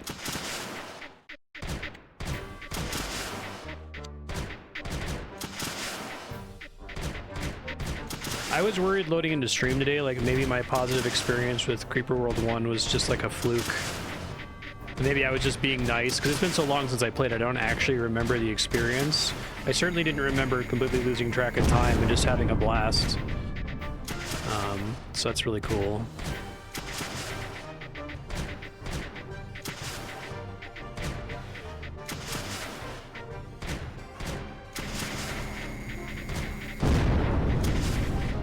This shit.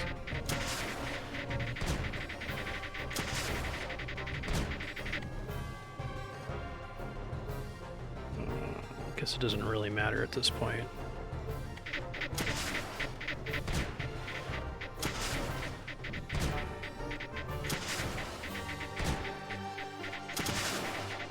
I guess, can you make, like, how do you do Creeper World multiplayer? Maybe I asked this during Creeper World 1, but is there a Creeper World multiplayer? I guess it would have to be like co-op or something, right? Can you do PvP in this? I guess they've kind of set up the tools to have multiplayer where, like, the Creeper is just a thing that you're both having to deal with and trying to, like, redirect toward each other with repulsors and shit. There's co-op in 4. I mean, that might honestly be the core of it, that, like, this is, at its core, a single-player experience, and so the campaign has to carry the whole thing. The campaign can't be a thing that we, like, bolt onto it because we know the multiplayer is going to be fun. And I do think the positive experiences I've had in Dune 2 are probably how multiplayer StarCraft 1 or even Warcraft 1 feels, right? Like, the computer is as aggressive as a human player would be, and so you're getting that constant pressure all the time to improve. It might just be that the RTS single-player campaign is kind of a cursed concept, since Dune, at least.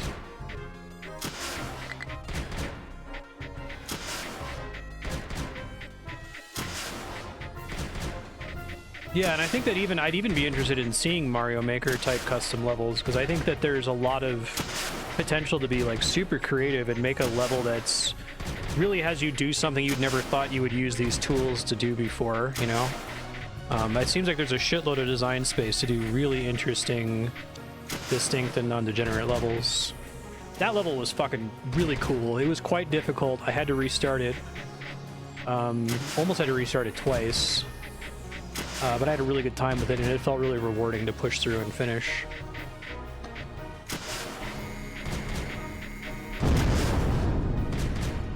I do like that, like, when your victory is assured, there's still kind of some brain power involved in finishing. Oh, do I need to, like, kind of nullify this thing? I don't like that there's a point where your victory is assured in an RTS game, and it's just like, okay, well, now you gotta, you know, go clean up the map. Take the next 10 minutes. There's no more brain power involved. But here, like, you still gotta think about it a little bit. The stress is gone, right? You relieve the pressure. What a map. I even like the concept of treading water in this. Like, you don't really get to a point where you're like, okay, I was stressed out. You have this, like, really nice, like tension graph with Creeper World, right? Where it starts out really tense, and it gets tenser and tenser and tenser, and then you get to the point where you've kind of, like, you can handle it. You're at least matching the invading force, and then you can kind of calm down, let the tension come down, right? It's not just like no tension, no tension, no tension, no tension, giant fucking spike of tension. Yeah, this is great. I'm having a great time. We'll play it some more next week. Thanks for everyone who voted for this. This is just a really great game.